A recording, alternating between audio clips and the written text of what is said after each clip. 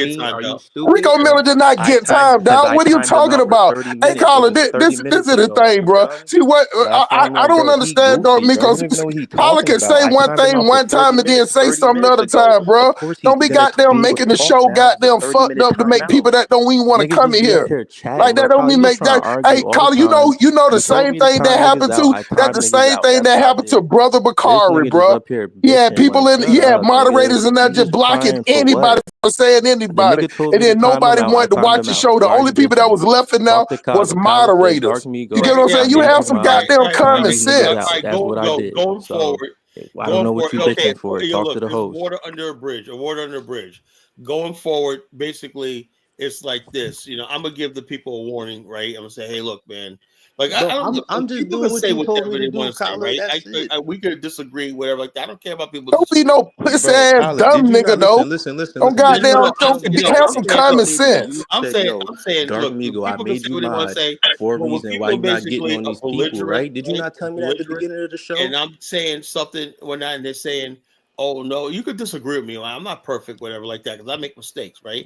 But when this guy Royal is saying stuff like, "I shouldn't be talking," he's saying, Ryan Coogler says he's effing. No, he's not. And basically, this was a win for FBA. That little, what is that? Little boss, whatever, like that, saying the stupid, disrespectful shit towards. And I'm saying like this. I'm like trying to be fair to everybody, right? And I don't want Africans feeling they call this show and there's a bunch of hate and stuff like that towards Africans and whatnot. I don't want people, Black Americans, feeling like they're being hated on and whatnot. The main thing is just basically just respect the show and whatnot. Don't be belligerent to anybody else and say your opinion. I want people to talk and say what's on their mind and say whatever it is. But when people get disrespectful, like I said, I know when people are being disrespectful. If we're talking about a movie, we're talking about African Americans, and the first thing you're going to do is talk about FBA and whatnot. That's basically saying you don't want to be part of the show. You just want to be here to disrupt, That's what I was Exactly. Let me tell you something, Carla. So let me give you an example, Carla. Yo, Dark Me, let her smart talk. Let me give you an example. Like, let me tell you something. Danny Williams come on this channel, talk shit about me every goddamn show when I get on here. I don't block him because he goddamn just speaking his mind. He ain't being disrespectful. You get what I'm saying? Like, you got to like some people. Listen, I understand they have that. Some people get a little bit of power and they go crazy with that shit. But you can't make no echo chamber while your show is goddamn growing, bro. You get what I'm saying? They'll make people not want to come on the show. The numbers will fall off because they'll feel like anything they say they'll get blocked. A lot of people come on the show because they can speak their mind, not because they're on the eggshells, I don't bro. want you to be abused either. I don't want Yeah, hell no. He wasn't here Disrespect at the should be beginning. blocked. That's why, like, because somebody you said the to other time him out said for something, tonight for right? 30 Somebody said minutes. something about you. He said the term "esfuego" and whatnot, and I'm saying, why did Hustle Smart block this guy? Because he said something really out of line, out of pocket, man. I was like, nah, we could have disagreements about discussion, but when you get personal and shit like that, talking about people's family and talking about stuff like that. Who said I blocked somebody? No, I said you should have. Oh no. But see, this is the thing though. This is the thing why I don't block them, because those, if like you, Brandon, me, we good on our feet. You get what I'm saying? And sometimes that make the show. You know what I'm saying? When the show is like that verbal jabbing, like how Malcolm X was, it makes a good show for you to answer points. You get what I'm saying? Say about that is this. Now, me personally, I'm like this. I take offense if somebody says, ask me about, oh, I hear O'Shea says you're a scammer. Were you scamming, Colin? That's how I appeal. Oh, but do you see how he don't tone that shit down though, right? Oh yeah, I see that because we hit him. That's the same thing we was talking about that day when I told you that he named so many people and he don't have that work with the people that work for him to go through all those people. He just was. I told you he just was running his mouth, bro. Bomani called me today, right? And there's one sister that went on a couple of tours with him, right? And this is what I'm saying. One woman that went on tour with him, right? Broke away from him, went and got with some Ghanaian dude, right? And invested a lot of money. She's back in the States because she went bankrupt because she lost everything in Ghana, And she's like, man, I'm done with Africa. I don't want to like this. Mine says he has over 50 people that have gotten scammed by Ghanaians and stuff like that on the ground. But mine said O'Shea is basically, he got another video. We were already scamming. He make it seem like all people from America are scamming. That's some CIA shit, I'm dead serious. That's some CIA shit. When you come Right. here and you're basically putting the seed out there that was scared. Look, I have faith in that. The people, if you're going to take the time, get on a plane, a dangerous ass plane to fly into a continent, right? There's got to be millions of dollars at stake before you think about scamming, right? I do. People go over there and they probably just get mismanaged money and they make an honest mistake. They just don't know what they're doing, you know? That's reasonable, you know? But to accuse somebody of scamming is a serious charge, you know, and all stuff like that. That's what I'm basically against, right? People just recklessly saying collar, like Kidola, I heard was mine said he stamped it, was saying on Dynasty Show that I was a passport bro, you know. That's so disrespectful to my wife, me, and I still let Kidola on last night. He said, "Collar's a passport, bro." I mean, you may get pissed off at me sometimes and stuff like that, and I understand that. You know, I could be a little overbearing, but all I ask for is be fair. You know, I'm not a passport, bro. I knew my wife for 12 years. You know, before and I knew her for like 7 years before we started talking. You know, and I knew her for 12 years. And it was after 7 years, I said, you know something, I want to be part of Liberia. I think I'm attracted to her. I think I'm gonna make her my lady. You know. And so that's what happened, right? So when people get up here and say, I'm a friggin' passport bro and whatnot. What does a passport bro mean though? What I'm saying is though, what about that word, a passport? What does that mean for it to be disrespectful? My whole thing is this. If I was that, I would say so, right? Passport bro means that you basically are going overseas using your passport to go overseas to have sex. And who made up that definition? I didn't know that what it means. That's exactly what it means, And so therefore, hold up. That's why basically. No, I'm saying who made up that definition? Because I've never heard that before. Mostly females, mostly black females. Hell, come on, Colin. You take something. Females say any man that don't agree with them is gay. So you go by that too. I'm basically like this, right? I'm putting my life, everything on the line right here. Because even when I'm doing this show right here, and when we step out, whatnot, I'm, and people start saying, well, geez, man, you're a really good businessman, but you got some controversial views. When I heard that you be scamming people in Africa. I heard you were a sex tourist. I don't want that label. I'm not that type of guy, So I don't want that label. I don't want nobody's like this character assassination. Hold on, though. Back up. So any dude that go on a that say, hey man, I got my passport, I'm going to the country, they label as somebody that buy pussy overseas. How it works, right? If you're a black man, see, white men have been doing this for decades, Right. But the fact that black men have power that you can get a passport and travel, right? Mm-hmm. Let's say, take an average black man who's making $45,000 a year, right? I did the math, right? Let's say you add up his car payment, rent, everything like that, right? He's making $45,000, and I've added everything up. He has $20,000. He could save $10,000 and have another $15,000. Say $15,000 and $10,000 spend. Now he could take that $10,000, right, and go overseas, right? And the bottom line is these women overseas, whether it's Africa or the Philippines and everything, this is a resource now, right? And so therefore, what happens is this: since these guys said, something, I can't get nowhere in America, right? And you got these women overseas that's going to basically treat me right and whatnot, and I can kick away. It's not even about, say, Steve says sex tourism. Not necessarily. Sometimes, that's what I'm saying. I don't get it. Men want companionship. Look, it's in a male's nature. Like, this is what I'm saying. They're trying to cuckold black men, right? Yeah, that's what it sounds like. But what I'm saying is, but if you go into it, you're kind of perpetuating the thing too. If you say that, that's what that means if they go over there. No problem like that. But I'm saying I'm not that, Right. But you can't be that because you got a wife, bro. I encourage anybody, if you Carla, what I'm saying is I don't understand how you put yourself in. How can you be offended by that when everybody knows that you go to one? Hold on, this is what I'm saying. I don't see how. Look, hold on for a second. I don't see how you can get offended by that when everybody knows you go to one country and you go over there to see your wife. That's what I'm saying. So it doesn't. But so what I'm saying, it doesn't matter what somebody else say when everybody like Carla, I don't I don't even know when you must wasn't even watching the show because I heard him when he said that, and people was in the chat said that Collar just go to Liberia to see his wife. So everybody knows Collar. Yeah, but the thing is though, I'm saying, okay, people can say whatever they want to say, right? And it's unfortunate on that. But the thing is, how smart.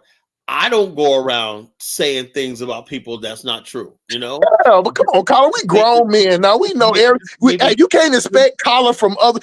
Collar, if you can expect Collar from other people, the world will be a greater place. Yeah, so I'm saying like this. My whole thing is, if I basically don't do that, like I said, I don't know somebody's life, whatever like that. I only know what I see, you know. And I'm not going to go around talking about, like I told people about me and Bomani defending Austin Holloman, right?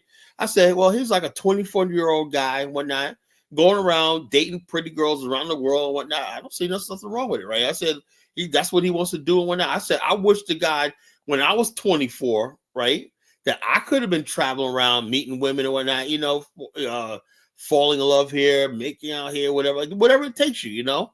That's the thing. But me, I say at my age, right, I don't think it's appropriate for me to go. I mean, but some guys my age and older do that, right? But that's their life, you know. I'm saying that's not who I am, right? Because I said I want everyone to know at all times that Colin's only here because he's dead serious about what he's talking about, you know. And when people say that, stuff like that, I have to look at people like, okay, so you come on my show all the time, right? Do you believe that I'm serious, right? And then basically, if I get people saying, no, you're in this for the money, everybody knows I am not in this for the damn money, you know? I am not, right? Yeah. So when people say stuff like that, it's not that I believe it's true. It's just that it's just disrespectful. No. I know you're not saying it's true. I'm talking about going with the notion, just like I say I'm a passport bro, but not with the definition you said. I just never heard. I just only think that definition pertains to people that perpetuate that. Like you see the guys, like I watch the guys that go to the DR. They're literally in the bar trying to pick up women.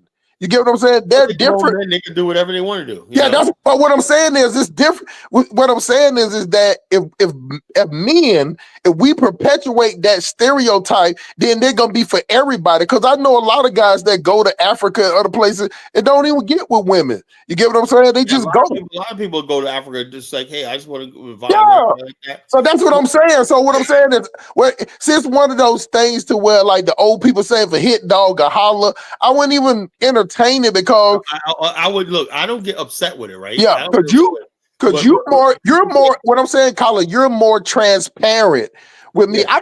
I got 2 videos of me going to Africa. You got fucking 64,000 videos. You're more transparent than me, and they don't even say that about me.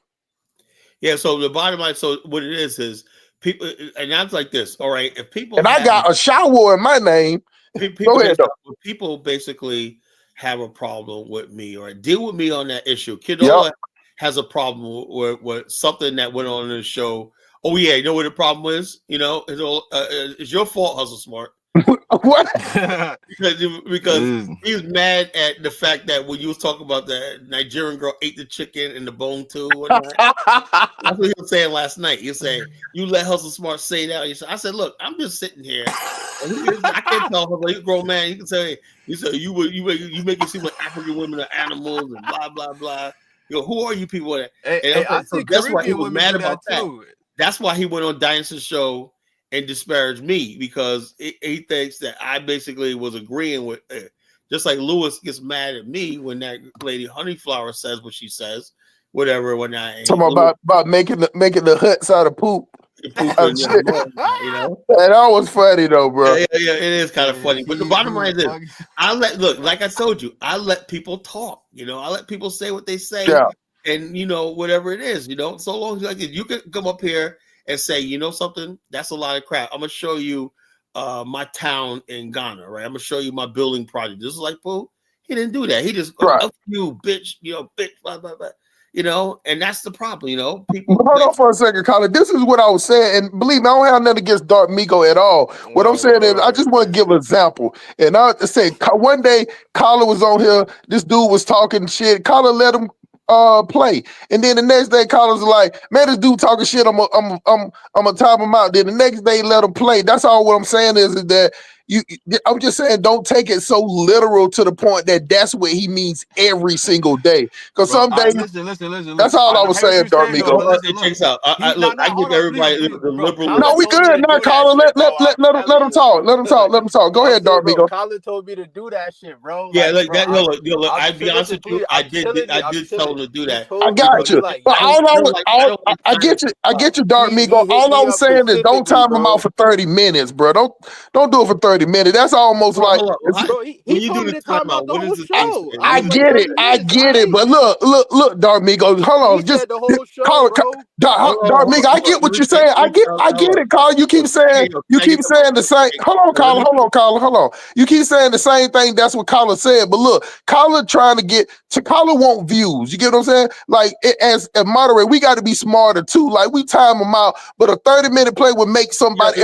If something like when I say time out, I mean like 90 seconds. That's what I'm trying to explain. You told me the tonight, bro. You said, yo, don't just hold. Remember in the beginning, there was one person, that royal person. You was like, yo, you was like Dark Big. Yo, get on them, bro. I'm like, smart, right? Now, do you see what I mean, Darmigo?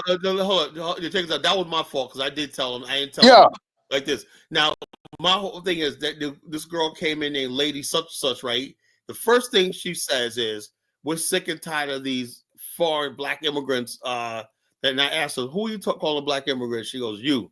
Guess what? She was permanently banned. I'm not going to play that, you know? If you call in here and basically a hostile towards me, call me a black immigrant and stuff like that. Now, some of the regulars I could tolerate, like Chantel, I could tolerate because I know who she is, whatever like that. If you're new to this channel, first thing out of your mouth is, you know, well, Tariq Nasheed said that, whatever like that. You're a Tariq Nasheed disciple, and you're coming here to put me in check because I dare to question this FBA stuff. Like I said, tonight's show, basically, when I watched it, have you seen the movie Hustle Smart?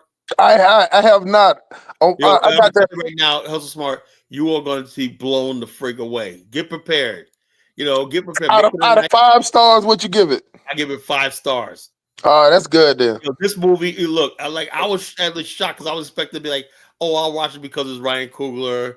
Is it he swirling or what? I went there and I was literally blown out my seat. It was just incredible. This movie. I mean, I'm not going to tell you the plot, but this movie was incredible. And what gets me is, you grew up in the church, Hustle Smart, right? I did. All right, so it's going to bring back conversations that you probably haven't heard in like 30 years, you know? Like, which we call the one part where, Don't tell it, Colin. God damn. All right. So, it's supposed to be a movie review, man. I just have a question. Was it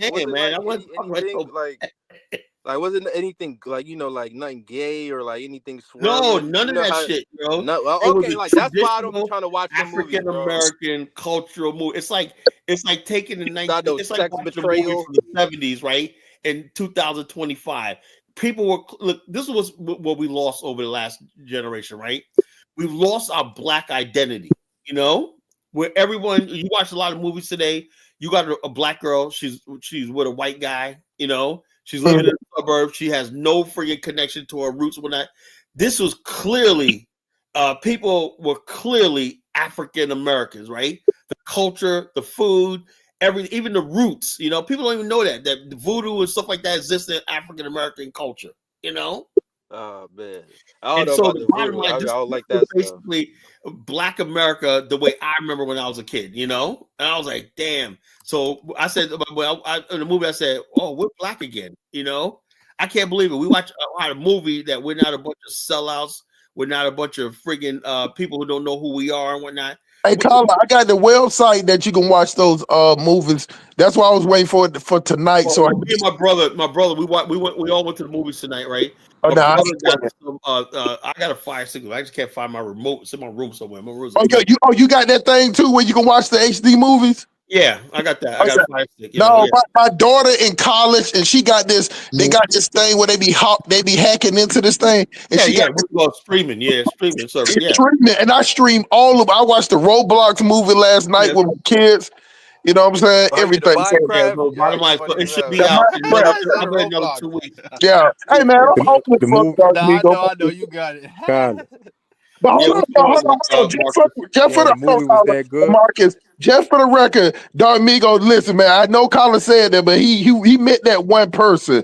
So you Nah, know what you I'm saying? good, yeah. Okay. He I was got just you. telling I'm me, saying yo, you can't. Hey, Dark Migo, you younger than both of us. Don't take us so literal, man. You get what I'm saying? Yeah, when I say hold on, when I take time people out, unless like I think I could make the decision unless I don't see something and I'm not paying attention. You think I'm not paying attention? Somebody says something really belligerent, like this girl coming here tonight, calling me up. They like last night they was calling Marcus. Was that last night, Marcus? Last Somebody night, yeah. saying you ain't Black American. You know. Yeah, that was some yeah. crazy ass shit. That's It yo, was we're only not because, gonna you know, tolerate that. you singled me out If you specifically, don't so I was agree like, with all what right, let they me say, if you clock look, in. if you're not a Tariq Nasheed disciple, somehow you and that's what I said when I watched this movie. You realize who you are. You know, I say, man, But look this at is my culture. This is who we are.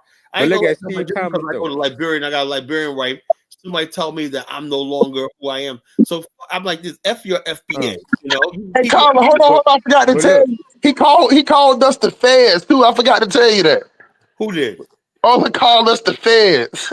who Oh yeah. He called me the CIA, man. who They Yeah. called you told me that? that too. I'm like, what the? Everybody Who else. called So you we that? not coming to stuff like I'm the feds. That's a joke, you know. And but what I'm saying is this: now, as this channel is growing, right?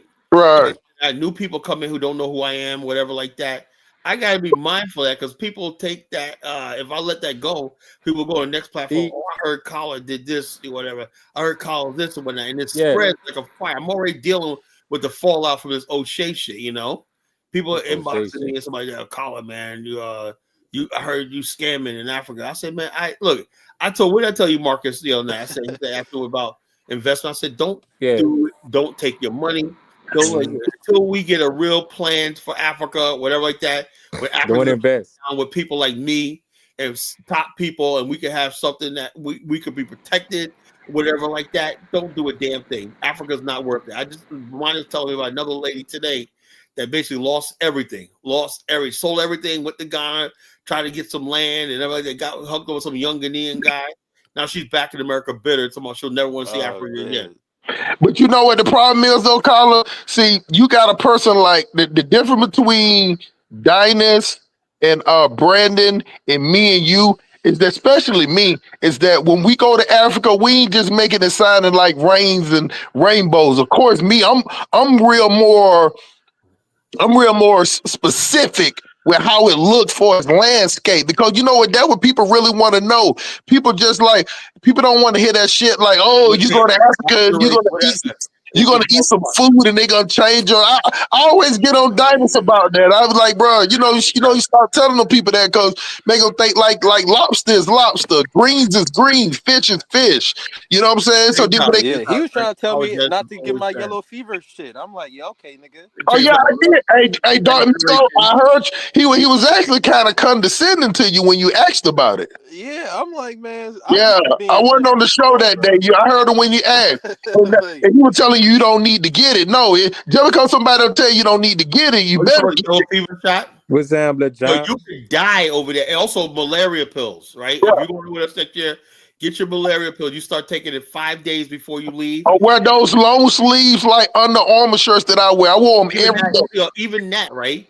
People don't understand some typhoid, right, is linked to malaria, right? Yeah. Sometimes you can get that by eating the wrong food. It's a form of salmonella. It's a form of salmonella. Oh, I told Dark Migo. I think you had got off the show. I told Dark Migo don't eat no street food. Nah, yeah. I just love that. I heard somebody. They got HIV with that shit one time. Like a But check it out though. This is the thing though. You can eat. If you ever see what Dynas eat, I want y'all to pay close attention. If he eats street food, he only eats the suya. You know what I'm saying? Because the suya is more just like jerky. I see Dynas tearing into some. I don't know what the hell it was, but the shit looked disgusting, man. I was like, yo, It's just one video. I was like, it's the suya mostly, and then they eat at that place in the village. But what I'm saying is that for the street food, the only street food I ever saw me was the suya. Steve because who Steve is? Oh, so he's that little John. Yeah, well, Yes, it's more burnt. It's like jerky. So you're okay with that. Any other food, Dark Migo, when you go to get whatever shot you need to get for the preparation. Yellow fever, get you some like me. I didn't take no malaria pills with me, but you know, if you get it like me, I'm one of those people I don't catch colds or anything like that. Malaria, man, you do not want malaria. Trust me. Yeah, you don't want that shit, dog. So bottom line, you're supposed to have a yellow fever card before you can travel to West Africa. You know, they don't demand it. They don't demand it all the time. They don't demand now because they want people coming in, but you're supposed to. They could hem you up at the airport if they want to. If they want to beat you out some money. Yeah, they want to beat you out of money. Brother, you be saying some. They don't demand it, but you should get it. You should get it because that depends on the person that's at the border. They can always deny you for not having it because you're still supposed to have it based on the law. Yeah. And then, like Dark Migo, let me put it to you like that. It's just like how I get on my daughter's ass all the fucking time when we go to a restaurant. She asks the people, "Hey, this on the menu, is it good?" I'm like, "Why the fuck are you asking the people at the restaurant if it's good? Won't you ask don't ask the person that's trying to sell you something, is it good?" You get what I'm saying? Don't never do that because you think you asking the question in good faith, but to them they're gonna turn around and say like, "Why would I tell you not that it's not good and then you don't want to shop with me?" You get what I'm saying? So that's how diners saw it when you asked that question. You know what I'm saying? But you know, just always any precaution that you can take it. And another thing, don't use no type of, like I heard them say, use some spray. Don't use none of that spray stuff like that because you're gonna sweat. You're gonna sweat that shit right on off. Yeah, so just wear you like the Under Armour shirts and get the shot. That's what I do. If you're, because you said you're a big guy like me, Dark Migo. No, I'm not big now. I'm like 180. What? How tall are you? I'm probably 5'9". Yeah, see, that's kind of that's not small. But tell you what I'm saying is that you're gonna sweat over there. You know what I'm saying? Nah, yeah, but I don't know I'm a sweat, but like you know what I mean. Like I'll be playing basketball and shit. Hey, well, all I'm telling you, bro, is a different type of. Nah, I already know. It's that Texas. Have you ever been to Texas? Yeah, it's like probably I could deal with that. I like it. It's a Texas ×2 type of heat.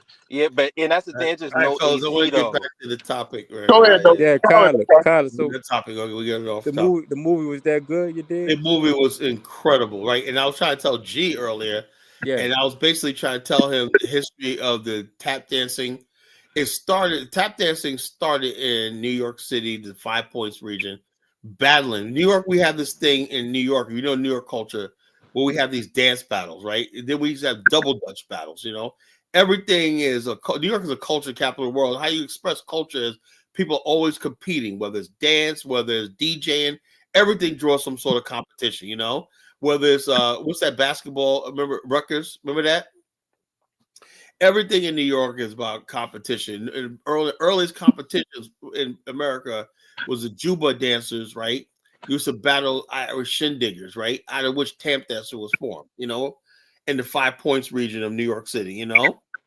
And so, like, that's what tap dancing was born. When you see this movie, you're going to see that. So it was, like, incredible. I ain't going to tell you the movie, man, but holy shit.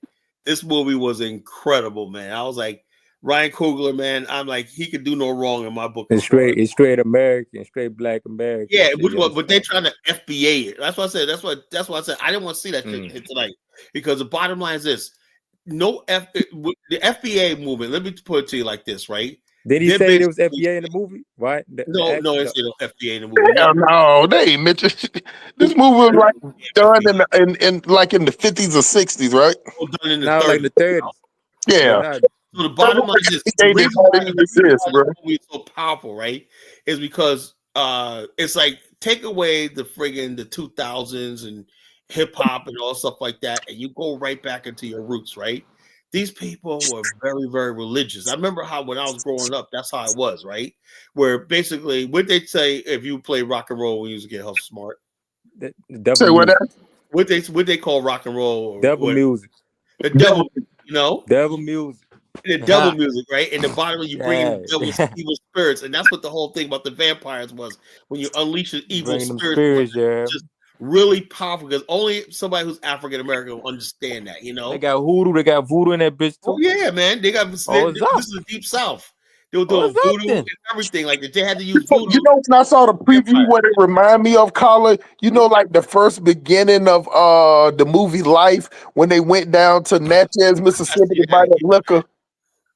I gotta say, yeah, that reminds me of Life. It reminds you. I'm talking about just that scene when they was walking up to the dude to buy the liquor before it was set up like that. I saw it. But hey, let me say this before you get back to the it's still on the topic. But anybody want the website, you know what I'm saying? If y'all, you can go to the movies and buy it if you want to. But I got a website where you can watch the movie for free. HD. What's the website? I hook you up, bro. You know what I'm saying? All you gotta do is go on my channel or send an email and I'll send you the link. You can watch it in this. I don't know your channel. I got it. Just watch it HD. But I'm just saying, Colin, I just want to put that out there, man. I like the network. What you call also back in the 2000s, they had a movie called Idlewild with Andre 3000. Yeah, I remember that. Yeah. I was similar to this one night because I remember when I was a kid, right? We used to have these juke joints. I remember my brother said, "Yeah, back in '88, right?" I said, my brother. I said, "Remember what's that juke joint in the backwoods of Elizabeth City, whatever like that?" Yeah. I said, "You were hanging." I said, "You was like 15 and you got in." we was there with these older chicks. They were like in their 20s and whatnot. Me and my brother were like teenagers. We were the juke joint. We were like, "Don't you go in that place and whatnot? That's a devil there and whatnot." The you know, devil yeah. And, people. How much did y'all spend, Colin? What? How much did y'all spend? Oh, what, the juke joint? No, I'm talking about when y'all went to watch the movie. Oh yeah, I basically went there. I shouldn't have freaking spent a lot of money. The ticket cost $12, right? And I went to Cinema Cafe, right? You could order food, Hold on, Colin. Don't go over that, man. What movie theater you went to that was $12? Look, I don't mind spending. I like going out. It was like all the family. We like going out. No, I'm saying what movie theater did y'all go to that the movie was $12? Cinema Cafe. They got like the real food and shit, right? You're sitting there with a table and everything like that. And you can have dinner. It was in the daytime or nighttime? And it was in the evening. Okay, y'all might have called that main what they call it. I don't mind spending money, but the bottom line is the food was good. We got beer, whatever like that. We have drinks, beer, popcorn, and I had fries and chicken tenders. Chicken tenders, right? Yeah. You got the matinee chicken special. Tenders is good as good, right? Yeah, got it, bro. Yeah, they got these big ass chicken tenders, like 3 of them. I know you was like, these might be. Yeah, so we ate a bunch of. I had these 3 bad looking sisters sitting like next to like 3. They was like young chick, but they were fucking. One girl had a big giant afro that was natural and whatnot. It was such a thing because the theater was packed, right? All you saw was just like young people in there, black, white, whatever like that. It was just like a beautiful thing. I went to like this city called Edinburgh, right? Really nice area, real nice atmosphere and stuff like that. Really clean, whatever theater. We had a good time. That's the thing we do in the family. Me and my brother and the kids, whatever like that. We go out and the movie, or we have my brother in his backyard. He has a big giant projector. We watch movies on projector, and we have a pool. We have pool party and a projector movie night when that. But sometimes we go out. Tonight was our going out. That's my niece. She loves Michael B. Jordan, so she would drag us out. Hey y'all, look at Melissa in the chat. She put this another one. I have one too, so y'all can check out the one she put in. The one she put in there called Hura Watch, HURA Watch, and you can search Centers on HD. It's H. Oh wow. Yeah, that's a deal. I have one too. So just they have different ones. Cause one go down, they bring another one up. So like my daughter, she'll send me links like every week of different links that they connect to. So the movie theaters will shut them down. Or they will. Put them back up. But go ahead, Colin. You can talk about the movie. Just don't tell like the. The Irish man doing a jig dance. Yeah, the bottom of that was an Irish. That is like the number one trending thing right now. The vampire dance right now. I can't tell you how smart because I'll let you hit that by surprise. That vampire dance is gonna blow you the fucking away. It's a vampire dance that was just off the friggin' chain. How they mixed that with African American culture and stuff. It was just incredible. You know what's gonna bring. What this movie gonna bring though? What? Some other shit other than that hip hop shit is gonna be old school. Yeah, that's shit. what I'm saying. That's what I'm saying. I think Yeah. you know what I think. You know what I think I take away from this movie. This is the end of the Wakanda era. You know, I really do think. I think this movie basically is the end of. We had like an 8-year set with the Wakanda and everything like that. Yeah. People, but now people's getting back into Black culture in America. That's what this movie is all about, man. Black culture in America. That I know it has to be on Ryan Coogler's mind. Like in the 90s, them black movies, the 90s, the 80s, a Black American Melissa with this. No, we're not gonna let you clowns call about FBA. We always were proud of who we are. We don't need no FBA. We don't ever come up with a stupid FBA. FBA is really bigging up the river dance. A denial of your Steve, what's the river dance? Bring Steve on. What's the river dance? You know what the funny part is that what I don't understand about them, we already have all these splinter groups in the Black community, which is not really a community. But then you bring up another term like FBA into it, and then you separate against the Black people that don't even really fuck with that. So now this is what I'm talking about. How smart. She goes, she's foundational Black. That means you can't, because the roots of Black culture is in Africa, that's the root of it, and you see that in this movie, that didn't just evolve in America, right? This roots and all the stuff like that in this movie was African, we're African American, All I hear is when they say FBA is when they say Foundation Black America, they just saying that, man, you know what? We represent redneck culture to the fullest, because that's all it is. That's one thing that I agree with Brandon on wholly, that the black culture, especially in the South, is just redneck culture. That's your people. That must be your people. Georgia, Alabama, Mississippi. Yeah, y'all some redneck. You cannot tell. You get some black rednecks and some country black dudes together, and you cut off the lights, and you couldn't even tell the difference how they talk. Check this out. When you look at this movie, right, when they're doing that vampire dance, right, there's not much difference between the Irish shindig and the juke joints that they were playing. It was just really powerful, I think put an Irish shindig right there, and that was just right. They had the one guy, knew Omar Miller. He always plays a big guy. He was in 8 Mile. Right. Oh, you're gonna love him in this movie, man. He stole him and that vampire. That's the one he was in the Transformers too, right? Yeah. He's one. He's a big guy. He's always in these movies. Yeah, right? he was in the movie. He always played a big guy. You know what I'm saying? And the bottom line, he's gonna kill. He and the white vampire stole the movie, man. They literally stole the movie, right? Then you had Delroy Lindo, man. That's my guy, man. Delroy Lindo was in there, man. I mean, everybody was on their A game in this movie, man. It was like off the chain, man, And they had this one black chick, man. She was like a dark skin chick. She was fine as hell, man. But she was with that guy, the young guy with the guitar. I remember he ate that cat. He said he ate that, yeah. This movie was off the friggin' hook. Yeah, what they said in the movie, so. But it's a good look because it bring it back, you know what I'm saying? Like from what I see, bring back the masculinity look, you know what I'm saying? Man. Ryan Coogler played 2 roles, man. The way the CI and whatnot, and the bottom line is that back in the day when they used to play double roles, they'd be standing next to each other. You could see it's 2 different screens, It would go cheesy. You could see the line right there. I'm glad he did that because I kind of wrote him off after that Wakanda Forever, the second one. I kind of wrote him off. He just had a cameo. No, actually, you guys see him in Creed 3. That was really good too. No, I ain't talking about Michael B. Jordan. I'm talking about the director. Ryan Coogler. He did that Black Panther. He redeemed himself. I didn't understand that. That was like menopause show. Basically, that was basically a sellout to the feminine. You gonna have like a 80-pound chick throwing M'Baku across the room, and she's out there fighting. She's like a bag of bones fighting the guy. What the hell were they talking about? They want to put in a cat suit. Then they want to put in a cat suit. Yeah, she would look like she was so tiny and bony. She looked like a friggin' stick. She's like a rat. That's what she like. She like a rat. What those cat seals they collar those cats? They like felines, but they bigger. You know what I'm saying? Like people try Panther, cougar. No. They smaller than that.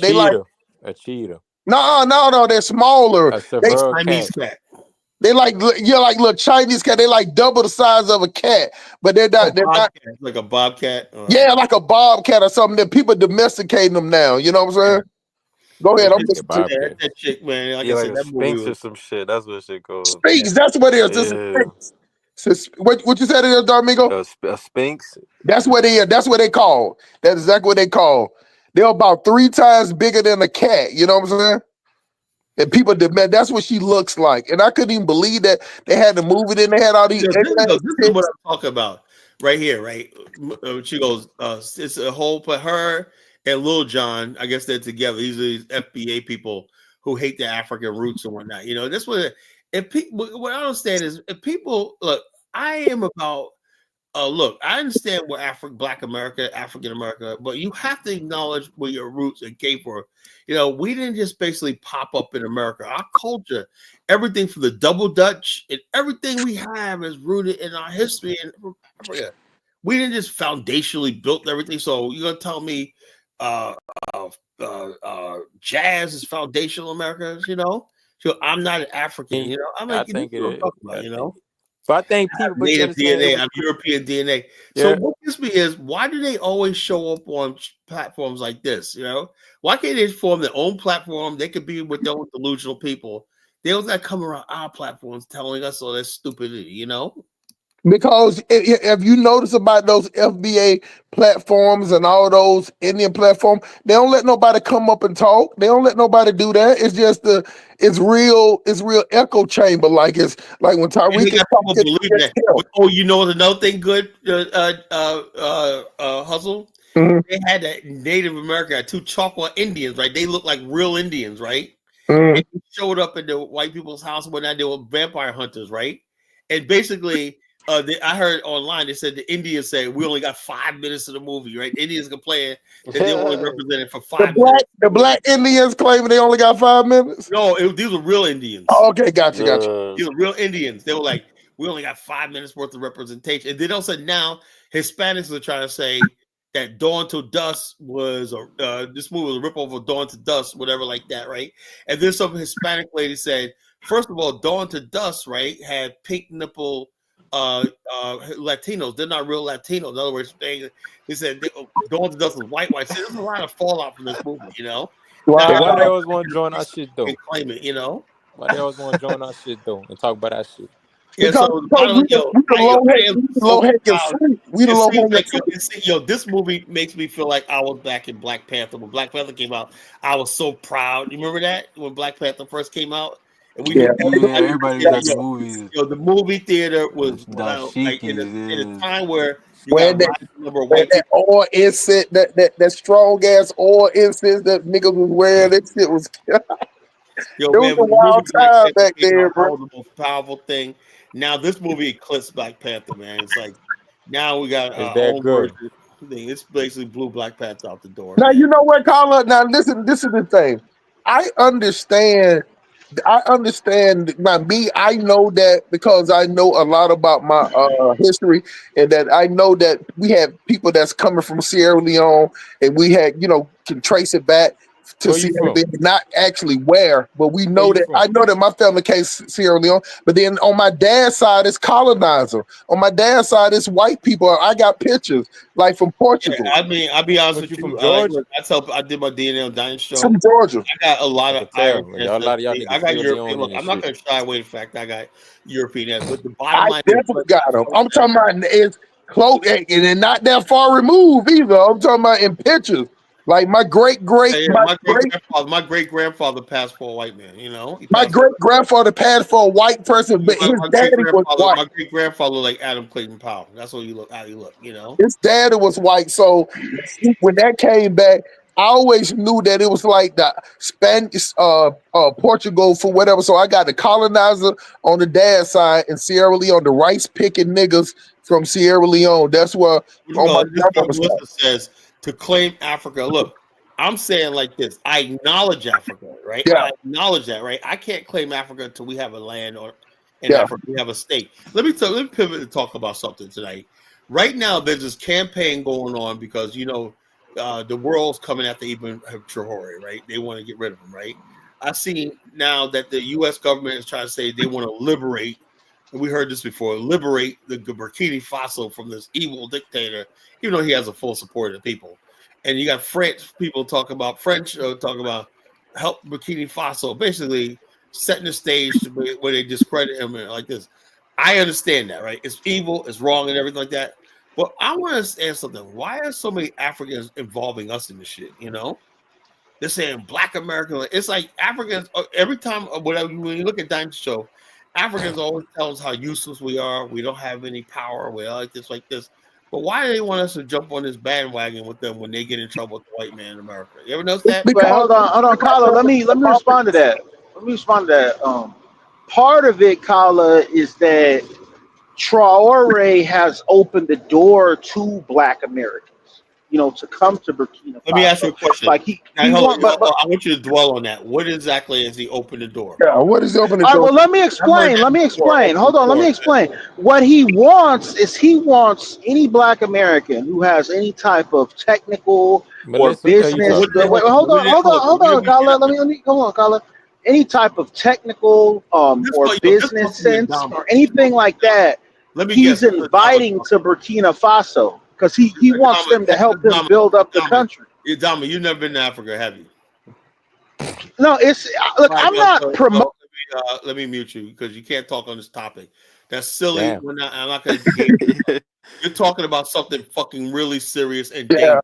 Dangerous as fuck. I don't want to hear nothing about somebody's inviting us no fucking place unless only thing I want to hear is we have like 500 to 5,000 square miles. We want to give that to the Black people in America to build something. I don't hear that. I don't want to hear shit. No. Oh no, Colin. You did it. You did it the polite way. Let me go even further with that. Let me explain to y'all how when they use the word when Americans invite those Africans, they have it all the way set up. They have where they're gonna live at, where they're gonna work at. They said it's not just inviting you that you got to come on he's not inviting, he just saying some shit. Like somebody telling you, just like I see you in the street, Dark Megan, I'll be like, hey man, we going to this club tonight, man. Come on through. That's basically what he's doing. He's not setting up no type of links, no type of comfort where you got a liaison. That's what America does. We don't have no organization. There's no organization with his invite. And I'm telling y'all don't get tricked by that dumb shit by the word invite. When you get out there, I promise you with every breath in my body, when you get off that plane in Africa, you're on your own. You can't sit up there and start talking about what the president said. They're going to look at you like you stupid. You're going to end up in a suitcase or in a motherfucking money ritual in the woods somewhere. You get what I'm saying? Don't be stupid with none of these Black Americans talking about another country inviting you somewhere. And it ain't no liaison. It ain't no organization. It ain't no type of funds, no type of way how you can transfer your money. It's a whole lot of stuff going that shit. And that shit, that what he said just pissed me off because we got a lot of Black Americans that want to go to these other countries, but saying stupid like shit, especially Burkina Faso, where 90% of the population speak French, and none of y'all niggas don't even speak French. So that shit right there, that people just be throwing out these vague terms, I do not like that shit at all. Talk to somebody like Carla. Talk to somebody like me that has been over there, can tell you the pros and cons, not just somebody inviting somebody with some technical skills. Exactly. And I passed the mic, man. I don't like that. You said it all, bro. You said that's like a mic drop right there. The bottom line is this. So I had to know it was Adama. See, what he's doing is inviting the dude. I am not gonna let nobody get up here who don't know shit, never been to Africa, don't know anything about anything, geopolitics and whatnot. That's why I'm the geopolitical pundit. I know what a serious invite looks like. The serious invite is what the Congo is doing to the United States. Yeah. Come over here. You got access to all the minerals you want. Just give us this. Until you're able to negotiate on that level, we have no military. We have no nothing. We have. I can see even he said, you know something? We got like $15 billion, $1 billion for Black Americans to get started and when it gets set up and everything like that. And so like we got this building, we got this apartments, we got this area, we got this where you're gonna be protected, where you're gonna have an airport. and whatnot. We're gonna build a new airport. We're gonna build this. So we want you. We have an oil block. You know, like I heard they discovered oil. We want you. We want like we got a Hightower group, right? And Akron, Ohio. They're black. He's a black-owned oil magnate. You know, he does oil transport, logistics. He wants to get into Africa and whatnot. I could see if they were smart enough to know that we do have black industrials in this country. Have they been reached out to and given education? No. Now they want your individual to bring your individual ass with your individual money over there. You get what I'm saying? You get off that fucking plane and realize you by yourself and everybody speaking motherfucking French. So bottom line is, I'm not going to entertain nonsense going to Africa when I basically seen everybody that I see is getting screwed. Ramon told me today, he said another lady that he knew, but she veered off and didn't get land in his community. She went someplace else. Got with some young guy and whatnot. Now she lost everything. She's back in America. I hate Africa. Blah, blah, blah, you know, blah, blah, blah. Well, the bottom line is this. When you do stupid games and stupid prizes, you know? Hey, so what do they call the women that go over there? They got a name for them too? Yeah, we have passport. They call them passport grannies. Have you ever heard that, man? That's no. No, that's a new name, yeah. I heard that. You know what I'm saying? Now, hold on. Now, the women going over there, especially looking for the young dude. That's, you know what I'm saying? But yeah, it's even worse for them, though, because, like, you know, they're at will, though, because, you know, they're women. So, like, it could really get bad for them.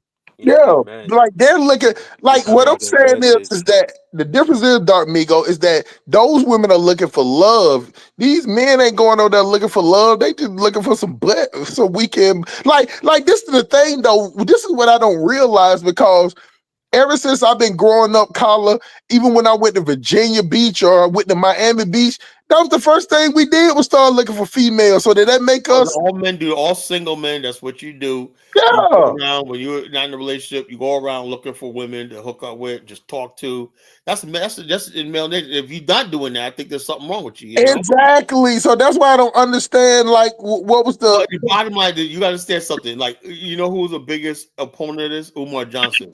You're going overseas. Look, the bottom line, Umar basically gets money from black women to cuckold black men. You know, he dick polices black men and whatnot, and to be handsome. Like, there's a lot of black women got their propaganda out there. They don't want you, but they don't want nobody else having you. You know.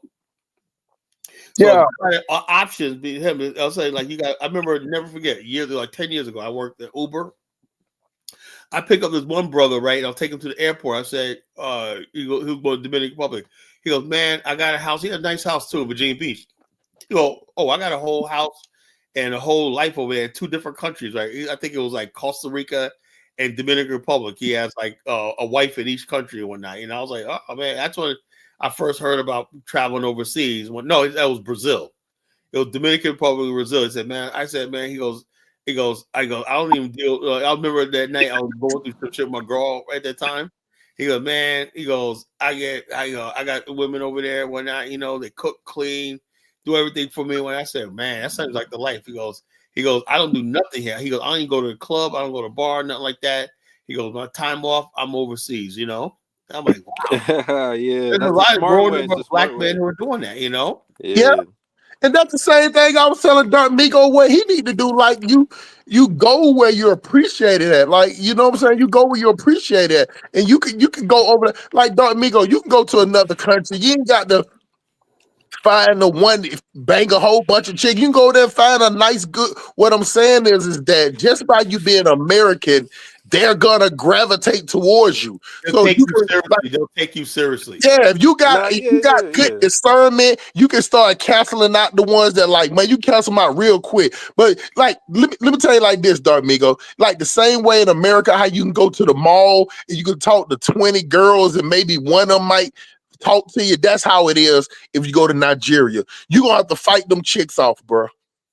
Nah, yeah, that's what I'm saying. I already know, because like in America, you know, it's pretty, you know, easy for us out here. But I know, if we go to Africa, you know, it's game over. That's I wonder, is Melissa a big girl? Melissa, are you a big girl? And they gonna want to be serious. This is the thing. They gonna want they serious in Africa. They serious. Yeah. But then that's why, you know, I kind of want to, you know, like get like 100K before I do that, because I already know they're gonna be like, yo, baby, right now. You know what I'm saying? So like, let me get my finances extremely in order before that. You know what I'm saying? I already know they're gonna try to get a baby out of me. Now listen, Carla, you know, like the girl Melissa. See, what I was saying, I wasn't trying to tell her how she was. What I was trying to say is that a lot of Black Americans that cannot trace their roots over there, they just cling on because they can't trace it nowhere. It just makes more sense to them to be like, well, I can't trace it nowhere. I can see myself here, or it was told in my family we got Indian people, so it makes sense for them to be here because those type of people, it's not gonna go the Africa collar. You get what I'm saying? So it's one of those things to where I look, I'll be like this. I'll be honest with you, right? I'm done trying to convince people about Africa. Right. I am done doing that. I'm saying like this. It works for me, right? But it might work for the average person, right? The average person in Black America, I think Black people need to get their shit together here, you know? For the most part, forget about Africa until there is actually a real plan. When we get serious about Africa, you're gonna be listening to somebody like me, and we're talking David Hitt, we're talking about a nation state, you know. Right. That's the only thing that's gonna work. I'm ready to kill and destroy all these other Pan-African movements because all I'm seeing is people destroying their lives and they're ruining the movement. Look, let me be honest with you, right? The Pan-African movement, right, is basically, in my opinion, right, is done by a whole bunch of people who really hated themselves being Black. You know, I like it. So they basically escape into something other than what they are. Me personally, like I watch this movie, and you really get proud to be Black American, African American. Watch this movie. You say, yeah, we got a culture that's freaking like, why do I gotta erase who I am, you know, to become a Yoruba? You know, why do I got to erase who I am to become a Hausa? Why do I got to erase myself to be all this other nonsense and whatnot out there? I'm Black African American, right? That's a proud culture, proud history, and everything like that. You know, we impact the world, something like that. We got beautiful women, we got everything like that. But like I said, one part of the Black culture is not working is our relationship with women. That's why we need an outlet, like other places to go. But I still love my people. I love my culture and everything. And I don't want to change. I'm not going to basically tell you that, oh, I'm not Black American. I'm fucking this when I'm ashamed to be what I'm proud of what I am, you know? And the bottom line, if you're going to go to Africa, you should be able to go there and live in peace, right? You shouldn't go there with this idea that you're trying to escape from your Blackness in America or your struggle or your people and stuff like that, you know? Yeah, it should be for just like business purposes, you know? Yeah, so I'm like this. You go to Africa. When I go to Africa, I have a good time, right? Yeah. Because I know who I am. I know I'm coming back here, and I know I'm, you know, stuff like I know who I am. You know, if I'm not one of these lost puppies looking for love and whatnot. You ever see these people? I get so much love, and yeah, I got love. That shit is fake as fuck. Just like, hey, Colin should be your example. I ain't gonna say go over there and get married now, but I'm just saying the example is go over there, find you a chick, and then explore the country with that chick. You get what I'm saying? Like, Dark Mika, unless you are a straight up street nigga. When I mean street nigga, I ain't talking about no dude that just like, hey man, I can go in the neighborhood and buy me something to eat. I'm talking about unless you one of them straight up street niggas, you know, find you somebody and let them guide you around there. You know what I'm saying? Try to float around. Hey, Hustle Smart, this is what I'm talking about. This lady Lauren in the chat room, obviously one of these women that like this. They always disparage. You got these Black women sitting online. One time, right, a couple of years ago, there were these big girls that showed up in Thailand, right? And from America, right? They wanted to know what's going on. I think it was Thailand and Brazil. They're like, we want to know what's going on. What are y'all doing overseas or not? And these big mama, they showed up and whatnot, just disrupting and like sitting in the corner of a club, just making disparaging remarks or whatnot, you know. And the people like, what's their problem, you know? And these guys like, man, they follow us over here and whatnot, you know. And there's one thing where this woman was on a plane. And the guy was like, she was on a plane to Colombia, and there was nothing but Black men on there. She was like, look at all these Black men going to Colombia and whatnot, you know. So there's a lot of Black women who don't like the Black women are following these dudes to hate, to talk shit. Yes, you know. Man, well, I appreciate you. I mean, like this, you know. Yeah, so, I get Hustle Smart. You're out of the loop, man. You know. I'm out of the loop, man. I'm out of the transport. It was a video on that, right? It went viral. I think I see. Oh yeah, there's a couple of videos on that, man. You know. Wow. Saying like this, you know. Hey, I told y'all. Hey, y'all see what I said about these FBI eaters? These big booger wolves, bro. I'm telling you, they don't mean you no good, bro. Like they'll sit up there and talk shit about you, put the police on you, put the child support on you, scream and yell at you, and then when you want somebody tell you they don't need you, you ain't shit. But then when you want to do something and don't pay attention to you, they're gonna chase you overseas. Like that is crazy. These women were dead serious. This one guy said, "Why do you care?" Then they got their fan club. These niggas don't like to see y'all going overseas. You passport bros. This bro's like, yo, you probably don't even got a damn passport. What the hell do you care? He said, "There's dudes out there. You want me to play a video? You better please. Yeah. I'm about to lose. Video, you know, you gotta be on game, bro. No, dudes, I'm taking the show to this level, but I'm about to move, bro. They get check us out. They can't travel, so they up there supporting the women who against the passport. I don't agree with the passport, bro. The thing about passport is guys want to go overseas and find love, you know. But they have a thing where they're calling you a sex tourist or whatever like that, you know. Let's see, passport, bro. So am I a sex tourist if I go down to Miami and meet a chick and bank up? Well, so long as you ain't going overseas. What they're saying is, if you go to Miami, you know, women have the upper hand because, you know, the bottom line is unless you're ready to spend money on a woman, whatever like that. Oh, I get it now. So if the man got the upper hand, it's sex tourism. But if the woman got the upper hand, then it's cool. Yeah, the women in America, women got the upper hand, so they don't care. You know, they know you're gonna be dealt with. You know, they're saying, okay, I get it now. So it's women that can't control men. So when the man got control, then he's It's always a problem. Yeah, you know how that go. So if the women is in control, the women ain't a predator. But if the man is control, he's the predator. That's crazy. Okay, all right. Well, watch this. I'm watching, bro. Watch it. It's in the white community too, bro. Watch this.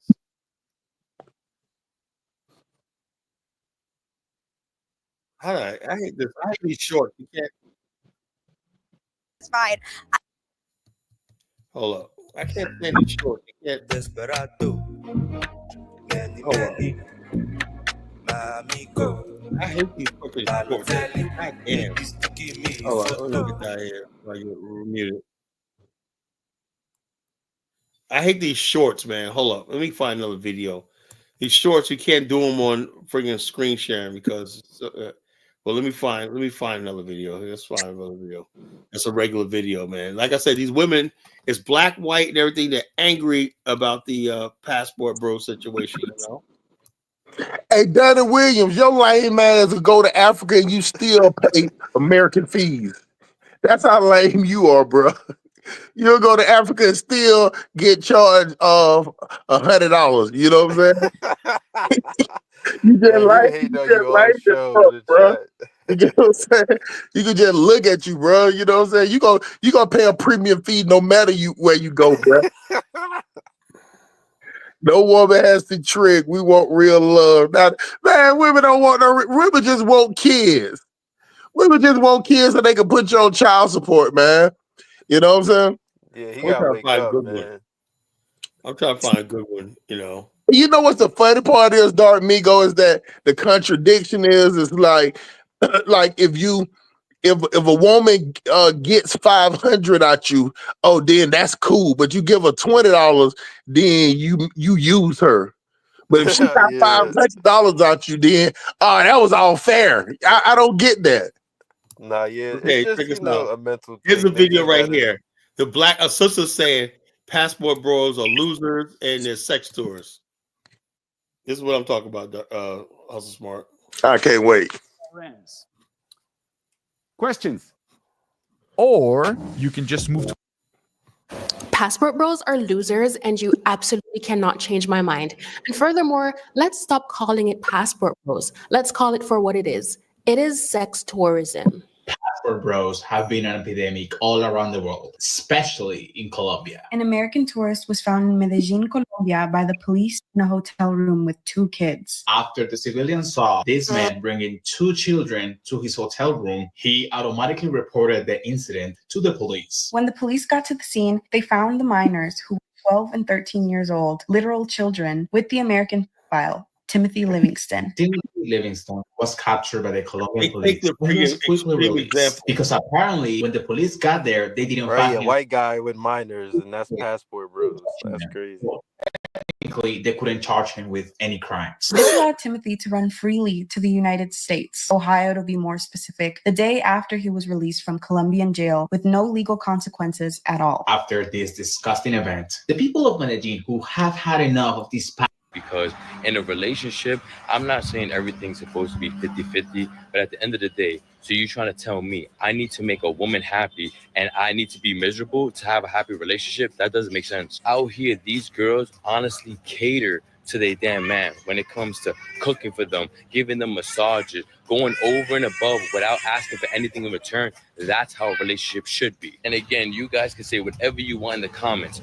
There is a reason why that there's a thing called passport bros, and there's a reason why a lot of people are leaving America to go look for wives. It's a reason. So if you're an American woman and you're watching this right now, stop complaining that there's no good men out there in America. It's because you girls has made it so impossible for us to want to cater to you, because all you want is a damn handout. All you want is what a man could do for you, and it's not supposed to be like that in a relationship. But keep on looking for a good man. You're so smart. You're so effing smart. Sex tourism is the practice of traveling to foreign countries, often on a different continent, with the intention of engaging in sexual activity or relationships in exchange for providing money or lifestyle support. The practice predominantly operates in countries where sex work is legal. The World Tourism Organization of the United Nations has acknowledged that this industry is organized both within and outside the structured laws and networks created by them. Sex tourism is commonly regarded as a transnational challenge, as it can be seen to target marginalized demographics in developing nations, such as countries in the Americas or Southeast Asia. As of July 2023, there were estimated 10.6 million women in the US between the ages of 20 and 24, and millions of other women in the older age ranges. So you're telling me that you are a good man, you have everything going for you, you are a catch, okay? You are a high value man, as they like to say, and you're not able to find one suitor in all of the millions of women in the country? No, it simply means that you are a loser. If you have to go to a developing country to prey on these women who are quite possibly in some impoverished states. There's a bunch of Black American men that have settled in Nairobi or settling in Nairobi, and they're making content around Kenyan women being soft, feminine. See, they talk about you, Hustle Smart. Now you have to see it attacking us now, you know. I felt that as soon as she started talking. I felt that. They don't want us to have no happiness, you know. Your life as a black man ought to be miserable at all times. Hey, they want us to suffer with these goddamn American, these weird ass, goddamn bald headed, square bodied American women. You know what I'm saying? They don't want us to go to Africa. These fit women. These women that walk all day and their bodies naturally fit, where they eat natural foods all day, you know, slim and petite with good attitude. They want us to deal with these husky hyenas and pay a premium. Man, please, man. You know, hell no. Yeah, and I would say too, like the Melissa girl, she brought up some good points. Because I was saying, like, you know, like white guys probably would mostly go there for sex. Yeah, most of white guys go doing this for years. But what they don't like is the fact that black men in America. Hold up, check us out. They said 10% of African Americans men are in the upper middle class. That means 10% of black men in America make over $150,000 a year. You know, and 70% of black men are in the middle class. So, but the thing is, see, now, if we were getting married, Black America would be thriving. But those men are single men, right? And the women have written them off, right? because they could have a sanitation job, a blue collar, but they make good money, $75,000 a year. But the bottom line, they're taking that money and going overseas. They're not taking that money and building families anymore, you know? Because women be like, black women, they'd be like 500 pounds talking about, I want you to make $300,000 a year. I want this. You see this big girl. She's talking about, I want this. You got to cook for me. You got rub my feet, one out her crusty feet, you know? And then Kevin Samuels was like, yo, look, do you see yourself in the mirror? You know, I just think I deserve this and whatnot, you know. 3 kids by 6 baby daddies, 2 of them in jail, 3 of them one woman had like 7 kids. I don't think that should be a problem. Yeah, it is a problem. You know, you got 7 kids and whatnot, you know. And then you had that dude, Moist Twak, what his name? Talking about it's a privilege to date a single mother. Oh, no, you see how his wife has never kissed him in public or shown any affection. She's like pulling away from him, like she's like disgusted and repulsed by him, you know. A professional simp. They're trying to get other men to simp with them. And look, let me tell you something. The chick Lauren Witherspoon, she said that black and women are fit. This is not me talking. These are the facts. By most black women are overweight. Over 60% of black American women are overweight. That is not me talking. That's the facts. Over there in Africa, 60% of the women are they're under their BMI. They're slim and petite. How the hell would I want to wrestle with a chick that look like Stacey Abrams that sit up here talking about she an independent woman with a gap tooth in her mouth? That's what they want us to be with. You know, I can't do that. You know? They get bitter. They sit online all day. They get bitter. They eat. You know what I'm saying? They don't work out. They just that one fat woman was like, I blame her weight was on Donald Trump. Remember that? You didn't see that? I watched that video, man. I almost peed on myself, bro. I blame the Trump administration. That's why we're gaining so much weight, because the racism when not making us eat. So basically, Donald Trump is the reason why you're fat. You know, her neck is the size of my back. She couldn't even sit in the chair good. Sitting out there talking about the reason why she fat is because of Donald Trump. That's black women, man. They just say things like that. And because most black men are raised by black women, we just don't really say shit. But we know we know black women crazy as fuck. I'm telling you, man. Well, Lauren, what part of Africa you travel to? I do know Southern Africa women tend to be a little heavier, you know, but West Africa women are skinny. Yeah, Southern Africa, yeah, they kind of chunky. But West Africa, that ain't it. That ain't it. No, man, I'm telling you. When I was over there, it took me about the 3rd week before I saw a chick that was over 160. You ain't gonna see that. You ain't gonna see them chicks 160. All them chicks around there, running around there, they between 120 and 140. Easy. Yep. Easy. Like that. It's not even like Nigeria, Senegal, Ghana. You know what I'm saying? Those are. Yeah, what did you ask your cousin? What does this guy, brother Donnie, has against you, bro? Oh, I think one time I said Martin Luther King was a shit eater, and ever since I said, look, you know what I said about Martin Luther King, right? What you said? I don't even want to repeat it. You know. Well, I'll say what I said again. Martin Luther King was a fuck nigga. He was a shit eater. I'm like this. I said. Yo, when I was growing up, I said when I was growing up, I don't really feel like that now, but when I was growing up and I had to live in an all-white school, getting called nigga and whatnot, you know, and I couldn't do nothing, I couldn't date nobody, I couldn't like this because I lived in a white school and white like that. And I said, the perfect world would be being around my own people and whatever like this. So whoever basically told us about integration, they said Martin Luther King. I said I felt like when I was a kid, I felt like going and pissing on his grave, you know. That's how I felt, man. I hated the idea of integrating and stuff like that. You know, it was bullshit. You know, people don't know about the psychological shit I went through when I was growing up, being isolated. You're gonna bring a black kid and put him in an all-white school and whatnot, where he's gonna be teased, be ostracized, and I needed that shit in my life. You know, I said, why can't I just have a black school? when I was growing up, right, we lived in South Jamaica, Queens. I used to always see these abandoned warehouses in my neighborhood, right? And I used to ask my father, how come you don't work over there, Daddy? He goes, oh, there's no jobs in there, you know? Well, I said, my father got a job in New Jersey, right? We didn't have to move upstate New York to be closer. My father was closer to work, you know? But I always thought about this. Why did I have to move from an all-black neighborhood, South Jamaica, Queens, but we got to move to a predominantly white neighborhood and whatnot? You know, back then, you have to move into a white neighborhood because white is better and whatnot. That's what we thought. You know, that's why I'm a black nationalist now, because I want to fight against that idea that we have to be around white. We just have to be around civilized, intelligent black people. That's heaven to me, you know? Being around civilized, beautiful African American people. That's my heaven right there, you know?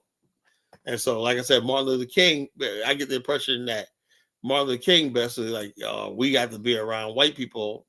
Little black boys and little black girls will hold hands. No, the fuck we don't, you know? Let me see. Let me play some of this video. They talk about you, Hustle Smart. Nairobi. Bring it on. Like kings compared to how they are being treated in America. And as a Kenyan woman, I'll be honest, is the money, bro. Is the dollar that you came with from U.S. that is giving you that level of treatment. Let the dollar run out, Troy. Let the money run out. That's when you'll find out that Kenyan women can also be rude and disrespectful. You want to play with Nairobi dating scenes with no finance, Troy? It's not the accent that is sustained that relationship. It's not the bling bling. It's not the dreadlocks. It's not the fact that you're saying you're related to Kanye West. It's not the fact that you're saying you're former producer of Drake. It's not the fact that you're saying that you know Beyonce from the blog. No. It's not the hip hop songs. It's the fact that you came with a dollar sign. Let the money run out. That's when you will find out that in Kenya, money speaks multiple languages. I know they're not telling you that. Now they got African women. It's not because you have the most charming personality. It's not the fact that you have a nice accent and you have, nice culture. Leroy, is the dollar. When the dollar runs out, that's when you find out the truth. In Kenya, we say, mapenzi ni pesa. Pesa ikiisha, mapenzi imeisha. Asanteni. I saw this video about this passport brother who met a girl over in the Philippines. He was digging her, so he decided to sell his home and move over to the Philippines to be with her or live with her. Now, he wasn't working or anything, but he figured because the cost of living over there was a lot lower, he can just live off his savings. So he got over there, everything was going fine, but his money started running low. And sooner or later, his money just ran out. Now, he didn't want to get a job over there because they don't pay anything. So he goes to his girlfriend, tell her he's out of money. Before he can say the word money, she already had her bags packed and she was out the door. So now this man had two options. He can figure out how to make enough money to fly back to America just to be homeless, or he can stay in the Philippines and be homeless. He chose to stay in the Philippines, so now he's living on the streets in the Philippines. Now, I share this story to say there are a lot of men out there who believe that these women in different countries are like God sent, or they're like special or anointed or something like that. Yes, these women do know how to take care of their men because a lot of these women were taught how to be wives, but they're still women. Those women do that stuff because they're planning for you to take care of them. You think they like American men because they look better? No, they want these American men who come over there because they're coming over there to take care of them. And this man, for whatever reason, forgot that. He thought she was going to be like, oh, well, you're going broke? No big deal. I'll take care of you. No, man. She was with you because you were taking care of her. Stop putting these women on the pedestal like they're different from anybody else. They are women. And if you can't do what they want, they're going to do the same thing this young lady did. It isn't about loyalty. It is about what you can do for them. So any of you men out there who plan on getting a passport and going to another country, I personally don't have a problem with that. I don't think I'm ever going to do it. But if you're going to do that, you better have a game plan together. Don't just pack your bags and fly over there thinking that everything's going to be good. Those women are still women. And to be honest with you, you'll have a better chance of losing your job in a woman in America staying with you than you will having a woman overseas stay with you. I'm just saying. If you are a high value man in the US, you should have been able to find one good woman out of millions of women. If you have to go to another country to be valued and respected, it simply means that you do not have enough value, because what you're going over there with is money. Because we all know the standard of living and the economic conditions are very different in many of these developing countries. True. Yeah, you know what? I do agree with her right there, right? Because like if you are a high value man, you know you should at least have one woman, you know, going. Yeah, but the thing is, here's the thing though. The more you have high value, the more they demand. Exactly. Yeah, See, like I said, but you remember wait, Wesley Snipes, right? Wesley Snipes would start dating other race of women. You know what he said? He goes, "These women are so demanding." In other words, the more you give them, the more. I was my former girlfriend before. I was giving her everything. Bought her a car, bought her Ralph Lauren boots or whatever. I did everything for her. The more I did, the more she wanted, the more she could play. It didn't mean she was going to be more. So that's how it is in America. In Africa and other countries, whatever little you do for women, they appreciate it. You know, that's the difference. But I was gonna say though, but you want to know like a hack, like something funny, bro? Like, but like, say if they're all right, if like 80% of women are going for this high value lifestyle, right? Then you could just swap. They think because they got a whole right when they start demanding for too much, bro, you could just be like, all right, I'm out of here, and then the next one could just pull up. You know what I'm saying? Well, and when you get That's older, that's like when you get out the relationship free and clear. Like a lot of these right? women. Like, if you want to play the game the right way, that's probably like. Let me tell you something, Dark Migo. You're like 23. Okay, Yeah, you I'm got like 24 another now. 7. Hold on, you got another 7-year window opportunity because by the time you're 30, 90% of black women you date are going to have children. That's No, just it's the already truth. like that now, bro. Like no lie. Yeah, with the bottom, and also women with children, they and you're around their children, they want something. Okay, that sounds you're good and everything like that, but are you willing to take her son or as your son and take him out and be a daddy to their kids? That's not yours. Yeah, no, that's impossible. Nah. See, that's what we're talking about here. So the idea of you finding a woman that look good and attractive over the age of 30 and when black, whatnot is just, I'm sorry, just it's slim and next to none. Trust me, you know. They ain't a bunch of Now you go to Africa and you're gonna have to beat them off with a stick. You know what I'm saying? Now let me tell you the difference between an American woman and that. What that dude said was a lie. Anywhere you go, women want to be protected and being taken care of. The difference is in Africa is that say for instance if you go over there with 100,000, right? An African woman she's not gonna want you to burn through all your money. She's gonna want you to take your time. That hey, let's get here, let's go eat here. We don't have to eat at the most expensive place. I'll cook. She'll clean. She'll go do the stuff. She'll take it to a local place. But American woman, hey, I saw this place on Instagram. My girlfriend went to this place. She got these. They'll invite their girlfriends out. You got to pay for all the girlfriends' dinner. So you're like, what the hell? An African woman would never try to let another woman be around you. She would never do that. No, I get it. Respecting, you know, like I said, you got like another 6 years, 7 years before reality's gonna come in. 30 years old, these women basically they're not looking for fun. They're looking for, do you got an apartment? Do you got a house? Whatever like that. They want you by the time they're 30. If you ain't got a house, right, that they can move in, and then with the hopes of they marry you and you get a divorce and they take that shit. I've seen it happen, you know.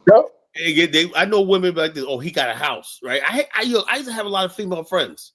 I used to know how they talk. Oh, he got a house, or they got like 4 kids by 4. They said they always have different kids by different baby daddies because they could get each one of them up with child support. You know, it's a game going on here that's really dangerous. That's destroying a lot of dudes' lives and whatnot. It ain't. It's look right now you're having fun because you're young, man. When you get older, it's not going to be like that, man. Women, but you know, I'm gonna say something though, Kyler. Like, it's kind of easy to kind of dodge those women, though. But hold on. How can you dodge those women where by the time you're 30, that's gonna be like 95% of them? Because you know what I had to realize, bro. Like a lot of black men, bro. We know what our problem is, bro. It's the lust, bro. We always going for the sex, bro. You know what I mean? So it's like, Oh we yeah, really well, no, gotta. now hold up. Let me say something, Dark Ego, right? Now, you can always have a big girl, you know. There's always there, you know. Nah, And she be 35, she be 35, never married, no nothing. Dad's like, yeah. She like, yeah, my daddy, whatnot. She was still living with her parents, whatever like that. Smell like great value mayonnaise from Walmart. So Nah, yeah, there's yeah. always that big girl option, you know. But nah, it's not about that. But it's just like, I don't be having really an issue with black women, in America Yeah, well, like as you that. get My only older, like I said, problem. Now listen, like, my only problem is just because, like, by the time you're 30, yeah. almost 95% of black women are gonna have at least 2 kids, you know. And the bottom line, when they're 30, you know what they're thinking of? In 10 years, I'll be 40. They're gonna be with somebody to be like, yo, you better have a pension, 401k, own your own house, shit like that. That's what they look. That's what is attracted to them. Your credit score, all that stuff. It completely changes when you get older, you know. Hey, Dark, it's cheaper for you to meet a chick in Africa and to fly her here than to deal with an American woman. But don't they be switching up for her when they come here, right? Don't they be switching not up? really. They will. You got to watch that. They will get American now. I've been married. Let me tell you, I've been married twice, and I'm telling you, both of my wives. The first one was from Haiti. That's why I don't understand what Prince P was talking about. Hey, Haiti, but no, hold on. She's not from Haiti. My fault. She's gonna kill me if she hear this because she can't stand Haiti. Trinidad hate Haitian. I didn't even know that, but they do. They call Haitian dogs. But my first wife from Trinidad. Barbados people hate Haitians. My first wife was from Trinidad. My second wife from the Bahamas, and both of them, I caught them right when they got here. I got lucky, caught both of them, and within 2 years, Dark Migo, they turned that they got Americanized. But African women they don't get Americanized as quick because they still have that connection to Africa. You get what I'm saying? They don't turn that quick like that. You get what I'm saying? So they're more home base in Jamaican, Bahamas, and Trinidad. They all with that twerk. They some twerk monkeys. They shake their ass at a drop of a dime. If the wind blowing, they shake it. I never knew that. You know what I'm saying? They're just like, even if you listen to all their music, it's about shaking your ass or dancing.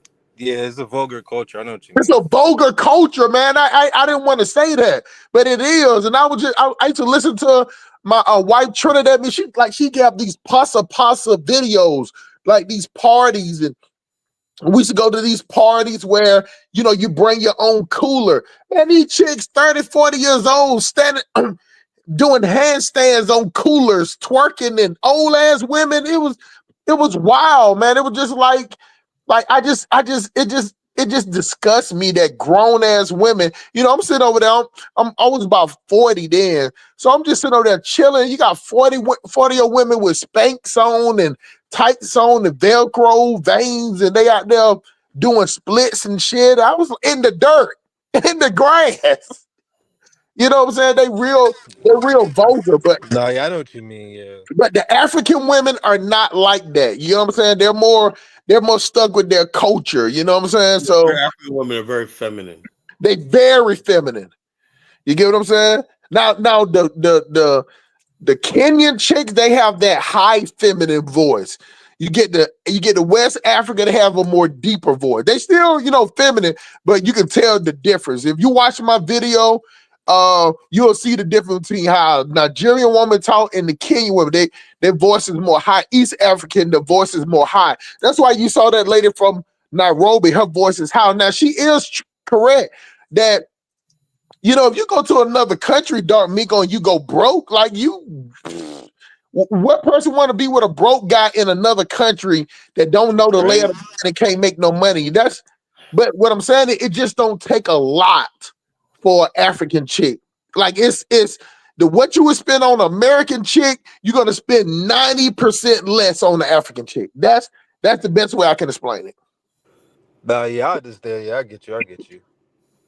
You get what I'm saying? Like when I was in Nigeria, when I got with the chick, we was like this restaurant. Man, you know what she did was she looked at the menu. She said, like, I can make that. Oh, see, yeah, that's nice. I can make that. You get what I'm saying? She got on YouTube, You know what I'm saying? Looked at all the recipes for it. You know what I'm saying? Went to the market and got it and cooked it. Now, what's your guys' opinion on this lady so far? She's all evil, mean black women. Oh man, look how big her The head most is. common destinations for these sex tourists is to visit less economically developed nations in Asia, such as Thailand, the Philippines, Vietnam, Cambodia, Nepal, as well as countries in Central and South America like Mexico or Brazil. I also wanted to point out that the age of consent in many of these countries is 16. That means it is legal to have sex with a 16-year-old in many of these countries. So it is not far-fetched crazy. to think that grown men can be flying to another continent to have sex with 16-year-olds. But that's rare. If you're a web designer, here are 4 Wix Studio features you gotta know. We have a problem. We have a problem. That's the old Steve. Ladies and gentlemen, we have problems. And when we talk about passport bros, they like to think that we're talking about them because we care about them, because we think that we're losing them. No, we do not think that we're losing you. We don't care about you.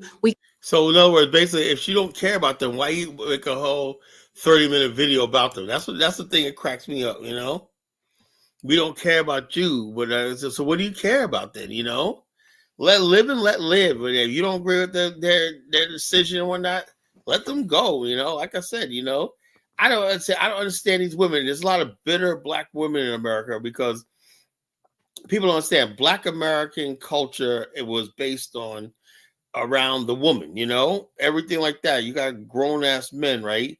It's like, what the hell is Stacey Abrams, Simone Sanders, fucking all these women have to say? Me, I'll tell you, shut the hell up. That's what I said. Well, with the Black Nationalist movement, I only want black men. There ain't gonna be no women around, bro. I don't want no freaking women. I don't care. Like what you call it.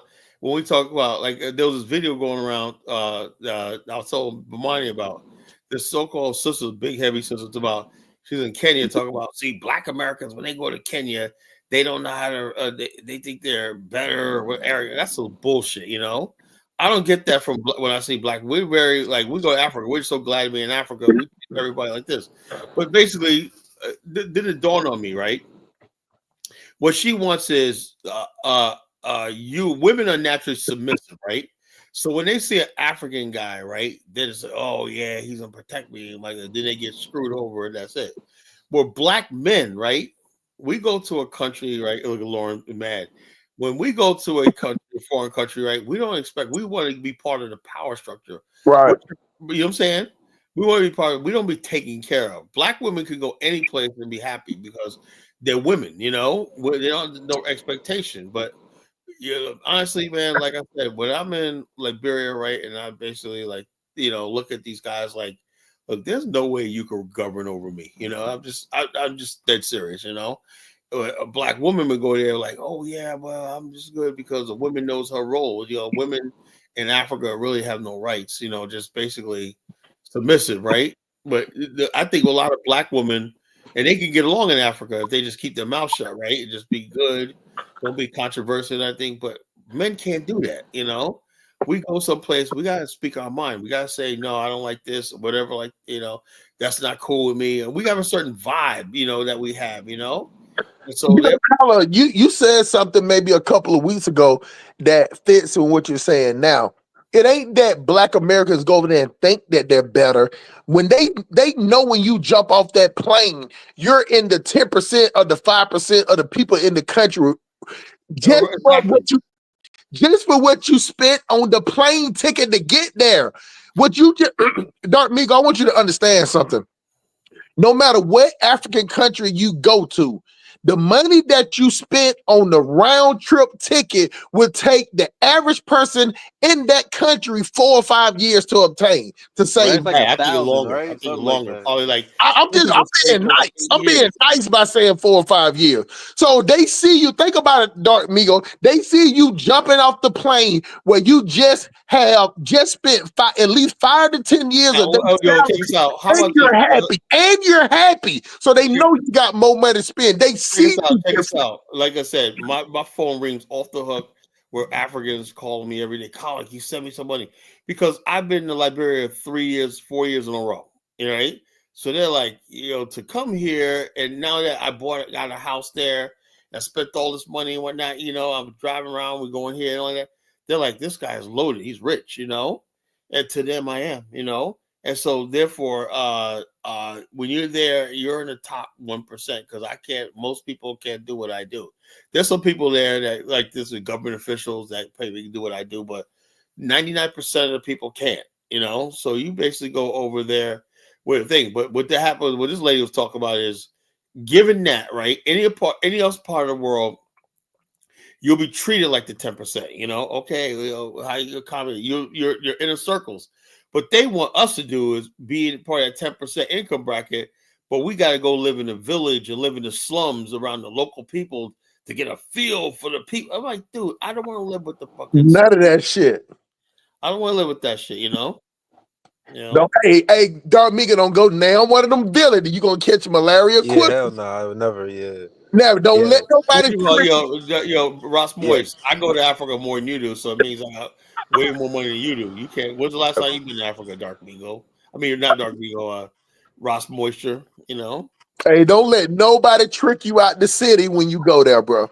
Yeah, nah, my thing is, like, I don't even, I'm not even trying to go to Africa for, like, love or feeling. I really just want to do business. Yeah. You know what I mean? Like, I'm trying to get like a gold. Honestly, man, to be honest with you, bro, like that. There's a lot of people who want to do business in Africa, but I advise against it, right? Let me say this, Carla. Let me explain to you like this, Dark Migo. You cannot do business in Africa unless you're on the ground. Yeah. If you're not, right. Like I was already thinking that, right? I probably got to be there. Yeah. If you're not there, you ain't gonna be able to run no business there. Check this out. My guy, Great African, called me yesterday. Right, we were talking. He's opened up his new coffee latte place in Wisconsin. He showed me. It was on FaceTime. Showed real nice. Anyway, I was on his in Nimba County, Liberia, and I went on his farm and operation one night.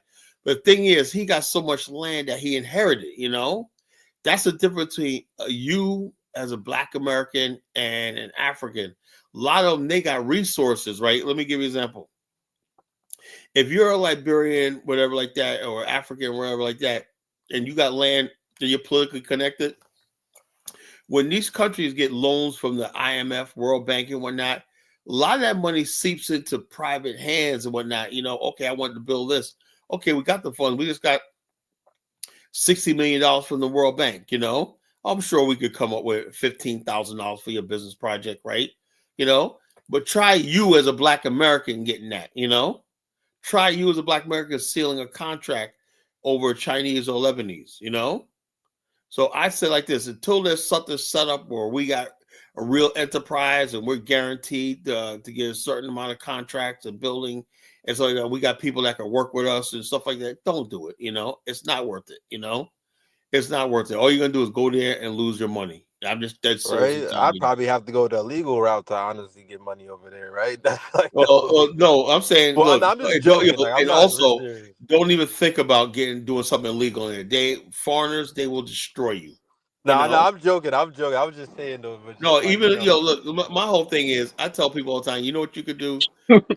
Get yourself a passport, go over there, right? Enjoy yourself, spend money, because when you go over there and spend money in restaurants and you're having fun, you're actually contributing to the country,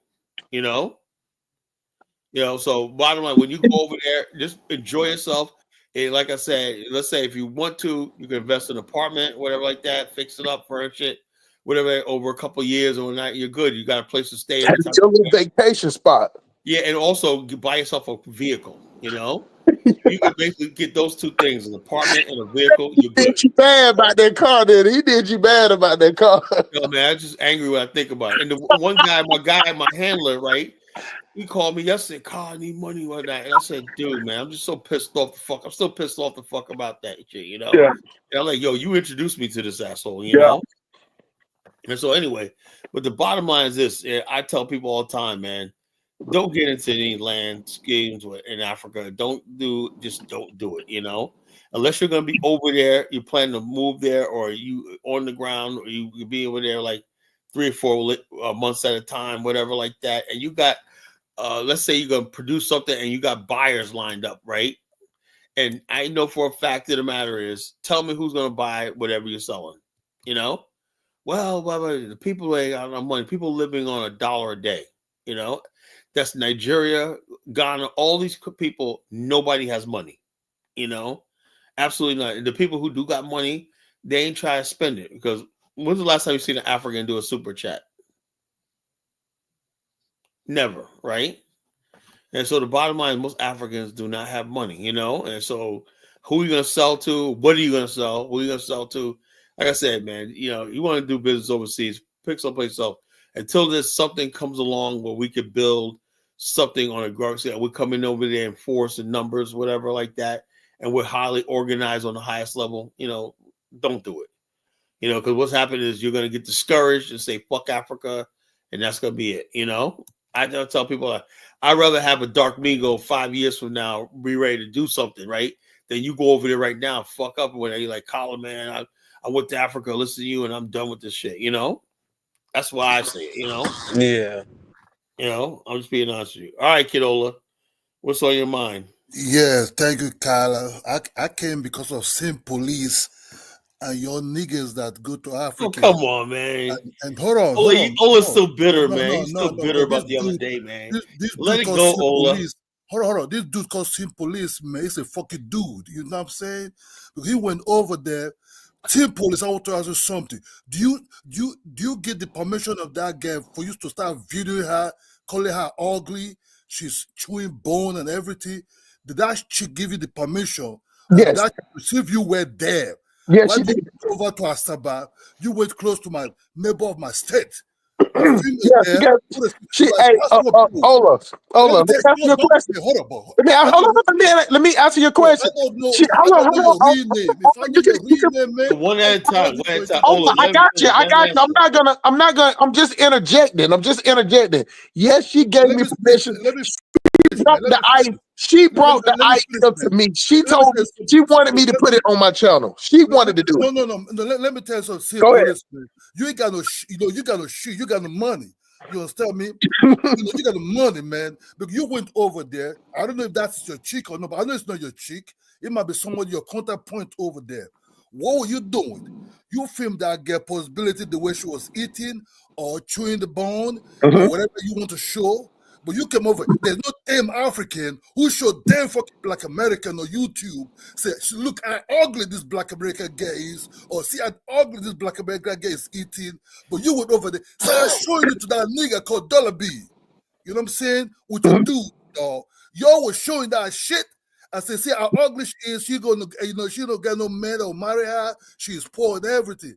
Right. There's nobody poor, man. You might have what's going on for you in America, but in Africa, we got the game what's going on for us in Africa. We're totally different type of whatever you want to call it, bro. Let me hear from you. Why do you show that girl and you started laughing at her, how ugly she is on your YouTube?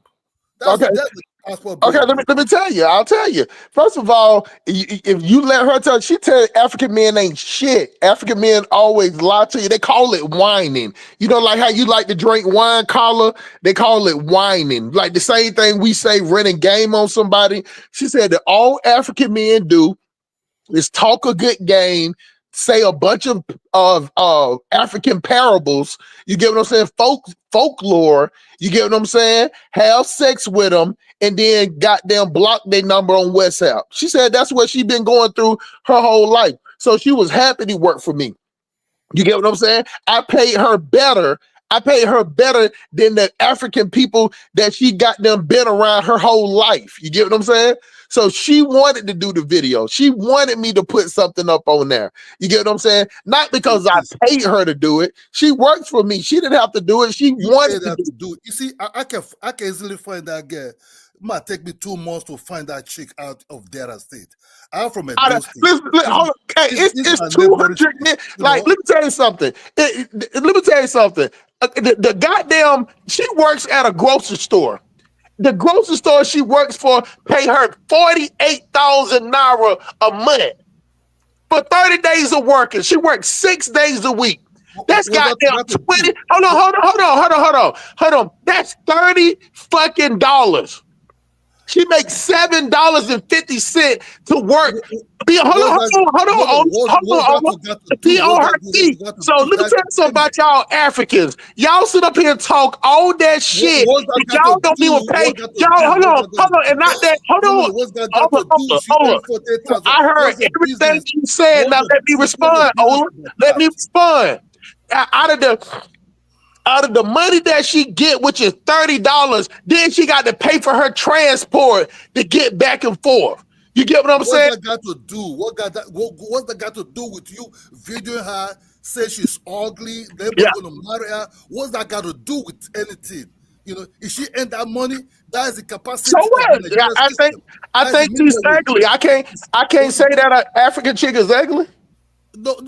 You come on YouTube, you video that chick, right? Uh-huh. I can find that chick out in 2 months, right? And I was sure I'm gonna find that chick out in 2 months. Find her. I tell you what. You find. Listen, I'll give you her WhatsApp number if you're gonna give her some money. What kind of money you talking about? You talk about money. You went as a passport, bro. You say you want to do some kind of investment, right? No. I ain't never said nothing about no investment. You got Ola. You got me confused with somebody. The word, hold on, Hustle Smart. Let me tell you something. Hustle Smart ain't never used the word investment. I go to Africa with a colonized mindset. I wouldn't invest in no dusty ass Nigeria. Nobody invite you there, bro. You came there yourself. Yeah. So nobody asked you to come over there to do no shit there. You True. came there your damn fucking self. Yeah. So you cannot say, oh, they brought me in, they deceived me in. You went there yourself. You went to deceive that. You went to deceive that. You bring up a narrative that I didn't even say. I get what Carla be saying now. You be saying some shit that I ain't even say. I go to Nigeria with a colonized mindset. I come over there to dominate. Nobody asked you to come over there, bro. Oh no, you don't have to ask me. I don't have to ask nobody. I don't have to ask nobody because I got the money to do it. I go when the fuck I want. Nobody don't have to ask me. You got no shit. You got no money. Don't say you have money. Don't. You don't have no money. You say I don't have money? Not at all. You have the money. I'm just telling you the truth. You have the money. When I stop having money? You have. So look, man, you're talking to the big dog, bro. So what money do you have? I want to know what money do you have. Tell me how much money I have, Ola. You got a truck business. Is that the money you talk about? How much money do I make, Ola? Man, I don't care how much you make. Do you know how much money I make? Tell me. No, do you know how much money I make? I'm asking you to tell me. No, I don't. I'm not gonna guess. Tell me, Ola, how much money you make? No, hold on. Let's go on toe to toe, bro. Because now you want to talk about money. I want to talk about money too. How much, Ola? You doing too much? Don't pepper seed. Let me tell you. I got another guest on here. Let me get Black. Ola, hey, Carla, hold on. Let me ask you. Hey, how much money do you make, Ola? Do you know how much money I make? Boy, we don't ask you the question 6 times. Hold on. Let me just tell you one thing. My wife money will swallow you alone. I don't want to know about your bitch ass wife. I asked you how much you wife. I'm bringing the women. I don't give a fuck about what that. Why would you start talking? Hold on. I'm talking about you. I live in the Lekki Phase 1, right? My house alone is about. Oh my God! Can you? Hey, you know what? That's the problem with Africans. They talk too much. I ask you how much you make. I don't give a fuck where you live at. Hold on, because you live on the little house with a woody house. That is shit. You feel me? The money alone I make alone, my return alone, right? The money I make alone, my return is about $20 million. You feel me? You know, I have a construction company that grants stone in Abuja before you start building, your houses. You feel me? You know, I have other investment also alone. So don't talk about money to me when I know you got no shit. All what you have is a borrow money. All what you have to pay some shit. I'm done for cash without no borrowing. So don't talk about money. I have no idea what he's talking about, Carla. Hey, you go to the next person. All right, Ola. Well said, Ola. I didn't hear. Hey, Carla, did you hear him say how much he made? Because I didn't hear that part. I think he said he could make You know, like $20 you million. start talking about money. You have no money. Your money is not long enough. It's long enough. It's long enough for Nigeria. Your money is not long enough. That's what I tell you. I don't want to stand toe to toe with you. My wife money will swallow you down there. Man, fuck that bitch. Talk about no shit about money. I don't give a fuck about your ugly ass wife. Look, let me tell you one thing. You can sort your black American women in the States. Don't bring that shit to Africa. I already did. Don't bring that shit you to guys, Africa. you guys made me miss a guest, man. Hey, I don't know what he's talking about. Ola, what you saying don't make no sense. You get what I'm saying? Because you know what you should do, since you make so much money, you should pay your people in Nigeria a livable wage. You brought about money. You need to pay them a livable wage. Why does the American have to come over there and pay Nigerian women above what they pay?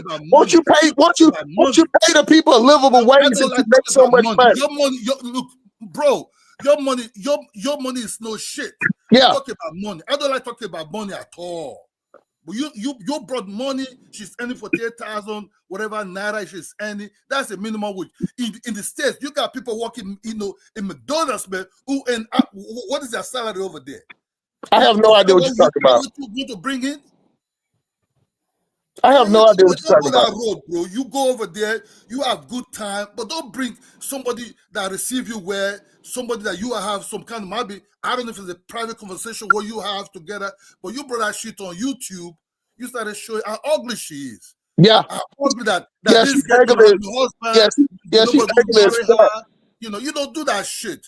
I already did it. I already did it. I was surprised. Dollar B was laughing at that thing. You're saying, man, about Africa, you love Africans.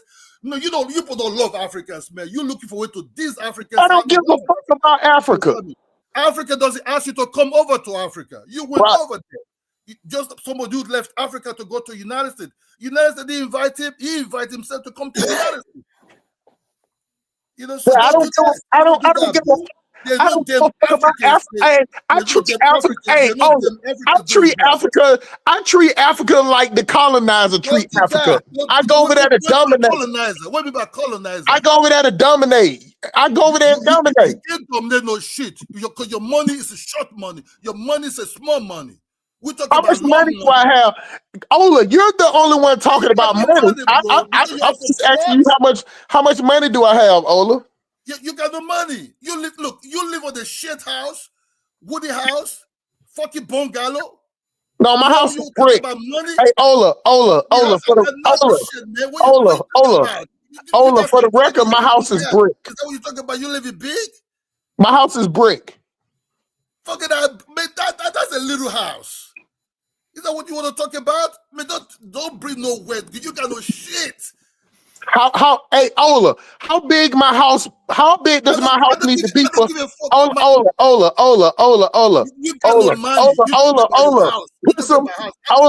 Go put some hot pepper in your mouth or something. How big does my house need to be for? How big does my house need to be for one person, Ola? Download to Africa. Look, you can be doing that wherever you stay, but don't bring that download shit to Africa. I'm gonna do it the next time I come. I'll be over there. Hold on, let me tell you when I'll be back over there. Hold on, it's March now. It's April now. I'll be back over there in July. Give me your real name. Let me know when you'll be there. Then you see what called power to power. Okay. Yes. Give me your real name. I got you. Hey, hold on, Ola. If you can shut the fuck up and stop acting like a bitch, all you gotta do is email me, Ola. Ola, go to my channel and email me. My email is on my channel. You're a dick sucker, but you got no shit with you. Stop that saying that you got money. Money for what you had. So you have some stupid second-hand trucks. You running around the street. Is that what you say? You got money? No, I have no money, Ola. You happy now? About money, man. You're poor. I'm poor, Ola. Poor, man. You got no shit. You're a mortgage. I don't have shit. Yes, you're a mortgage. All what you have is mortgage. Yeah. You don't have no cash money. What you have is your credit card and your mortgage. Yep. Even the house, the house you're talking about, you still paying for that shit. Yes. So stop that nonsense. Yes, just like Don't talk you have just money, hey Colin, what's the average Americans that still pay mortgage? What's the percentage? Most. What are you saying that most Americans pay mortgage? Ola, what are you talking about? That's how you build wealth. That's how you build equity. That's not my business, but don't ever talk about money because people that have money. You're the only one talking about money. You don't come and talk about money. You are the one saying that girl she's poor. She earned 48,000. There's people in McDonald's also earn such amount of money also in the standard of the United States. Hey, Carla, what the fuck that has to do with when I told you that girl worked at a job that pays her the equivalent of $40 a month. $40 a month. She was making $40 a month before I got there. Ola, you stupid son of a bitch. Look, let me tell you something. Your mom is a crackhead. Dick sucker on the street, wherever she is in the United States. All right, come on, Ola. Come on. Don't talk that shit, man. You fucking. Let me get Principe on. Let's not lose another guest. All right, Principe, what's on your mind?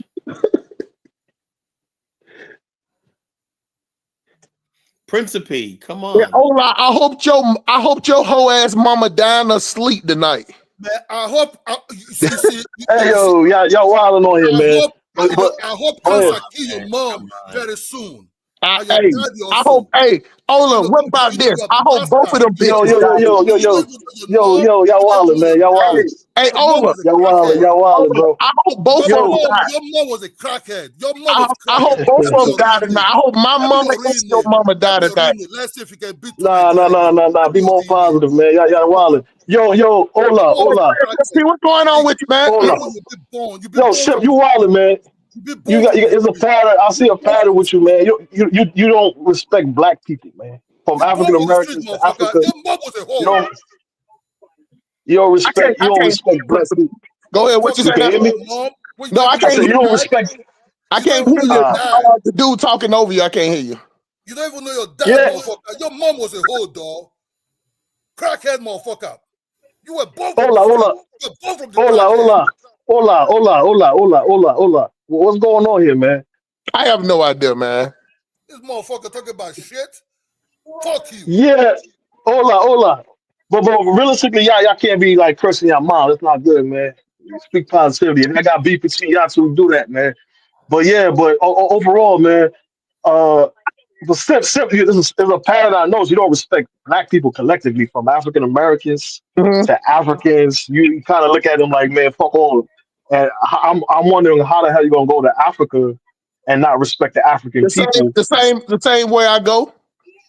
I pay for a flight. Hold on, let me tell you. I pay for a flight, go over there, hire people, pay them more money than they make when they there. That's what I do. Yeah, but why is that not translating to respect for the people? Like you talking like a lot of doom and gloom. I ain't got to respect nobody. Yeah, but why is that? Why you don't have President P? Let me explain to you. I don't understand why you don't get it, because I don't have to. I don't get it. I don't get that. I don't know. You don't have to get it, President P. If I hire you, I ain't got to motherfucking respect you. I pay you. If you don't want to work, then don't work. Go somewhere else. No, but why are you choosing to use your money to go around people you don't value? Because I can, Principal Pete. That's as simple as that. What part of that? You're the president of doom and gloom, and you're always talking about doom and gloom. Aren't you adding to doom and gloom when you move how you move? I don't give a fuck. Hey, Principal Pete, if it's already trash on the ground, if I throw some more trash, what the fucking difference does it make? It makes a big difference because you add it to the trash. But if you clean up the trash, then you add value to your environment. No. The only way you can, if you clean up all the trash will never be cleaned up. It's too much. So then why not go to a location where there's no trash on the ground? Where's that location at? I don't know because I don't know who you value. It seems like you don't value. You don't value. And therefore you shouldn't make vague statements like that unless you know another outcome. No. But I see the value in both African Americans and Africans, But even then though I may that's on you voice then. disagreement. So then how But about you pay them then? so your logic is because you pay them that equates to changing the environment. I don't get it. It When there's doesn't other matter. It doesn't communities, matter what the difference is that you don't do shit, but make your comments. The difference between you and me is that I actually hire Africans and you don't. well, that's not a full-on statement because I have my own country that I send my money So to. what's the So I difference send my about money to my country. what's the difference about me is that you don't pay them shit. I do pay them. I So retain. when I said, well, hold on. So when I send my money to my country, it don't help nobody. You're talking in a vague state. Talking about shitty ass Haiti. Yeah, shitty ass Haiti, bro. And so when I About Haiti, nobody wants to go to Haiti. I didn't mention Haiti. I said when you're trying to make it a comparative argument by saying that I don't do nothing, but I do something for my You're people, for my trying to do country it because you're trying to to say, add and change. hey, Prince P, sitting there Yeah. remittance and paying somebody is two totally different things. So what are they doing with this remittance? They're not living. They're not investing that money. They're That's not two buying different live things. animal stock. They're not That paying just for shows property. that by you saying what you just said shows that you don't run a business. It's definitely a difference. That just So shows somebody that give you a hold on. That's illogical. That's illogical. If somebody give you a grant towards your business, that's not going to help your business. That shows that you a worker and you don't own shit. That's all that it does. If somebody gave you a grant to do repairs for your business, your trucks, that's not helping your business. That's not helping your business. You moving the goalposts further than they do in the NFL, bro. Oh man, all right, man.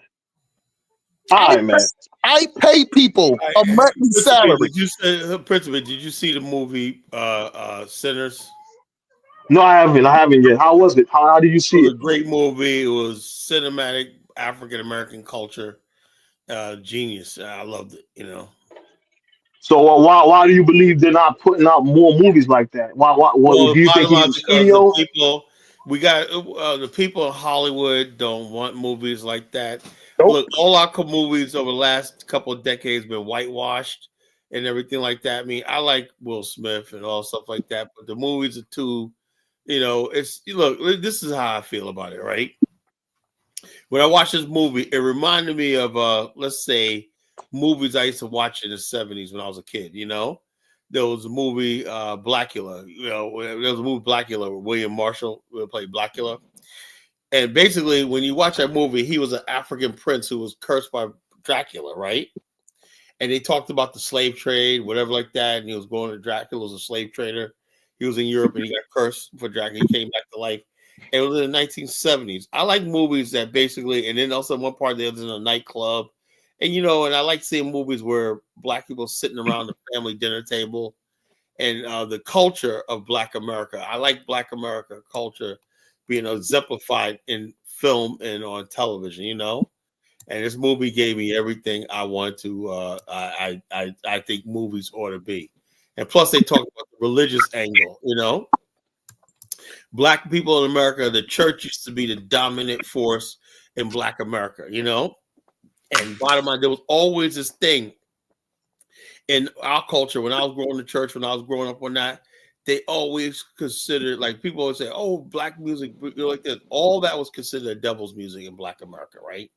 Any music that didn't like glorify God or whatever like that was considered devil. And I saw this movie that's brought back so many memories when the pastor, his son was a guitar player, and he was like, you got to put the guitar down. When it was basically the guitar was my grandmother used to say that, yeah, you do the devil's music, you're gonna bring in evil spirits and stuff like that. That was deep in Black American culture, and so that just brought me back to certain things I used to hear when I was a kid, Yeah, the devil's music and whatnot, that rock and roll's the devil's music, right? Jazz and whatnot. That was like, it was like the difference between church and remember the movie Idlewild? They called the dance thing, they call that church, where the sinners were. I remember when I was a kid, right? There was two things like this, like the church people, if there was a funeral or something like that, the church people came in first, and the saints came in first, the church or whatever like that, and then the sinners came in. It was a clear difference between who was a saint and who was a sinner, you know. And I was like, I just brought back so many memories when I was a kid. I used to be in the rural South and whatnot, you know, and there was that line between the saints and the sinners, you know. And this movie just brought all that back, man. I just thought it was cinematic genius. In other words, in order for this movie to be made, that whoever wrote this movie, I think it was Ryan Coogler said he wrote it. You have to be somebody that's really deep and have knowledge of African American culture. You know, there's no way you could have wrote this and not. There's no way a white person could have wrote this because they don't know enough about Black America. You know, you could tell when somebody who knows African American culture wrote this movie. You know, you could say it just there's unmistakably African American culture. And very few Black movies. Most Black movies nowadays, I see, it could be written by a white college student. You would know the difference. You know, this dealt with topics that only Black people knew about and whatnot, and basically like the roots and whatnot. You know, spirits and the roots and stuff like that. I'm like, damn, man, bringing all this life in the freaking movie. What's up, Dollar Bill? Hey, what's happening, man? I was, you know, even when I'm not here, I'm listening. So, yeah. What do you think about my show last night? I did a show called The Monkey Kingdom, right? Had a lot of people upset, you know. That movie, yeah, I knew that show was powerful because people have never heard anything on that sort of level. You know, I said, okay, I'm gonna do this show. I had to prep for the whole show all day. You know, that's how I was going to deliver this show. And I made my point, you know, about the Monkey Kingdom. Right? You know, I want to do a part 2, you know, of that Monkey Kingdom. When I was basically saying how the Black race, particularly Africa, the Black race, you know, and if you look at Rudyard Kipling, when he wrote the Jungle Book, right? And Disney adapted it, you know, I didn't know he was born in India. I know he grew up in India, you know, and what it tells you is he grew up in India, but thinking, you live in India, you're surrounded by the Raj, this fabulous kingdom with the Taj Mahal, but you somehow think these people are like inferior to you, you know? And you mock their attempts to be like you, and you know they want to be you, you know? And you know that you're superior and they want to be you and stuff. That was just the Jungle Book was just basically every kingdom the white man colonized and took over, you know? And basically that's what he thought about the Ashantis. You know, King Louis, you know, you ever seen the King Louis? That was every last single person that white man came across that I want to be like you, I want to walk like you. That was funny though, that how he thought everybody else was a monkey. But when they really find out that the Neanderthals that he was talking about and Charles Darwin, they were the monkeys. Yeah, but it doesn't matter. It doesn't matter. I don't know how you got that, but what I'm saying is in the book, the world view that actually what we're going through right now, right, with this idea. So the Asia freed itself from this, you know. The only place in the world that the white people still feel like they got this hold over is Africa, the Black race. That's a false statement, though, man. Because you sound similar to. Have you seen Haiti lately? Oh, Haiti, but you have Barbados, you have Martinique, you have Guadeloupe. You want to focus on Haiti. You go to other areas in Haiti, it's not as bad as all these countries rely on the European, like basically are treated like gods in these countries. They worship, and you know for a fact of the matter, Principe. So that's not done in India. That's not done in India.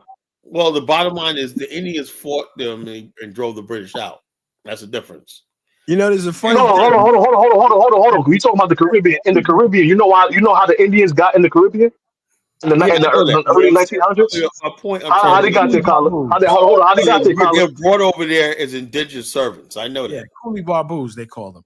But you know what, guys? The funny thing, right, is that in Asian mythology, specifically Chinese mythology, the monkey is seen as the wisest one. That's the wise. I'm just going to say that. Go ahead, Dollar Bill, preach. You know, so it's interesting that when we look at how people look at a monkey and look at various animals, but the monkey itself is almost mystical and Well, magical. yeah. Well, in the movie, you ever He's seen Alakazam? always in the European, always in the European. Yeah, the European Western in the thing. European What, thing. what I'm saying is this: monkeys are hold up, ugly you ever seen and the Japanese anime Alakazam? yeah. I don't know if I've seen Alakazam, but I don't know about the.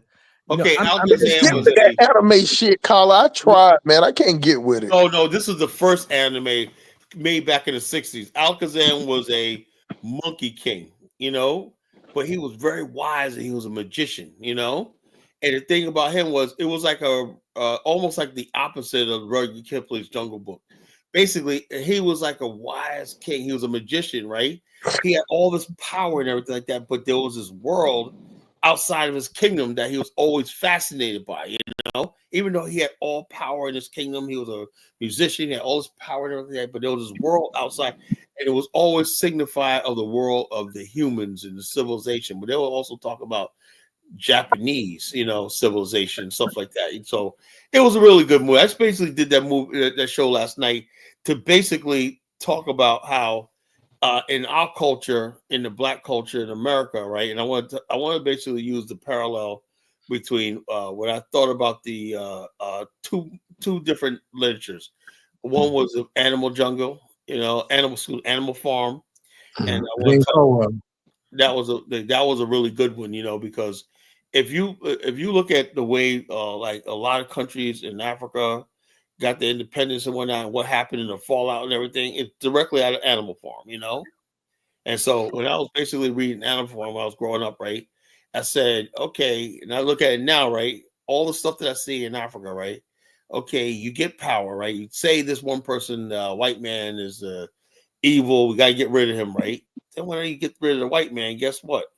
So a new group of people take over, the pigs, and some pigs are more equal than the others, and they start oppressing the other animals. After they got rid of the farm, they convinced the animals that the farmer, is the enemy, right? So they get together, they get rid of the farmer, and next thing you know, now the pigs are in charge. So hold on. When I asked you about the Caribbean, you felt you basically removed the fact that the Indians were brought over because the Africans fought to free themselves and they refused to do certain works, so they brought the Indians over in the 1900s. Let me tell you something, principle. You know how it usually works, right? And everything.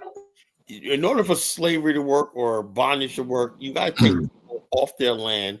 Once people become acclimated to the land, right, you can't use them anymore. That's why they basically, at first, they tried to enslave Native Americans here, right? And then when Native Americans would have rebellions, run away, and stuff like that, they said, well, we got to bring a group of people over here that have no ties to the land. They don't know where they're at. Well, and that's why they basically, in the New World, they brought Africans over because they can easily be identified. They can't blend into another tribe and say, no, it wasn't me, whatever like that. They were easily distinguished by their color and race, Yeah, that happened. So, and then after slavery, right, it seemed the fact of the matter is when they had to pay people, right, instead of paying Africans, they could have paid Africans for those Black people for that labor, but they chose to use Indians because they were in a desperate situation. India was very poor. Matter of fact, India at the time, right, during the Raj era, British, was actually probably poorer than most of Africa. Why do you think so many Indians went to South Africa, Gandhi, and all these other people? Look, India was freaking really poor, So, and the Indians built the railways in East Africa. People don't know that, They used the contract labor, So yeah, Indians were always basically used as they were used to undermine blacks in Africa and in the Caribbean, and you downplaying the fact that they're more docile than Africans to project this fake image that Africans are the most docile. I'm not saying that. It's the fact that the matter is, of course, if you're the majority in a country, you can't be exploited. Yes, you're going to bring somebody there that has more of a disadvantage. Yes, in Africa, Indians have a more disadvantage, so they're going to be exploited. Same through the Caribbean. They're going to be exploited. But now look at right now, Trinidad and Guyana, the Indians running things. And now they run the show. So they bring them in as servitude, and then all of a sudden they start running the country. How does that happen, Principal? They're proxy. They're like the middlemen, basically. They don't want to give the opportunity to the Africans And the fair shake to the Africans, but they're gonna allow like a buffer class. How can It's the docile same thing. people It's end up running the country same then? thing they're doing with the Latinos in America. When black men have been here so long, we flooded.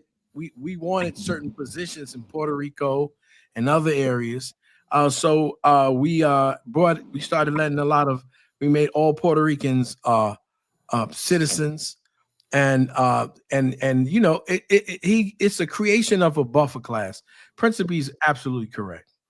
The buffer class, especially if you can get a buffer class, okay, like the Latinos now who actually worship in Catholicism and stuff like that, you create a complete buffer class. And then and because you can marginalize people in colorization, the people who are closer in color to you and have straight hair to you are getting certain privileges that the people who are darker than you and don't have straight hair. So it's like the nappy head against the straight heads. But people think I'm confused about dollar bill. Like I understand that in America, but black people don't run America. It's more black people in Haiti. So how does that happen? How does that work out? How did it work out that and black people supposed to be in control? The whole thing is, So who control banking? Dollar, can you explain to him what banking is? Global banking. Who control global banking? How do these contracts? We all Can you know explain that to him? We all know that, but that's not the question that I asked. That's not the question that I asked. I'm asking the question that I'm asking that I understand how it is in America because America is ran by white people, but Haiti is a black country. So that's the question. When you impose certain tariffs against the nations and they're trying to do trading and so forth, if they're a country that has a certain like coca or whatever that they can export, if you control the price of it, then they don't have an opportunity to develop. And then if you're like France, who never gave up on harassing them after they went after the French because it was the first Black Republic, they've been threatening them, okay, along with the United States, okay, with bombs and terrorism and stuff. So you pretty much force the people to live a life of squalor, because you did this primarily to send a message out to the rest of the world. If you go up against the imperial powers, this is what we're going to do to you, black people. This is the same reason. Let me say this to add to that. You know, first of all, Ross Boy says, "Stop with the victim mindset." He's talking to Principe. A lot of Black Caribbeans are lazy, stupid, violent, sure. Barbaric. I don't believe that. That's the Nigerian. You should have added Nigerians in there too. And so he goes, "I'm glad any of these cities are running it." And the people who were how they get in power like that. They were excellent people. They weren't part of the slave trade. They didn't rob, murder, and steal and take people's booty and all of the other stuff that they did. Come on, man. See, this should have added them shit-eating Nigerians in there that sacrificing each other and goddamn money rituals on each other so they can get $100. All of all people who I thought was relatively a good guy, a decent man, turn around and call me that nigga dollar bill. Call me that nigga dollar bill. What'd you do? What'd you do to Ola? I didn't do it. Well, see, the thing is, we were on a show, and the Scent Police told me to go to his page and put up information and stuff. And he was saying that the young lady was ugly, and I said I don't think she's ugly. No, I did not say she was ugly. I just said that she wasn't cute. That's what I said. Yeah, okay, whatever it was. Hold on, back and forth. That's why I didn't understand what he said. The word ugly never came out of mouth. Yeah, that's simple. Now you understand what I was saying. Yeah, but I let them talk though. I let them talk so they can get all of that out the way. What I said was that she ain't cute and she's straight up and down like 6 o'clock. I said, I said, I don't think she's ugly. And then Dollar Bill was the one that said she's not ugly. And I said, well, you know what? I said, you was like, she could get married Dollar Bill was actually taking up for her. Exactly. I said she can get married in the United States.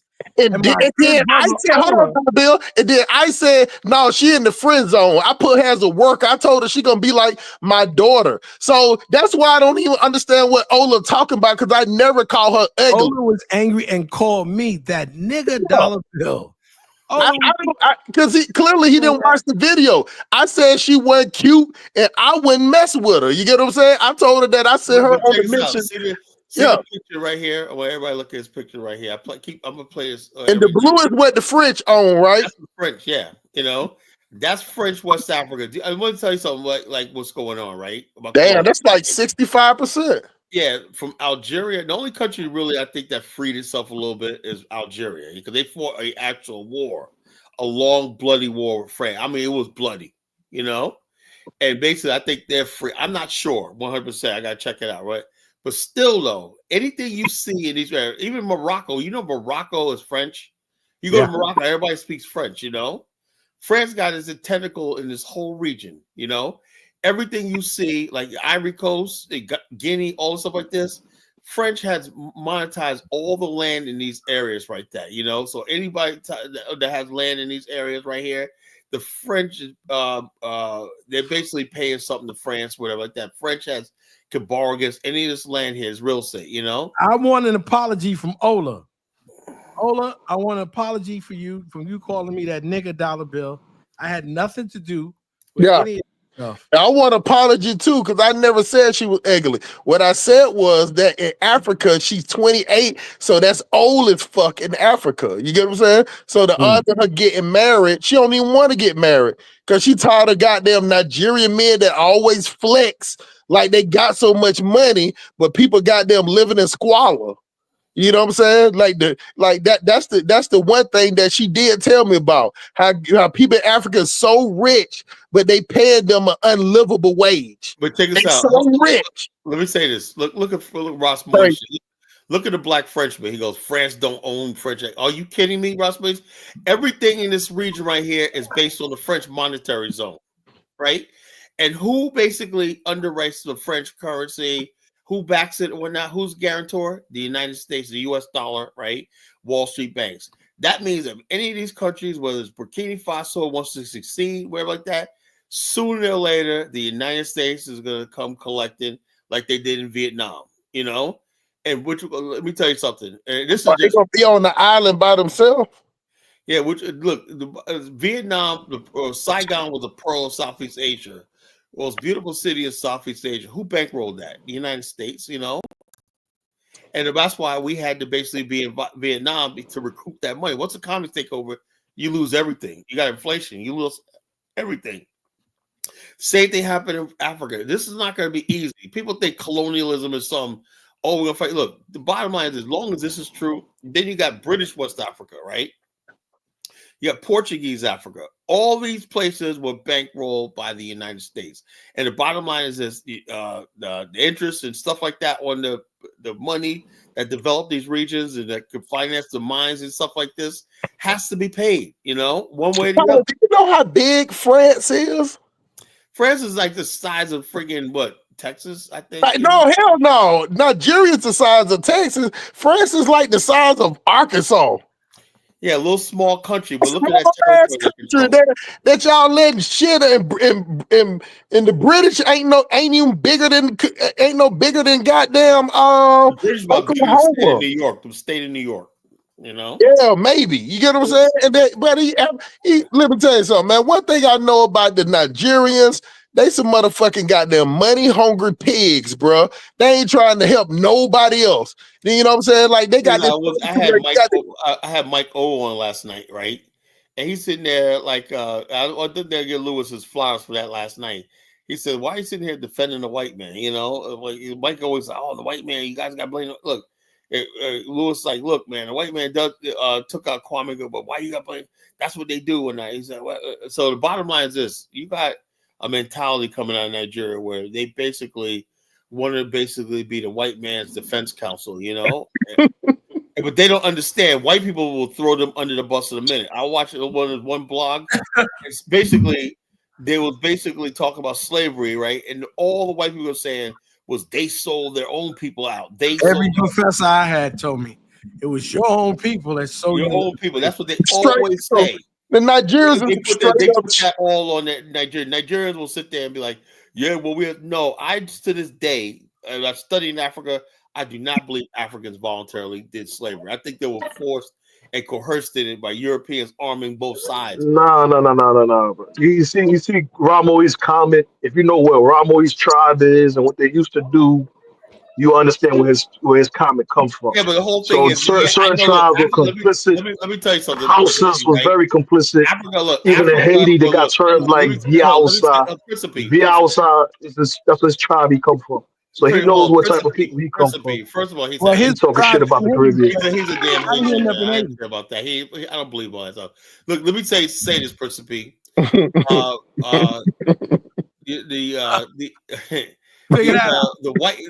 white man, the Africans didn't go around the world saying we're Christian, we're enlightened, we're the hope of mankind. Those words were uttered by who? The white man, So therefore, I said, this is why I always shut white people down when I have this debate with them.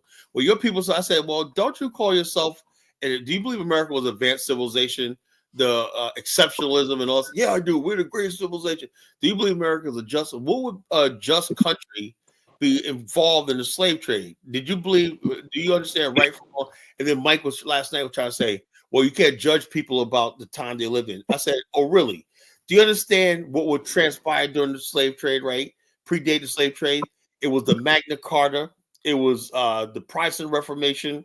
It was the Age of Reason, the Age of Enlightenment, the European Renaissance. All these things put Europe on a trajectory of enlightenment, right? How did Europe, as it was an enlightened stage, right, engage in the most barbaric, cruel thing? And that's what has to be examined. You know why? They didn't think anything about the African. That's exactly what it is. That's exactly why. It was a monkey. They thought they didn't think we're human. That's not the full case, man. They basically Principe. That's it. Bro, do you know the history of Europe? Do you know the history of Europe, bro? Yeah, I do. The European Europe was poor. They were starving. They were dying. They were plagued. You're telling me that they weren't willing to do whatever to become, huh? Principally, whatever they were, they didn't think you were even human. Do we have to bring up Bartholomew? Do you know about the age of exploration? They had to travel the world and acquire knowledge from other peoples. Negroes. The Europeans basically had the Eurocentric view of the world. They believe Europe was a center of learning. Vienna, basically, between the Netherlands and Vienna, they control the whole of Spain. Those three regions control the whole entire planet, as far as commerce and everything. By the mid 1500s, control the world, ran the world. Spain. That's not true. That's not true, bro. Not the world. That's not, your education comes from the whites. Spain once ruled the world. No. They ruled Europe. They didn't rule the world. The world had to. Europe had to. Spain had the Philippines. They had all of South America. The conquistadors. In the 1500s, bro. No, they did not. Not at the 1500s, bro. Not at the 1500s. Bro, you're not speaking real history. The Spanish Armada was the most powerful maritime fleet in the history. It wasn't until that's not fully true. All the states. Grabbed most of the world. Not in the 1500s, man. It was the 1500s, my brother. He's telling you the truth. Bro, the Arabs controlled the Swahili people controlled the Indian seas. The British the Portuguese and the Spanish crushed the Arabs, after they defeated the Spanish Armada in the 1500s. You got to get some education over there where you from in Brooklyn. Bro, the Europeans slowly acquired wealth through contracts and trade. Oh, whatever. These people they come in as the big bad guy that they showing you today. Europeans got their power through the slave trade. No, even with the slave trade, they had to ally with certain tribes like Moise tribe and certain They're tribes not like that. They didn't allying just with come no in and tribe. be badass Let me take tell you over something. nothing. Let me They tell you weren't something, right? allying with There no was no tribe. allies and whatnot. Crazy, Anybody you could think have they been was taken. Go read treaties, bro. You guys don't read. Go read the treaties that they signed Oh, with these please. chiefs There was and no these damn kings. treaty with Go read Africans. them, bro. They're still here, They bro. put a gun to your head and said, "Look, this is what we're gonna do. We're gonna take your fucking slaves. If Yeah, you don't give us no, slaves, that's you'll not be what with happened, though. That's not what happened, bro. That's not what We're gonna happened. burn that shit." Stop Go them. read the treaties, man. Go read the treaties. They still exist. I'm not even gonna talk it. All right, don't. Let me read this to you. In his early writings, Bartholomew de las Casas wrote, he advocated for the use of African slaves to Exactly. replace He was a poet, indigenous labor. He said, without knowing that the Portuguese were carrying out brutal and unjust wars in the name of spreading the faith. Later in life, he tried to retract that position. But he was the one that initially said, We got to okay, use to the Africans Spanish, instead of native people. to use, he took the native people because they were light-skinned with straight hair and converted them into Catholicism. Okay, and he said, take the Africans. They don't have a soul. Right? Exactly. That's history. You laugh, but that's history. That's history. I know. It's crazy. The fact that Ross Maurice, who They probably also that the natives were savages. They refer to the Yeah, natives but as whatever savages in the writing. natives were, they thought they were above you. They thought they were above us. That got thrown in there with the other slaves. Yeah. So, and in fact, the whole reason why you said why Ross Maurice will tell you blame the Haitians. Well, Haiti used to be the whole island of Hispaniola. It was the white people, okay, and the French that helped to cause the revolution, okay, to put y'all on one side of the island when you guys had the whole island. Y'all don't ever want to talk about that. No, but but you also leaving out that some of the mulatto elites of the Spaniard side because the island was split by the Catholic Church because the whole island used to be The island was split by Spain. the revolution. No. That's not real history. The original people of the island was the natives. The Spaniards came, and then then the French came. Then they was trying to war for the island. The Catholic Church gave the French one side and the Spanish the other side. The original slavers were the Portuguese and the That's not true. Spanish. Read history, bro. When you guys won the war against the French, the whole island of what was called Hispaniola. Okay. You're right. You're right about that part. We freed the whole island, but there's elites that belong there. The same way there was a buffer class of mulattoes in Haiti. There was a buffer class of black people were in mulattoes, control. Spaniards who didn't like the Haitians and lost power under the Haitians, and they revolted against the Haitians. It wasn't until the United States government backed and they had a revolution, the Dominican Revolution, that put you. Then they started taking you guys and people who had been living on the other side, threw them out and pushed them on the other side. That's just a fact. That's true. But initially, you missed out the part that initially the Spaniards were there and they mulatto elite kids that were also there. And those mulatto elites on both sides. You got mulatto. Yeah, but they had their own conflict between them. They had their own conflict between them, and that's what caused the revolution, Dominican Revolution, because the Haitian elites was mistreating the mulatto elites of the Dominican Republic. The revolution was that America was putting money, okay, on the other side, and they wanted to make sure, okay, that they were trying to marginalize the black people who lived on the other side of the island. It was the American money. That's true. That's true. That's true. Because that caused the revolution. Hey, Prince P, when last time you been back to shitty ass Haiti? I've been to Haiti like 10 years ago, man.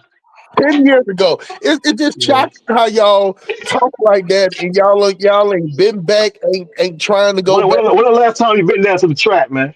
You always trying to talk slick about Haiti. When the last time you been down to the trap? The trap. The trap?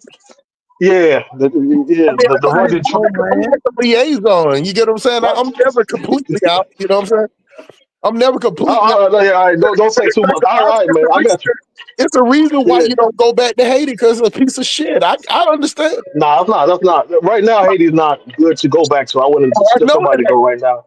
Yeah, But overall, when it's quiet, it's chill, man. It's very beautiful place to be. When that It's was? chill. When that was? You said what? When was it quiet and chill? When I went in 10 years ago, it was chill, man. Yeah, but what does that tell you about it? If it ain't chill no more, it's a piece of shit. Like why would we? But you dealing you know what caused a lot of you guys don't follow geopolitics. Mama, bum side. When you So follow geopolitics, you'll see that Venezuela used to sell cheap oil to Haiti. America blocked Venezuela from selling cheap oil in the Caribbean, which caused an increase in pricing in the Caribbean, which caused a whole sequence of different events that happened to Haiti over the last 10 years. You guys don't see that. And No, then you I also do. have all these But what trade issues. Ross said, he said that it's the Haitians' fault. We're saying Because he's goofy, man. He's goofy, man. like he telling you, Ramos, he's no, telling y'all you capitalize on each other and hate, man. Tell the truth. Y'all that's capitalize. true. But when the money and when the it's Prince of go ahead. Peace is trying to tell us that he's from a tribe in Africa. But I'm saying to him, how did you get No. Dollar bill. His tribe has a history. There's a history in the house of culture that Zongo don't want to speak about, that Ramos don't want to speak about. These guys How were did he get allies there? that was selling a lot of people the houses He that was they don't want sold to talk too. about. He was sold too. There's a reason No, why but it's the Zongo, energy that come with them kind of people. If you go to Haiti, there's a name for his people. They call them Via Hausa because they people was known for smiling in your face, being quote unquote holy or whatever. Yeah, But they but would the sell you bottom because line you're is not Ross Islamic. Boy's black ass They will was on sell that you. slave ship too. That don't make any Right, sense. because that's my point. That's why I always talk about it. I and always let talk this about dumbass there. when you sell. That's why when you talk bad about certain tribes, you don't realize that when you sell their people, they're going to come back and sell those people that sold their people. That created a back and forth element. The same way people talk shit about the Dahomey. Dahomey is praised in Haiti because they stood up to the oil people, Mike's people, who were selling people in Benin and these different regions.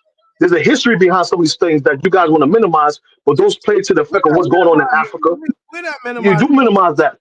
A lot of these tribes fought to protect us, right? The Benin people fought to protect. I remember the other day they talking shit about Dahomey and Benin people on Dinah's channel. These people fought to What protect is this got us done from the to bro? houses.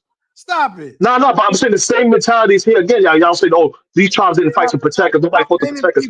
Your personal tribes out here. Hey, Carla, yeah, you been hearing that goofy shit that been going on Dinah Shutter?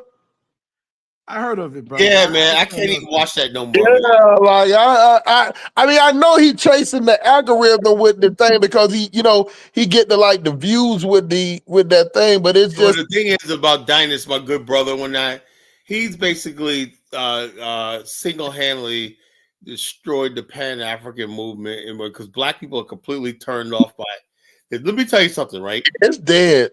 Let me tell you something. You know what it is? The bottom line is, especially after this movie right here, there's I said this movie basically is the end of the Wakanda era. You know, Black America after this movie is really back. You know, and front and center and everything. Why you take all your cues from movies, man? That's kind of crazy. Why you take your he cues? don't get it. You know, it's not a movie calling it. It's a I'm the movie. culture critic. Movies affect everybody right now. The number one trending thing right now is that vampire dance. You know, the Irish vampire dance in that movie. It's trending. Everybody, black, white, everybody's doing it, whatnot, you know. And the bottom line is this movie is going to have a big impact on the culture. People basically saw a part of Black America that was only hidden in Black America. Talking about spirits, religion and whatnot, sin and stuff like this. That was never discussed in culture, you know. Look at Black Christian Church. You look at people, Jamal Bryant, T.D. Jakes. You think sin and all that was never exist. Black people were very religious, you know. We're very religious. We're very conservative. Very conservative. You know. You mean was? We always were. We still are. You know. I want to say that, man. We always still are. Is on. We still are very conservative. That's why Ola. What it is that the men are still conservative, but the women have lost their way. And that's Principally, if you judge Black America by what you see in rap videos and hip hop videos and real videos, when all this stupid stuff, that's not the real Black culture. That's why people don't know who we are. You know, Black men really think big and they think beyond booty shaking and booty clapping and shit. You know, that's not who we are. You know, and also that's why I resent people disparaging people who go overseas and find women. They're not going overseas just to get sex. I hate that shit. They're going over there because they want to know what their grandmother, you know, they remember their grandmother, grandfather. They look at the pictures. They were married in their 20s when they were at the best. You got guys sitting there approaching 50. Sometimes they haven't had a date in 3 to 10 years, you know, and they're saying something's wrong. Where the relationship, where you feel alien, isolated. You got a lot of black men in America who say they're questioning our whole existence in America. It seems like black America is falling apart. You know, but Colin, you proving my point. They was more conservative. They did marry younger a long time ago. They did respect the traditions and respect the black church. Earlier, black men on the whole are still very conservative. You know, come on, man. Come on. Hold on. Paula said something on. Hey, Dollar Bill, hold on for a second. Dollar Bill, Colin said something on the show a couple of shows ago where he said that he didn't want to say it, but it was somebody else he was talking to, and they was like, you know, it's the black men are conservative. It's the black women that let all that shit in. They the one that prop up the prosperity preachers. They the one that brought that welcome that gay shit. They the one that got them welcoming these young sons out here doing wrong and not holding them accountable. Gang banging all that shit. They the one that give a safe haven to the worst in the community. So that's what's promoted. Why you say Tyler Perry? Tyler Perry ain't rich for promoting a strong black man. He's rich for perpetuating the black man as a deviant, as a simp, as useless. You get what I'm saying? So the only thing I disagree with Colin about is the only reason why I disagree with him because for as many as sinners are gonna be, it's gonna be Tyler Perry gonna put out some more bullshit. You're gonna have goddamn 50 Cent gonna put it, the BMF show finna come out, and then they're gonna break out you're right. Valley again. You get what I'm saying? It's just like when Black Panther came, everybody was inspired and whatnot. Then right away, Beyonce and Jay-Z did that stupid tour. They tried to come out with Superfly and Flop. Remember that? Yeah. Then that's when P Valley came out. Oh, yeah, all this stuff comes all out. That stupid shit. That's a principle to understand. We're in a culture war, bro. It's a culture war. This is going to decide the future of our people. You don't get the culture right. And that is but Colin, who's watching Power? Who's watching? Somebody's watching it. Somebody's watching it. Thank you. That's my point. You trying to make it seem like nobody watching. No. That's the one thing that I agree with you on. When you talk about that part of that, that's that subgroup. But what I'll give to you, Prince of P, is more of them than it is us. Because that perpetuations come from the black women. Black women outnumber us. So if they pull any black men with them, they outnumber the conservative. You see what I'm saying? I'm not gonna I'm not gonna agree with that, and I'm gonna tell you this. You got to agree with it. That's the fact. I'm not gonna agree with it. But there's a lot of conservative black women. Dollar, tell them, please. Tell them. Is it more is it more conservative black women or more loose black women? Which one? All I'm gonna say is this. You know, Malcolm said it, you know, that eventually you're gonna blame the victims for oppression. We always instead of blaming the oppressors. Don Smith, but hold on, thing is, bro. At some point in time, this is why I disagree. We have to have agency over our life. We can't always be like the oppressor. The bottom line is this: we basically choose, right? We choose to put all the money in the white man's banks. Press ain't going nowhere. Let me just explain. So that means that we can just stay on the bottom and don't do nothing. Always just say, "Yeah, we got this is the press." Let me say something. The press ain't going nowhere. I remember. See, I got a kid in my class, right? And when he comes in most of the days, he's asleep.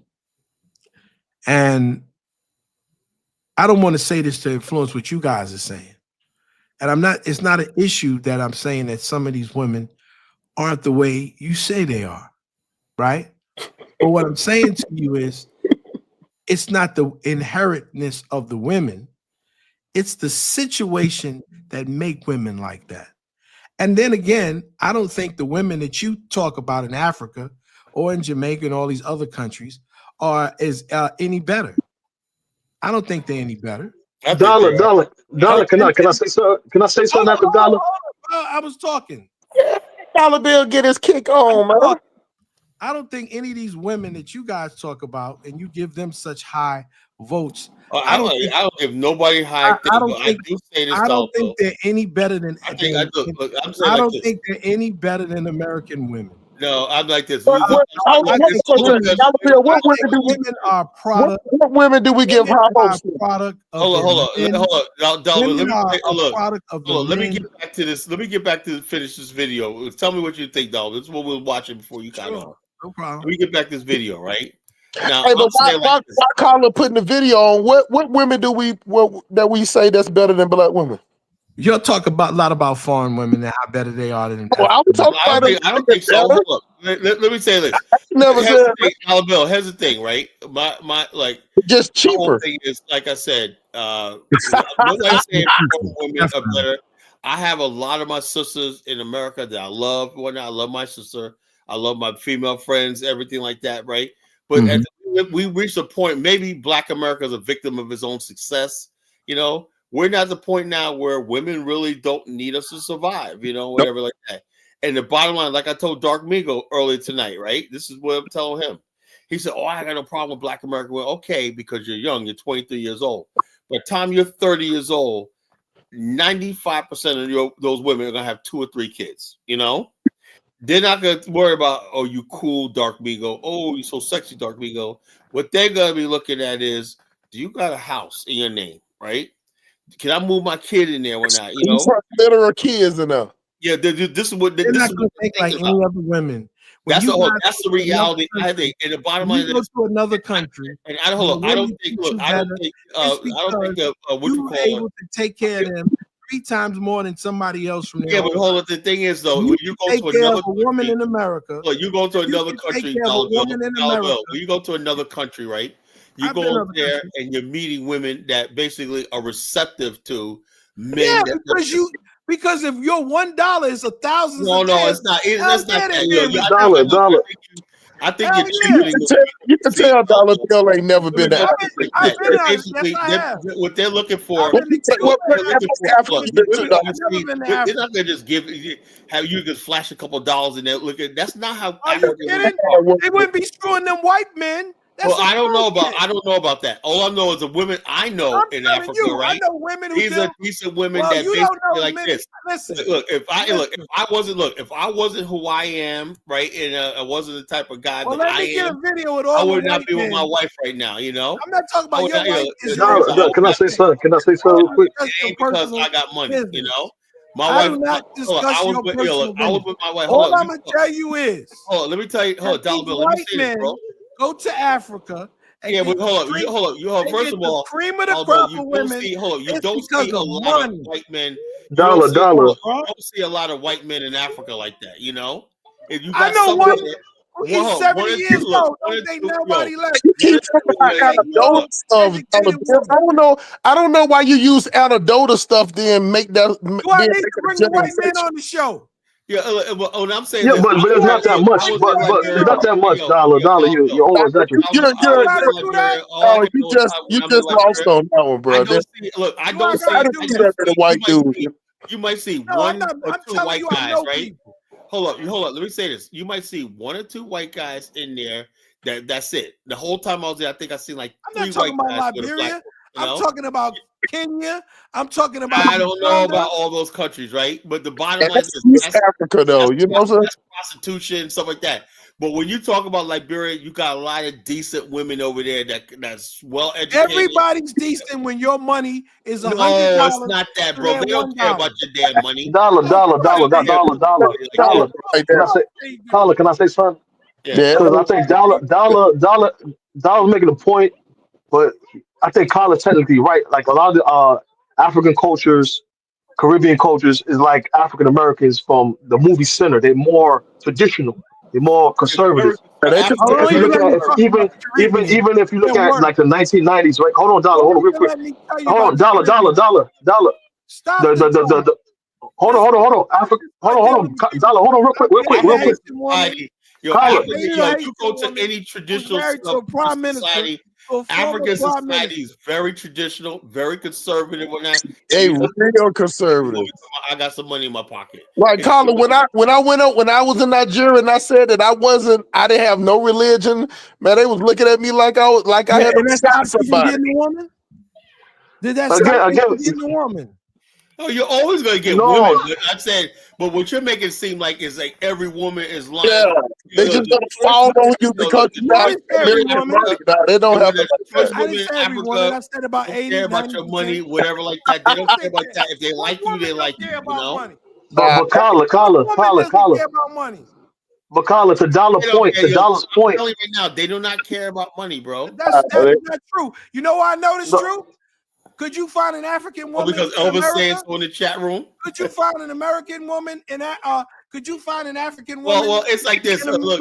I just say, look. Check us out, Dollar Bill. No, I was talking to Bomani to I was talking to Bomani today, right? Dollar Bill, man, can you let me talk, man? Yo, Dollar Bill, man, come on, you can't shout on me like that. Come on, bro. That's disrespectful. Yo, let me talk. Look, let me finish what I'm saying. Let me finish what I'm saying. Then you can talk. You know, look. The bottom line is, I was talking to Bomani today, right? Another sister, right? Went to Ghana, right? African American sister went to Ghana, lost everything. You know, lost everything. Chased behind some Ghanaian Negro, whatever. Now, what I'm saying, like this, Africa, hold on, with Africa, if people think they're gonna go over there because you got a couple dollars in your pocket and you're gonna get a woman, yeah, you can get a prostitute, whatever, like that's easy. Get to any place. But as far as like if you like decent women like I do, and you don't mess with that type of shit. It's not easy, man. I got a white friend. But Carla, hold on, Carla. Dollar, hold on real quick. Educated women.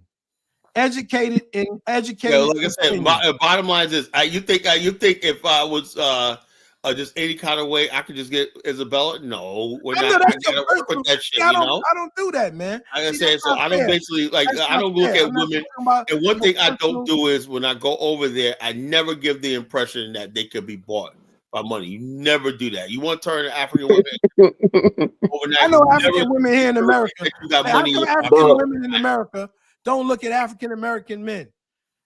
What you mean? I don't know what you're talking about. But can I say something real quick? No, answer that question. Carla. Hey, on the real though, Dollar Bill, y'all are cutting Dollar Bill off though, for real. No, you won't let me say speak. That again. Go ahead, say that again, Dollar Bill.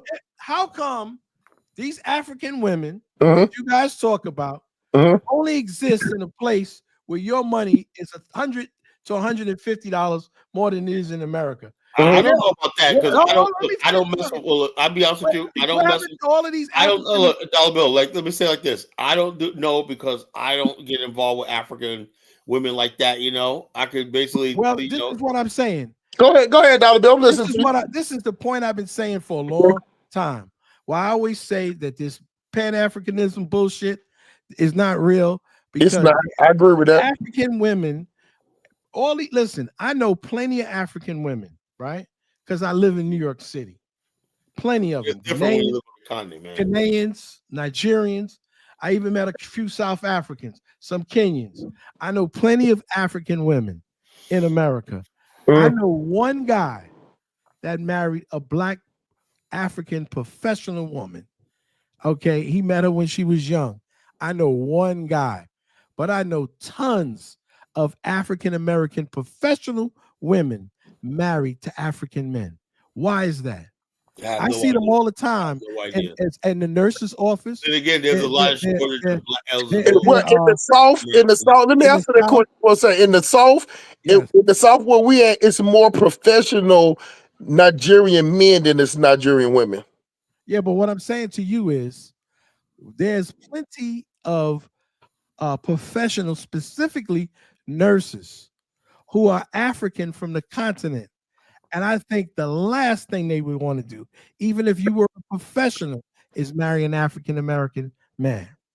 Nah, it's not that. Well, I don't know about but in New York, but in the South, it's not like if you go. You see a bunch of African women who are They mostly professionals. security. Mostly African women in marrying the South, African they American men? security and shit. They're not. Are they marrying? I'm like this. African-American I'm like this. In America, right? We're just like maybe we just don't cross paths with each other and stuff like that. I really don't. I see. Really, African I think that's and like BS. that, And the bottom line is this: there's a lot of African women are not in the same.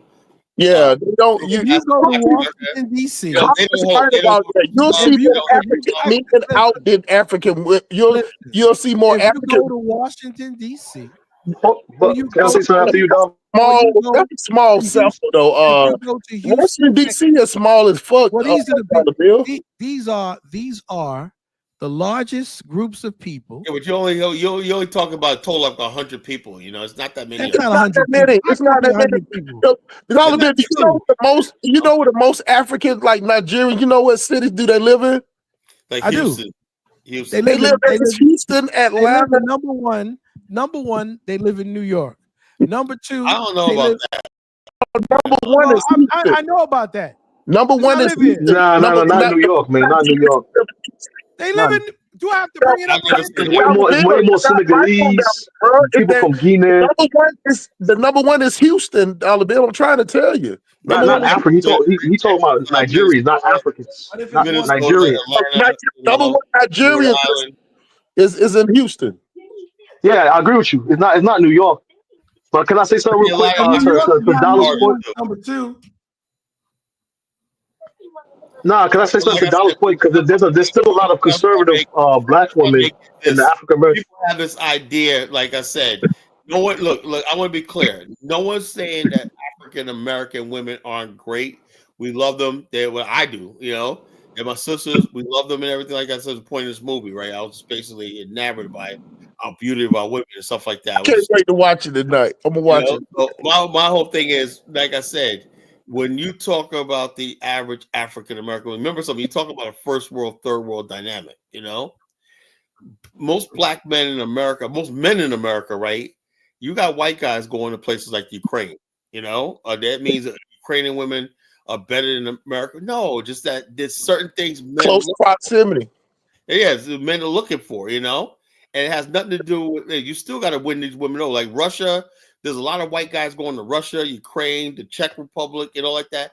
Why? Because the prospects are a thing. And American women are basically harder to get because we live in a different type of society. It has nothing to do with, not saying these women achieve. It's the same thing you go overseas. If you go to Brazil, I know people that go to Brazil can't get women because they go over there with the wrong attitude. If you're going over there and telling women, no matter how poor they are, that you're there, you can buy them with their money, you can forget it. As simple as that. And I had Liberian women tell me that, it's like, yeah, we like guys and whatnot, but if you think, they'll tell you, I say, I understand. I'll talk to you, I'd say, I understand what you're saying. So I don't want no guy thinking that, I'm just after money and whatnot, even though money helps, and everything like that, but you never never let an African woman lose face. I tell you right now, you want, they say a woman scorned, hellfire and damnation. Don't let no African woman think you scorned her by making it seem like you could buy her or she's cheap, whatever like that. She will make your life hell. I'm just telling you that. I ain't making my life hell. I'm telling you guys, and I'm not trying to get people's personal business, that most of them are for sale. That's no. Can I say something? Can I say something? It's not that for sale. Look, you say African women for sale. You act like look. Africa is not the Philippines. Money in their country. It's not the Philippines. You don't see women on the street. It's worse than the Philippines. Hadiao and Bangkok and stuff like worse that. Than the Philippines. Dollar, you reaching, bro. Dollar, you reaching. Can I say something real quick? Can I say something? Dollar reaching, man. Dollar Bill. People. Dollar Bill said worse than patois. If you're expecting the Philippines or Thailand, you got to go there. Don't go to Africa thinking you're gonna see that. Yeah, it ain't like. Don't tell white people that. Don't tell white people that. Can I say something real quick? They're doing that with Africa. I'm telling you right now. I like I'm that. telling you guys are wrong. You don't see white people. A lot of white guys in Liberia, at least. You don't see them in West Africa. They're definitely in East Africa. You know what I'm saying? In East Africa, but you do not in West Africa. Blackest part of Africa, you don't see white guys out there with African women. You know what? I'm gonna cut myself off. I'm gonna go to the YouTube and I'm gonna show you better than I can tell you. They exist, man. You're gonna show tourist areas, but the population is way bigger than the tourist area. So you're just reaching. You're reaching. There's lady boys in the Philippines, bro. You're reaching. You're reaching. Can I say something real quick? I've been waiting, bro. I've been waiting. Can I say something? Can I say something? Dollar, you reaching, bro. There's no lady boys in Africa. There's no over sex tourism. There's no lady boys. You're talking about the Philippines. Philippines lady boys. Hey, yo, check this out. Pilot, these countries are You're trying to compare some place that's very excessive. That ain't like the Philippines at all. Go ahead and say what you finna say, Professor P. Yeah, I'm 30 years old. I noticed there's a big shift from the women that I saw when I was younger to now, right? I believe that the women were way more conservative when I was younger. Now you got people with face tattoos, neck tattoos, all type of tattoos. And my question to you guys, since y'all guys are African American, who made African American women less conservative? Because they were way more conservative when I was younger. The Democratic Party. The Democratic. That's a fair answer. The Democratic Party. It's the policies of the Democratic Party that push black women like that. Black women was conservative till like the 80s. They started changing in the 80s. Let me give you a perfect example of what I'm talking about. Look at there's no African version of Megan Thee Stallion, Sexy Red, and stuff like that. It doesn't exist. Yeah. There's no African. Yeah, but that's not a fair analogy because when I was tricking off, stop it. That's not a fair. I tell you, look, I'm dollar. It's not like that, bro. It's like that. No, but you're comparing like the scrutiny of the masses of the people is enough to shut down those. They're African. Stop it. Yeah, but exactly. The majority. I'll go to the continent. He'll understand. Yeah. No, but you go, man. I can't wait for him to go so he can see it for himself. Yeah, see for himself. It's not like that, man. No, but America give those women backing to do those things. Especially Liberia, these women are very, very conservative, very, very like this. So So if you want to take them out on a date, if they go out with you, that's fine. But the bottom line, if you think you could just, this is a place where you could just get them in bed with a few dollars, no. Definitely ain't that easy, man. Y'all are tripping. No, I'm just telling you the reality, man. Hold on. Can I ask you about that, tripping out in Nigeria. He just chicks for $15. I don't even know what you're yelling about. But Sid Police, can I say something real quick, man? But Sid I don't know. We can't hear you, man. You gotta be close to the phone, bro. We can't hear you. You just yelling. But my point was that I personally believe hip hop made the women more degenerate, not the Democratic Party. Because when I was a kid, some of the women didn't even really listen to hip hop. Now they listen to a bunch of hip hop. They got Sexy Red, all this shit. Let me answer that because me and Colin had this conversation. I told Colin that what brought gangster rap to Black Americans it came from New York. New York started that gangster shit. New York started that grimy, kill everybody, sneak. But Atlanta had the stripper culture. All these reasons contributed to a more degenerate black woman. Professor P, let me tell you, Atlanta. It was New York fault. New York had the rap game on lock until they started that killing, wanna kill, steal, rob thing. And when that faded away, it went to LA, and LA and New York was going back and forth. But once that shit died down, then Atlanta got its turn, and Atlanta ain't letting it go. Now New York is suffering for bringing that type of music in. If New York would have kept to that word, we smooth with the talking, we rap like this, they would have never let it go. Once they brought with that, we killed them. I was watching this thing the other day, how smart, right? Where these white Gangsta guys rap did not start in New York. They were deliberately, basically, induced to putting out the worst sort of black music to destroy the hip hop and like that in the community. They were actually saying this. They were powerful forces behind the fact that the structure of stations like BLS, the introduction of people like that came out of nowhere, like Hot 97, Folk Natural Flex, Wendy Wood. These people came out of nowhere, and next So, thing you know, so where do you think gangster rap started at, Dollar Bill? my whole thing is this. This is what I'm California. No, saying. Let me say this one thing real quick. You can take all the dudes in California and they'll tell you where did they get it from. The Ice Cube, the Eazy-E's, the Dr. Dre, I'll tell you what started, right? They'll tell you that they got it from New York. KRS once had a song in 1986 called My 9mm Go Bang. Listen, my 9mm Go Bang. And Snoop Dogg said when that song hit LA, he said that inspired everybody to be like, okay, if they're doing it in New York, because they never heard anything like that out of New York. Yeah. So they said, okay, if people in New York saying it, and KRS-One's a number one rapper, a conscious rapper, and he's saying it. And so basically, I think KRS-One could have been talking metaphorically, Could have. California took it literally, California started. California did not start it. They'll tell you where they got it from. Niggas with an attitude. Oh, bro. Okay. They was on, man. California was on. You got to go out there. California was on some old, like Too Short, Yeah, they was on some old school shit like that, It was not like that. They was on some pimp shit. The New York niggas started the gang shit, and the LA niggas took it to another level. That's what happened. And then Cypress Hill got into it. Yeah. Cypress Hill, people like that got into it. Rap. So the bottom of the only Cypress guy Hill, that I knew that used like to do that was Cool G Rap. And Cool G Rap wasn't the only one. Cool G Rap, brothers, I helped pioneer this, man. It doesn't matter. They get. I grew up when it came out. A lot of that rough, rugged, and raw started in New York. Some of y'all weren't even born yet. The rough, rugged, and raw started in New York, bro. Like I said, even if you had some guys that had some rough and ruggedness, they weren't really plenty of them, bro. They weren't gangsters. Gangsters. Hold up. The whole thing was like this. We could settle on this, right?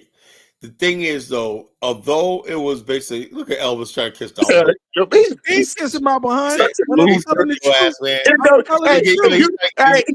the funny thing about what he said? If you sit Ice Cube down and Snoop Dogg, all of them, they'll tell you when they heard it. Hustle Smart. Here's where I agree with Dollar Bill, right? The difference is when we did that stuff like that, the only people that heard this music was black people and was limited to underground, right? Late night, right? When the West Coast got it, they took it to the mainstream, right to the mainstream and stuff like that. That's the difference, Now, if Elvis ever would have said the end of California made it mainstream, I give it that. California took it, but they got it from the New York dudes. They'll even tell you that they got it from everybody. Got rap from New York. But that's what we say. My point I'm trying to make is. My point is, let's point the finger. I'm saying the fact that in New York, the only thing New York was saving grace was it was limited to the underground, which is called the underground. Then out of nowhere, by 1994, there was no more underground. People like Biggie Smalls was on MTV and VH1. You see the difference? And then they start going back and forth with each other in the mainstream. Tupac versus Biggie and versus Ice Cube versus Common. All those kind of stupid beefs that were going on in the mainstream, right? Before Common wasn't even Common there. He was called Common Sense. He was a gangster rapper. Yeah, so what I'm saying is this. So now he wore big ass hats and big ass shoes. The West Coast thing was it basically when see the thing is, like I said, the people don't like when I say this, right? I remember when LL Cool J was out, he was like the only rapper that basically saw him and Run DMC were the only ones that basically did platinum records, and 99% of the audience was black people in the tri-state area. Really, right. I'm saying California was different. Most, like Ice Cube said, most of the audience were middle class and middle spur. That's why they sold more records. Remember that? Yeah. What you call it? Death Row was selling way more records than Bad Boy and all these New York Uptown and LA because their audience and their market was bigger. It was white America, White America, yeah. So that's what did it. That's what did it. And white America had an appetite for gangster rap. They were not trying to hear J. Rue the Damager. They were not trying to hear Poor Righteous Teacher. They were not trying to hear what's his Brand Nubian. They were not trying to hear X Clan. You know, that's what they were not trying to hear. Bambaataa. You know what the number one difference is, Collar, is that one thing that I always respect about New York dudes, that they can rap on the shittiest beat. I'm talking about you just knocking on the wall and hitting a can on the wall. They can rap over there. The LA niggas used to make music like you could just play. You could take off the rapping and just listen to the song. Like it was even the worst LA songs, you can play them in the club and people was dancing to them. That's what makes them so big. Jordan.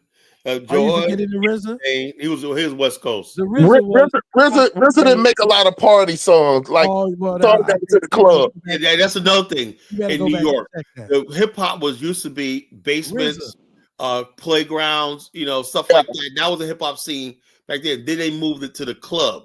You know, once they moved it to the club in New York, and then in LA, it was in the suburbs, right? In white suburbia.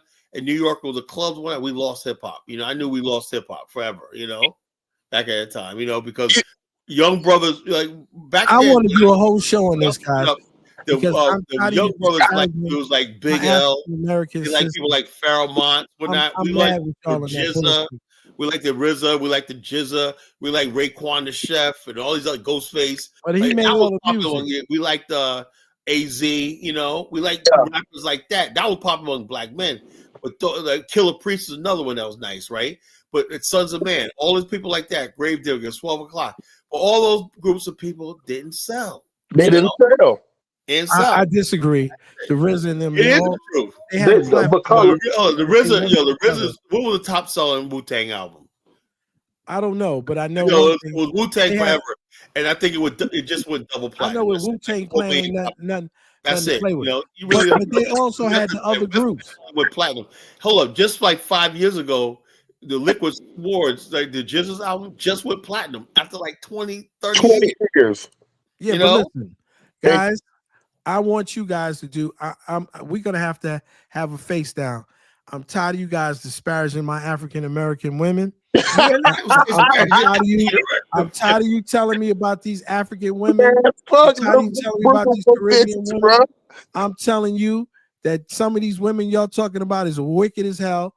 And I'll dollar bill. All women are wicked as hell. And I'm not gonna let y'all keep talking that BS. All women are wicked. But here's the thing, dollar bill.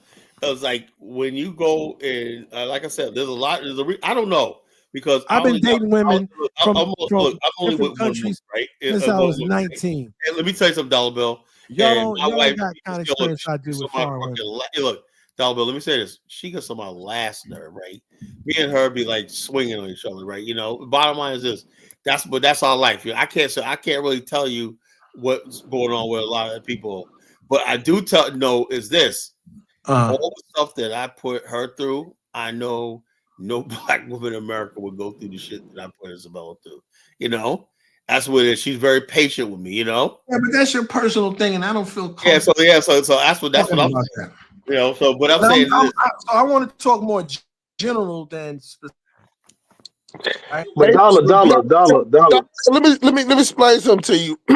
The only two artists out of New York that was getting played on the radio and in the clubs was Heavy D. And there was Old Dirty Bastard, and the only song was that Maya chick, you know, Ghetto Superstar. That was a hit. If you just that's where the money was at. If your music the club was the money. If your shit wasn't bad, the club was the money. Hey, hold on. You know what? You know, it's a surprising fact, right?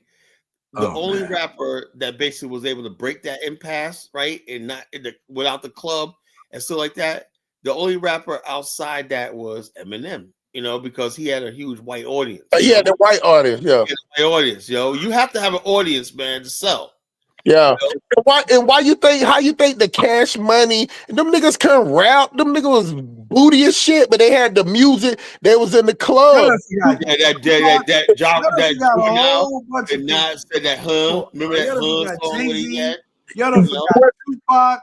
Y'all done forgot Big Daddy Kane. Y'all done passed Yeah, the but whole. Big Daddy Daddy Kane, the music wasn't played in the club, though, Dollar Bill. That's what I'm trying to tell you. Big Daddy Kane came out recently and said why his record was he fell off because he said he wasn't really doing it right. He said he looked at Method Man and all these other people saying, "Yeah, man, I'm past my time one night." You know, I'm talking about in his heyday. He was good, man. Yeah, but that was but between. it wasn't for the club, though, Dollar Bill. It wasn't for the club.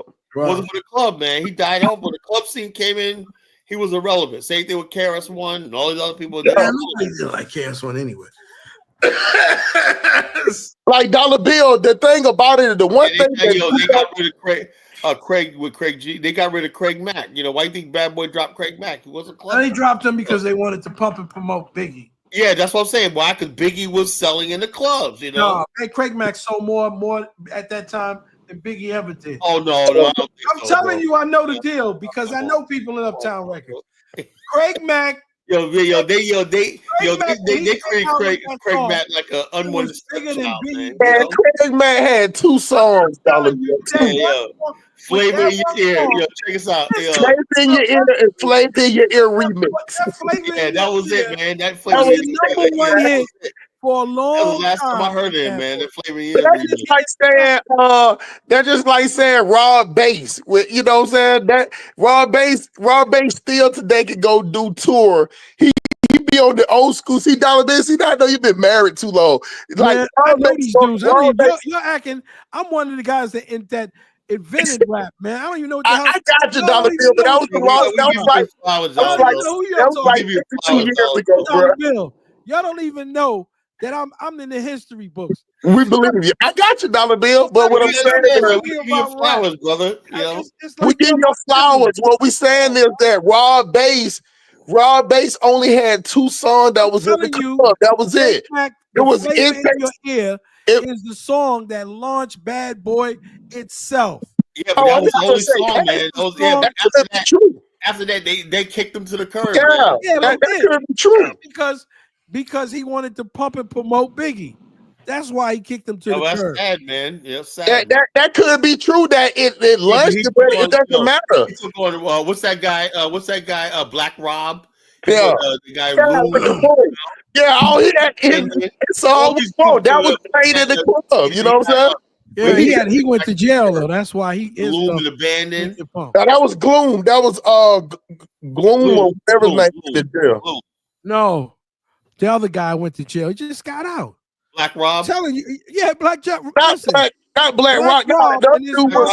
He passed away, I think. No, he did not. Which one that passed away?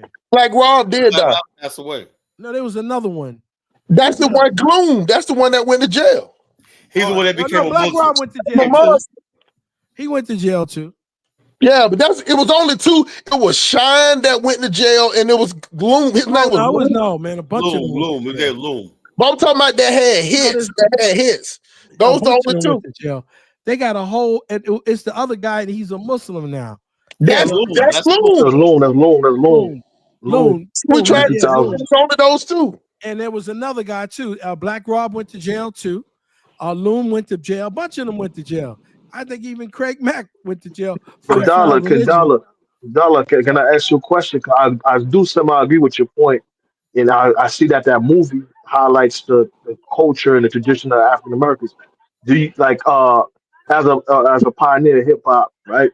Do you feel that hip hop damaged the image of the black woman? Because I still see conservative black women in pro-black groups. I still see them in churches. I still see them I still see them. They still exist. So do you feel hip hop damaged the image of African American women and men? And do you feel that absolutely when the establishment took over rap, it definitely damaged how people see us and our culture as a people. That's why this movie was such a good thing. Now, can we hold up and make another movie like the Sinners right here? This was our culture coming back. We could build on this, man. We're there, you know. And I think for the most part, man, like I said, listen, I'm not trying to judge people or make people feel bad about anything that they have to do.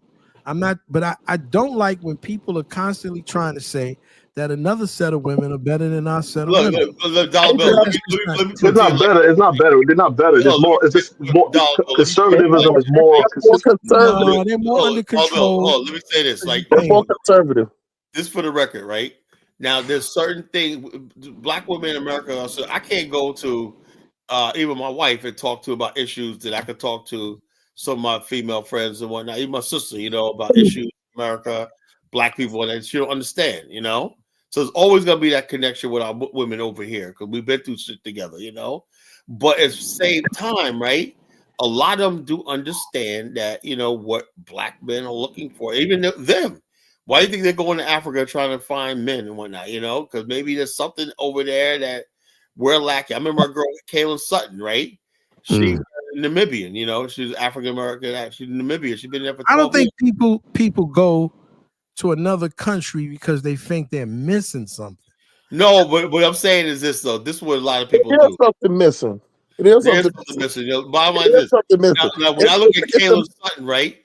She basically, the guy she married, that fell in love with, married. She got 2 kids with him now, right?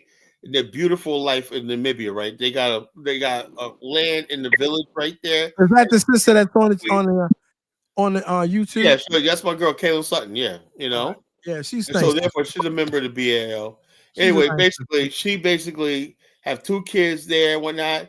And the bottom line, she always wanted to live in Africa. She fell the man of her dreams and whatnot, And I was telling, I said, send a message to your husband. He better take care of our queen. And she goes, okay. But this is something that people don't understand. I've followed that sister for many years.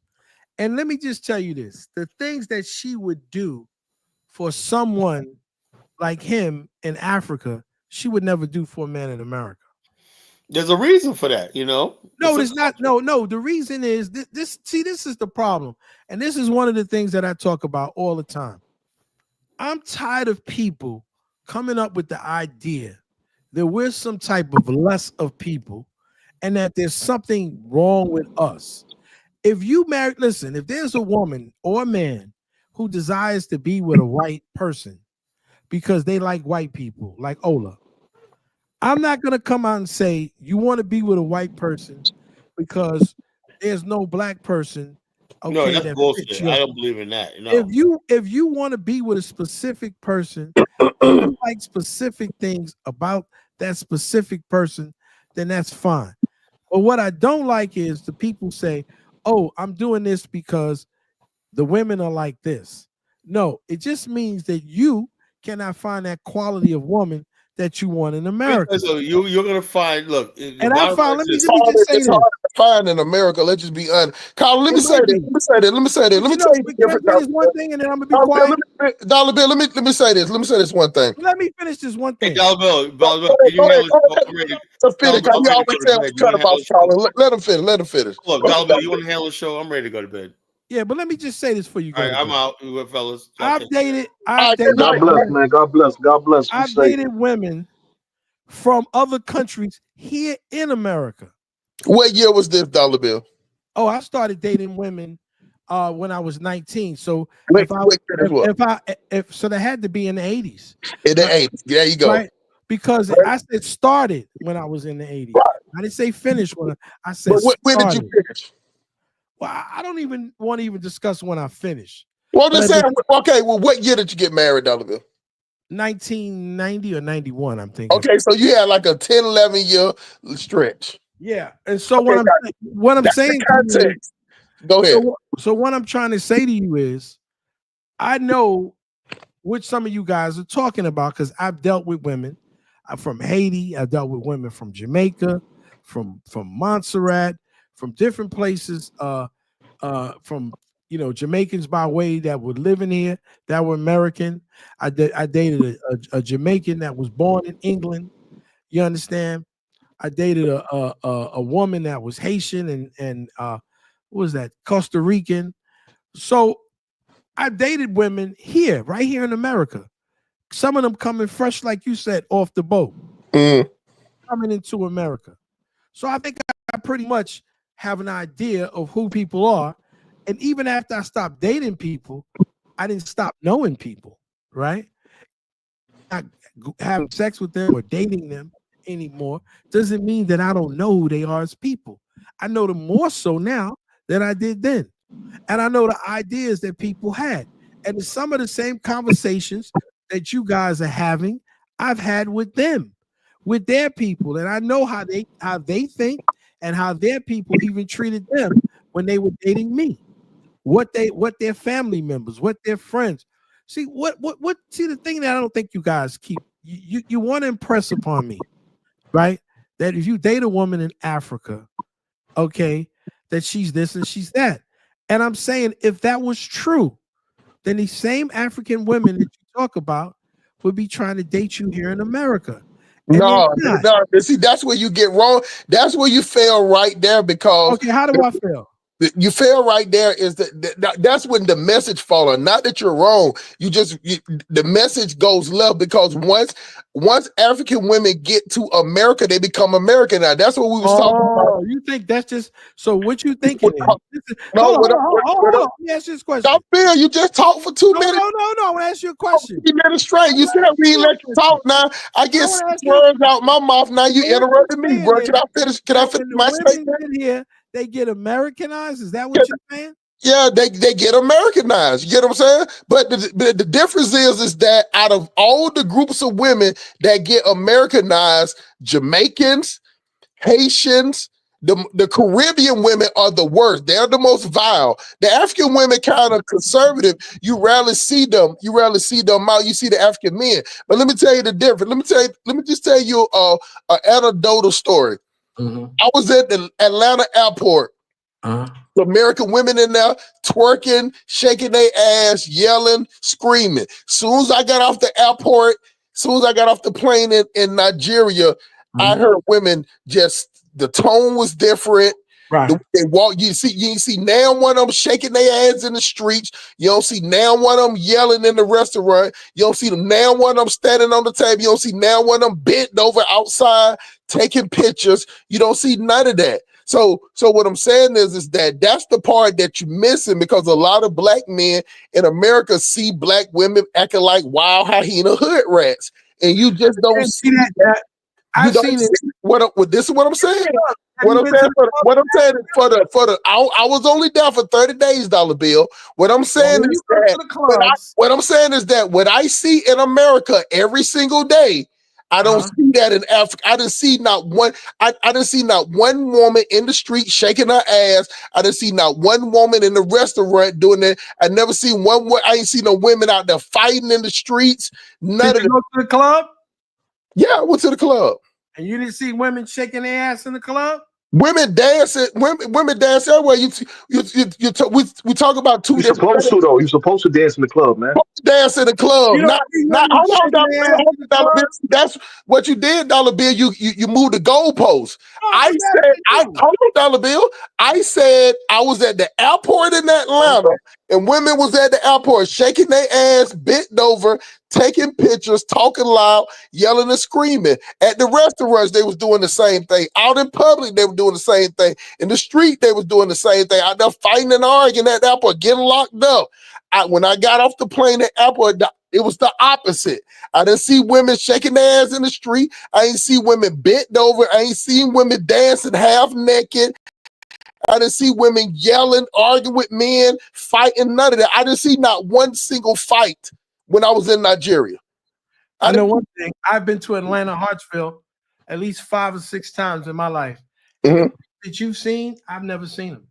Yeah, well, I mean, that probably been the day you get there because the bitches get locked up out there all the time. They actually got a show about it. I never seen all of the things that you are talking about. Let me tell you what I saw when I went to Hartsfield. Every time I've been to Hartsfield, and I was just in the Hartsfield last October. Every time I see a bunch of black people, I see black people in all types of positions, going back and forth, doing their work, taking care of their business, doing whatever they supposed to do at the airport though, Dollar Bill. You said the airport. I was only in the airport for an hour. I just used the airport. I used that as a starter point. So talk about the other stuff. the half naked, wherever, bent over, shaking their ass, cursing, loud, belligerent, fighting, shooting. That shit, you don't see that in Africa. The women. Let me like just say this to you. Can I say this to you, Sam? Sure. Do you got TikTok? Yes. Well, go on TikTok and start befriending yourself to some African women. And everything that you talked about, you're gonna see that right on TikTok. What? See what? You're gonna see ass clapping. You're gonna see cheeks. You're gonna see twerking. You're gonna see you moving. He's talking about at the airport. He's talking about at the airport, man. You reaching, man. That's not what I said at all. I was real specific about what I said. I said in restaurants. You acting like they don't do it. I'm telling you, I'm telling you that. I'm telling you what I see. I'm telling you what I see every day, and you're trying to go to the specific. I have never seen a woman. I have never seen women arguing or yelling in the restaurant. Out of all the people you talking about, so think about it like this. Dollar Bill. It's 200 million people in Nigeria. They're all packed up against. It's only 45 million black people. But what I see in Black America, I see it every day. Around 200 million. I didn't see that for 30 days. I know. I hear you. But listen to me. If you go to TikTok, you'll see it for more than 30 days. I will see what I see. I'm gonna tell you what you're gonna see. Go ahead. You're gonna see a lot of ass clapping. You're gonna where though, Dollar Bill? Where they at? On TikTok. No. You saying the location? I'm saying where? At restaurants? They're everywhere. In restaurants, in gyms, in clubs, in restaurants. Yeah, they don't even allow that shit. They don't even allow that shit in no restaurant in Nigeria, bro. I'm telling you, they don't allow that. I'm telling you, they don't. They are conservative as fuck over there. They don't even allow women to be talking like they will run. They will kick them out. They don't allow that shit, bro. Listen, now I don't know where they got. Break it up, then. That's been you got the show. Break it up. I can show plenty of them. But dollar. That stuff may exist, but they're very minimal because they scorn a lot. Even Ramo, he's talking about some lady dropping the sex tape in Haiti. That woman's greatly scorned for that shit for dropping the sex tape. They shun that shit a lot. Them Haitians in Brooklyn do a lot of damn twerking. I used to party. They just shun a lot. Haitians come from like a voodoo-y, Christian kind of society where they shun a lot of shit. Listen, not only do foreign women from other countries shake their booty and twerk, they got a shit called carnival where they half their damn naked running around shaking their ass. Yeah, that's in the carnival, bro. It's in the carnival. That's not in the fucking walking down the streets, man.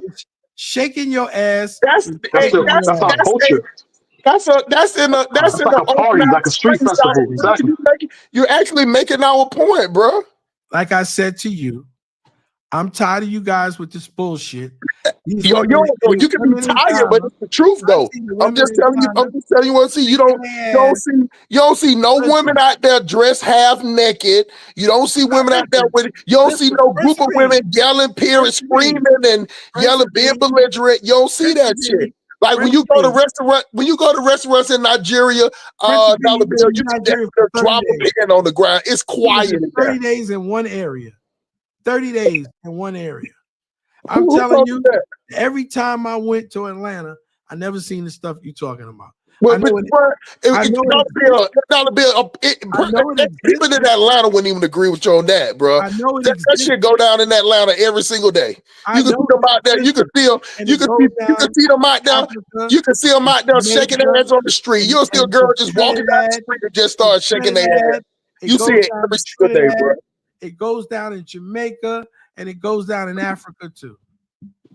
No, because you said Dollar Bill, I'm saying Africa, bro. You get what I'm saying? Africa is a big ass country.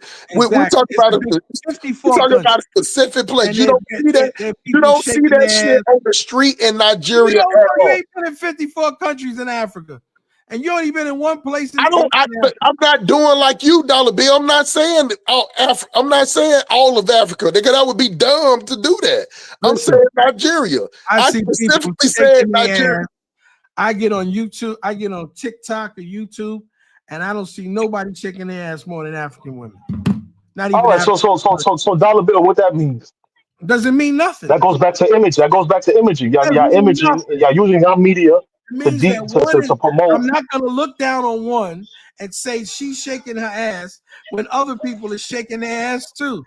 But I'm saying. All right, outside the video, when you go sit down with them in the community, they're more conservative. Why is that the imagery is becoming a common thing in the community where I'm 30 years old. Hold on, Dollar, let me finish. Yeah, you can be Dollar. my son. My son's 30. Dollar, I'm 30 years old. Hold on. Place an African American woman and all of them are ratchet. Are you trying to say No, I don't.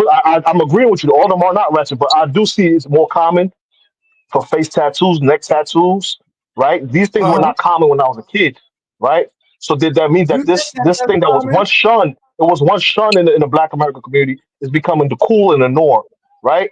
For both men and female, right? The imagery of the African Americans is becoming more ratchet.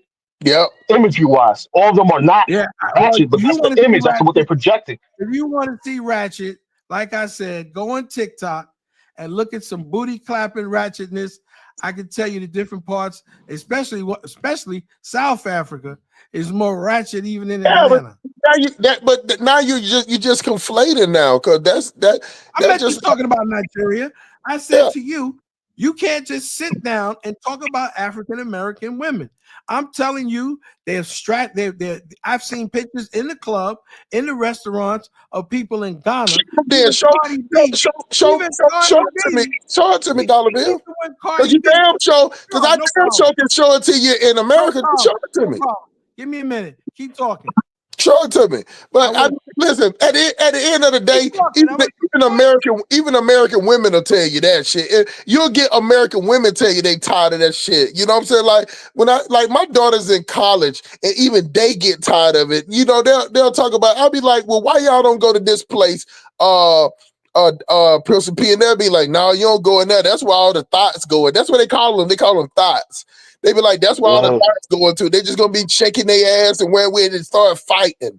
That's how they talk. You don't see that. I'm talking about, man, just regular restaurant. Let me tell you one of the worst things that's going on in Atlanta right now, where people stop going. They actually have DJs. You go in there, sit down with your family, go to eating. They pull out these big ass speakers and goddamn motherfuckers start dancing and shit. They got a DJ in the restaurant. I don't know who thought of that shit, but we glad that they taking that shit out of restaurants now. You get what I'm saying? They were making fucking Popeyes in Atlanta that had the Don Julio. They were there having Don Julio stripper contest and Popeyes and shit. Like See, again, that's Atlanta stuff. See, that's Atlanta shit. Atlanta. That was just in New York. Atlanta is extreme, bro. Atlanta is the extreme with the ratchetness. You know what I'm saying? No, but that's why I said with the hip hop, y'all threw in like a lot of stripper culture into hip hop, and it made the women more stripper like. Yeah. See? But that came from Florida. It actually came from Florida. Because Florida was the first place where you could have like butt naked strippers. Then it got to Atlanta. Because all the South can't play. Not in Kenya, but in West Africa. So it's about still Nigeria. It is still ours. African American, by the way. Ako hapa, Cardi B and TI and me. Same. What's up? Nini. Please. Kila mtu tu atumie nini, please. Facilities vizuri. So what is this supposed to show, Dollar Bill? Can you see it? Yep. I'm saying what's it supposed to see? You know everything. Outfit. Kwanza ya kuperform. Hey. She even, there's even a point she moved her shoes. Yani ilikuwa na mbamba so much akasema viatu. This is a person who's performed on international stages. Imagine akakuja Nigeria akasema I need another spirit. I need another one. Hey, sasa tu ni Uafrika elimu. Yani have you ever felt like huyu ni moja wetu? She loves it. So many videos. This one is just talking. Hold on. Yeah. Try again. That's one X. I'm not Xing. That's what Ed tried She's American. Welcome to Lagos, Nigeria. How are you feeling? How are you? How you doing? I said to you, I'm excited. I'm anxious. You never making my point. I'm very anxious. Like it's like, because yesterday I came like around 6 p.m. but then I fell asleep, and then when I woke up, it was like 11, and everybody went out to the club, and I was like, I want to go to the club, but if I go to the club, I gotta get my hair. Welcome to Lagos. Try again, $1 bill. What am I trying? To Lagos, Nigeria. How are you? That's Cardi B, man. She's not Black American, but she's from America. Stuff that she's doing, she can't even do her own culture. She can't even do that in the certain Caribbean cultures. What she be rapping about. So the hip hop made a safe haven for degenerate culture. Everybody went out to the club, and I was like, I want to go to the club, but if I go to the club, I gotta get my hair. Welcome to Lagos. You know that she was talking pretty stupid. How are you? All that I'm shit. excited. I'm anxious. I'm very I mean, she's fully dressed, talking normal. I don't know what you're doing, $1 bill. That's another X. You're not gonna. But again, either way, you're not gonna see African women dancing in the bars. You ain't gonna see that. And, I mean, not in the bars, but in the restaurants. You're not gonna see that. That's a party, man. Of course they're gonna be dancing in the party, bro.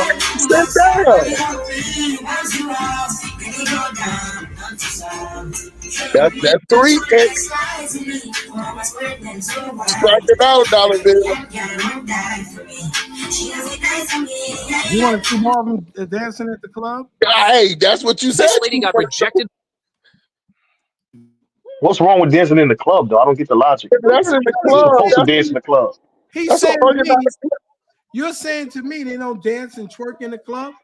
I'm telling you, You're supposed to. You're supposed to. He's in That's what you're Nigeria. supposed to do. It. You making that narrative? We never said the club. The club is an Even organized. African Garden said, you don't think there's strip clubs in Nigeria? You really believe that? Talking about?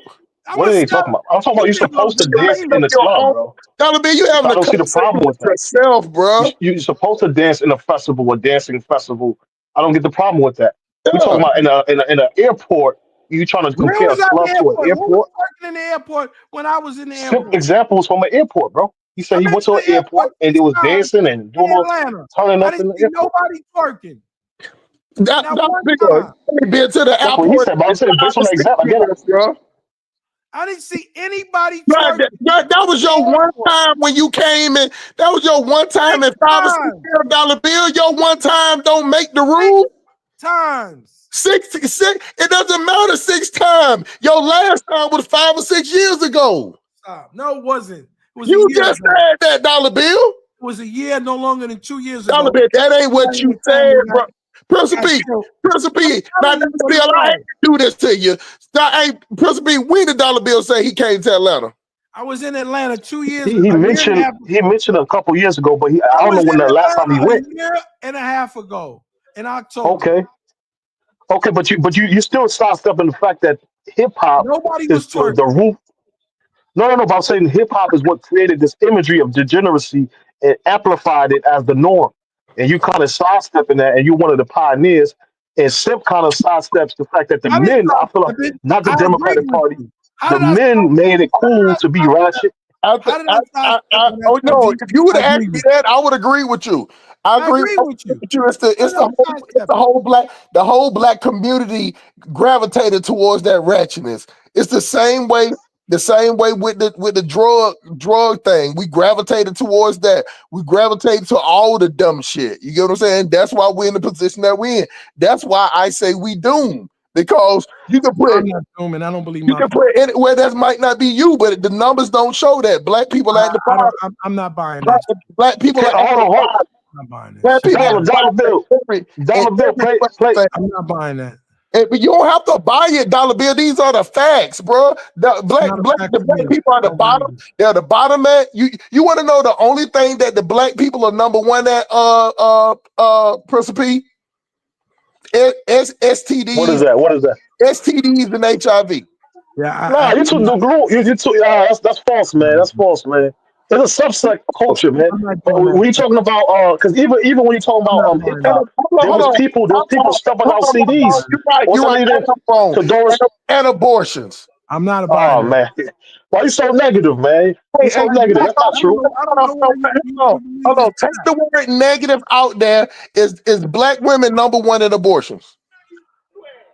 That's what they say, but I don't care who's there's number repeat one. offenders though. There's Okay, repeat offenders. Hey, I don't want to fight. I just want a yes or no answer.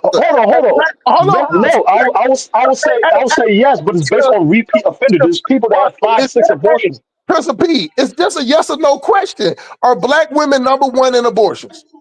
The stats is not reflecting the greater population. There's people that repeat. If you say something, black women will tell you they number one in abortions. Black women, but it's based on the numbers. Hold on, it's based on numbers though. The numbers is based on people that went in. Some people went in multiple times, so that still count as multiple abortions for one person. These are talking about these are operations, bro. You have no idea what you're talking about. So you telling me? I know people that had multiple abortions, bro. You have no idea what you're talking about. The black women are number one. Black women are number one in abortion. The same way that black people are the last as far as education, the last in home. We're not the last education. The last in income, the last at entrepreneurship is the last. You're wrong. You got the goddamn black women numbers have more talking. education than white women. You say what? Black women are more educated, than white women in this country. And we still have more education in the How do you even say that black women? What would make you say black women are more educated than white women? They have more advanced degrees than white women. No. See, that way you're wrong at. Black women have more degrees in psychology, bro. Useless degrees. It doesn't matter. No, see, there you go. They still got them though. They still got them though, bro. They still got them. Y'all pushing the goalposts. And it's more white. I don't even like white women, but white women have way more degrees than black women. That don't even make sense of what you said, Dollar Bill. Per capita, Nah, but black women have more degrees, advanced degrees, than any other woman in this country. Talk about, man, the number one thing that black women go to school for is sociology and advanced communication. Yeah, they still got them. They still have them. They still have them though. It doesn't They still matter. got them. Mass communication and sociology is not a high. They don't even make that much. Stop this Donald Trump white worship bullshit. No, it's just the facts, bro. It's the facts. It's the fact. You know what, Dollar Bill? You don't have facts, bro. Just because they don't agree, just because you don't agree with them, don't make it not be the facts, bro. Black women have more advanced degrees. No, they do not. Woman in this country. No, they do not. That is 100%. I tell you what, pull it up, then, Dollar Bill. Don't tell me. Pull it up. Pull it up. Per capita. Pull it up. You look at the numbers of black women. Just pull it up. Pull it up. You got the host. Pull it up. Okay. Pull it up. Listen, you want to keep going into this defeatism. I don't want to. I just want to keep with the facts. I'm not a feelings type guy because I don't have no dog in the fight on either one of them. But I'm gonna just tell no lie because I'm not gonna tell a lie on white people because I'm black, and I'm not gonna put black people up and say whatever because if the black women, God damn, Dr. Bill, we one at a time, man. I can't hear. God damn, go ahead. You talk, Dollar Bill. Go ahead. One at a time. You live in this country, and the black women that you guys run to different countries to be with, in their countries, they'll deal with you because you're the bag. Talking about. They don't look at you. What are you talking about? What are you talking about, Dollar Bill? You be all over the place, bro. I'm tired of y'all. Stop doing that bullshit, man. I'm just. Well, let's get back on the topic. I mean, because basically you trying to imply that you went back to black people at the bottom of everything. This is false, man. Let me present myself again. Hey, Professor P, tell me where black people are not on the bottom at then. Can I present my stuff for you? Because you asked me. But black people are rising up in every damn near statistic at the moment, like in terms of ownership, home ownership. Not no colloquial terms, not no parables. Here it is. Essence Magazine did a study in March the 26th of 2025. The new study shows that Black women are among the most educated. Okay, Black women accounted for 68% of associate's degrees, 65% of bachelor's degrees, and 71% of master's degrees. And there's 65% in the doctorate. I pulled it up. And what does that mean? That means they're the most educated. Don't say what they. No. That doesn't make sense. That's not what you said. That's not what you said. That's not what you said, bro. I didn't say that. I didn't say that they don't get degrees. God damn, bro. We let you talk, and then when I start talking, we can't talk at the same time, bro. So again, I'll be quiet and let you talk again, and maybe you'll let me talk then. Go ahead. Okay. I just put it up. I'm gonna put it up again. Okay. This is where you can go and you can get it. Okay. Black women, it shows you how they have the most degrees. They even have 65% of the doctorates in this country. Black women unequivocally, and I showed you, I didn't want to do it, but you pushed me in the corner, so I did it. So you can see that I'm not bullshitting. Now you can so let me know when I can talk. Yeah, I'm gonna let you know. What I'm gonna say is this: I'm tired of this bullshit. God damn, bro. Let's stick with the facts, bro. You know what you tired of. You sounding like an old ass man, bro. Like you don't make what people can talk about when you talk about. You can disagree with it, and then you disagree with it, and that's fine. But at the end of the day, what you said was, God damn, dollar bill, can I say something? Go ahead, talk. God damn. You sit up there doing all that crying when Carla was doing it, and then you doing the same thing now. I'm not crying. I'm just telling you. You literally crying. Sit up there saying when Carla, they wouldn't let you talk. Nobody would let you talk. Now I can't get 3 words. My mouth got you talking. Y'all don't want me to talk because I'm not. Bro, when you talk about you doing since Carla left, you've been doing all the talking. Yep. I came in to talk because I got tired of the bullshit. Go ahead, talk. No, I'm gonna let you finish. Go ahead, bro. Finish. I already proved my point. Oh, you hate prove your point because that's what it is. Black women take up useless degrees like psychology and motherfucking mass communication. Hold on, Sip. No, Dollar Bill, I'm gonna let you go, bro. I'll let you talk. I'll let you a Principal talk, bro. I got 3 words out my mouth again, and you interrupted me, bro. So I'll let you do it. The difference, I ain't gonna cry about it. I'm gonna let you have that. But like I say, there you go, my brother. Y'all go ahead and have it. Y'all have a good night, man. Peace. Well, God bless you, though. But Sip, before he left, but his point was your point was basically based on sheer numbers. But I wanted to. I should have just had a dialogue, man. Y'all was trying to talk over one another. There's no need to dialogue to refute. First you said to me that I was lying, that I couldn't prove what I said. So what I do with people is I don't run at them right away and show them what I say. I just let them talk and hang themselves. And then I turn around and pull it up because people can tell me what's useless and what's not useless. Okay. If you don't like that particular degree or what have you, that's fine. But that doesn't mean that you can take away from people who've been doing the work. You want to present an argument that the majority of our women are ratchet, that the majority of our women are uneducated. That's what you imply when you say. And then when I pull it up to show you that the majority of the women are not uneducated, in fact, they're the most educated in this country, then what do you have to say? Do you want to believe what you see on TikTok, or you want to believe what the evidence is showing you today of who our sisters are and what our sisters are about?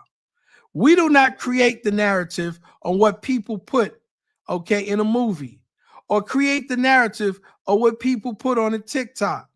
But that is not the majority of us. And so I'm not going to sit up here and these guys are going to talk this shit about women. If you had the money that you were spending in Africa on women in America, if your dollar was worth $158 or $200 or $600, then the women in America, okay, would be acting right for you too. Those are facts. Stop the bullshit. Why do people act in a certain way? Because you are the bag. And when you stop forgetting that, okay, then that's bullshit. I'm tired of it, bro. I'm tired of everybody getting up and predicting like there's something wrong with us. Now, if you're not a degreed person, if you don't work hard to get your education, okay, now it's a useless degree. You know, I remember even having that same conversation with my pops when I was doing journalism and media. Oh, you should do an engineering degree. That's not where my aptitude is. I've made a whole lot of money ignoring him and doing what I needed to do for myself with the degrees that I have. I did very well to have a useless degree. See, you can't let other people dictate to you what they think you should or should not do, or your self-worth. Then you will have no worth at all. Do you understand that? I agree with you for the most part, but when you talk about Certain social people media, tell you that your degrees don't mean anything, just like your work experience don't mean anything. I would no, never. no, but you got a degree that you can use. Certain people got a degree that they can't use, which means they can't change No degree the that you trajectory of the cannot get. community with those There is no degrees. that is a lie and a fallacy. Do you know that most people who are lawyers start out okay with a liberal arts degree? See, this is the dumb shit that black people say. That I got. But hold on. Most people There in is no college, period. degree. I don't You give gotta a let people shit. talk, man. I don't Most give people a in shit. college, period, I start don't off give with a a shit. liberal I'm tired arts of dumb degree. shit. I don't give a shit if you have a degree and being a bio somebody, whatever it is, whatever degree you have, you can always take it and parlay it into something else. There's no You such can. thing. Yes, you can. Yes, you can. Yes, I agree with you. I agree with you. You can. Because So some of now those credits basically can I roll get over to tired something of else. people saying, "Oh man, they got a useless degree." No, they don't. No, if you're not Don't. working in that field post graduation, though. It doesn't What matter. is? Most people don't work in their fields. Most people Yeah, yeah. listen, most people who's in the computer area who do what they do in the computer era didn't start as computer people. But they had the discipline of going to school for 4 years and getting certain things together. Let me tell you a little story. I taught a kid in the junior high school. Every day he come in late. Every day he wouldn't do his schoolwork. Every day he wouldn't do his homework. So he looked around and he saw all of his friends driving fly cars. And he said, you know what? F this school. I'm going to go out and I'm going to be a drug dealer. So he goes out to become a drug dealer. And you know what happens to him? Within the first week or so, he gets stabbed up and fired. You know what he found out?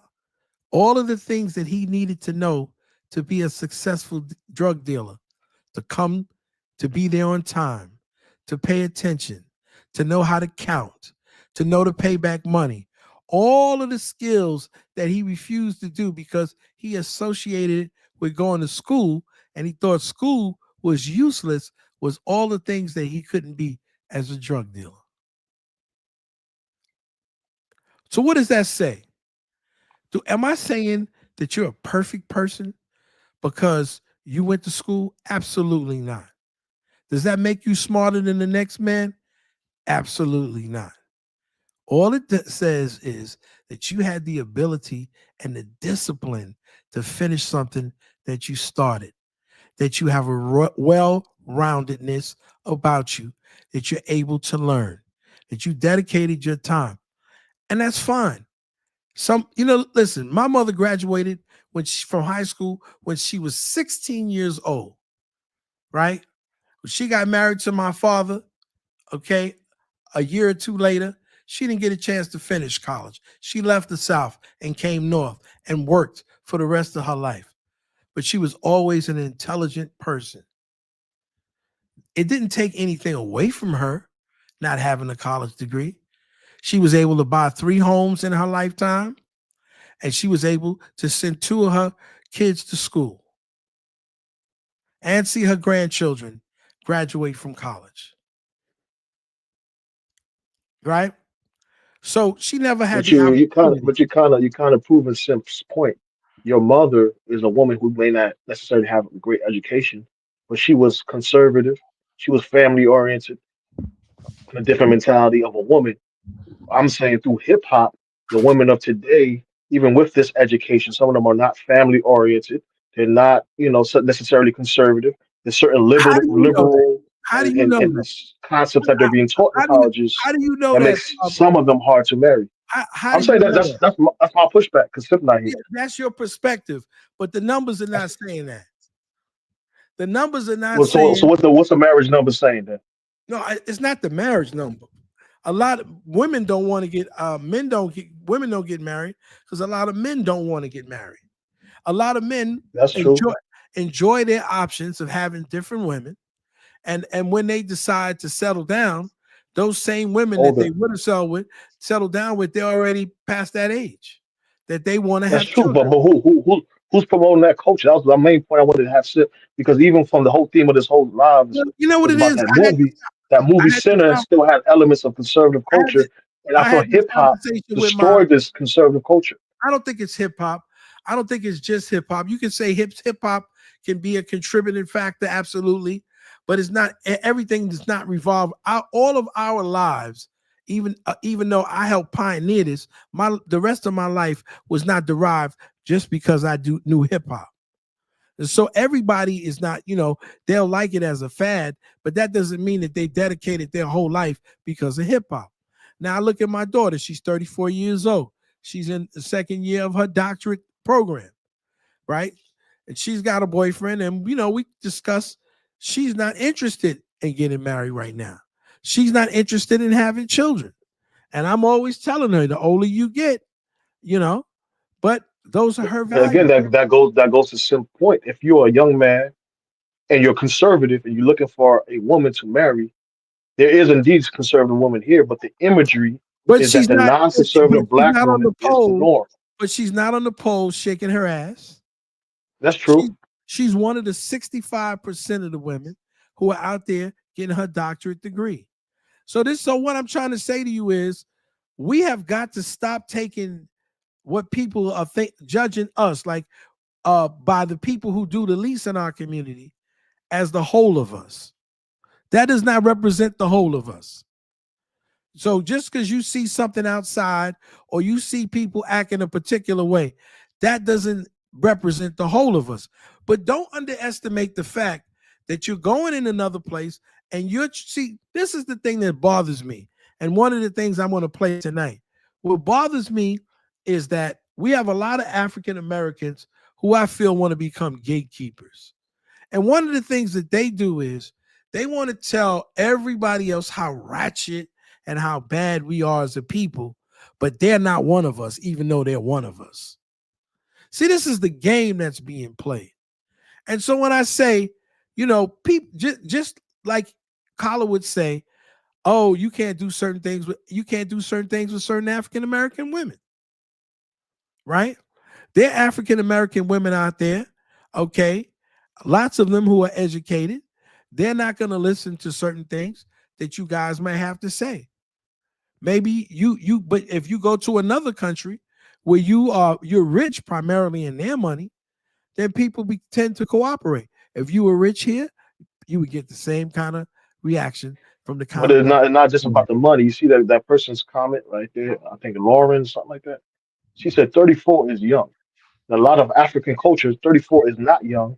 34 is kind of old. 25 is the common age of marriage. And even when you talk about your mother and father, they were married even younger. That's why even when Carla was talking about child marriage, I was like, what the hell are you talking about?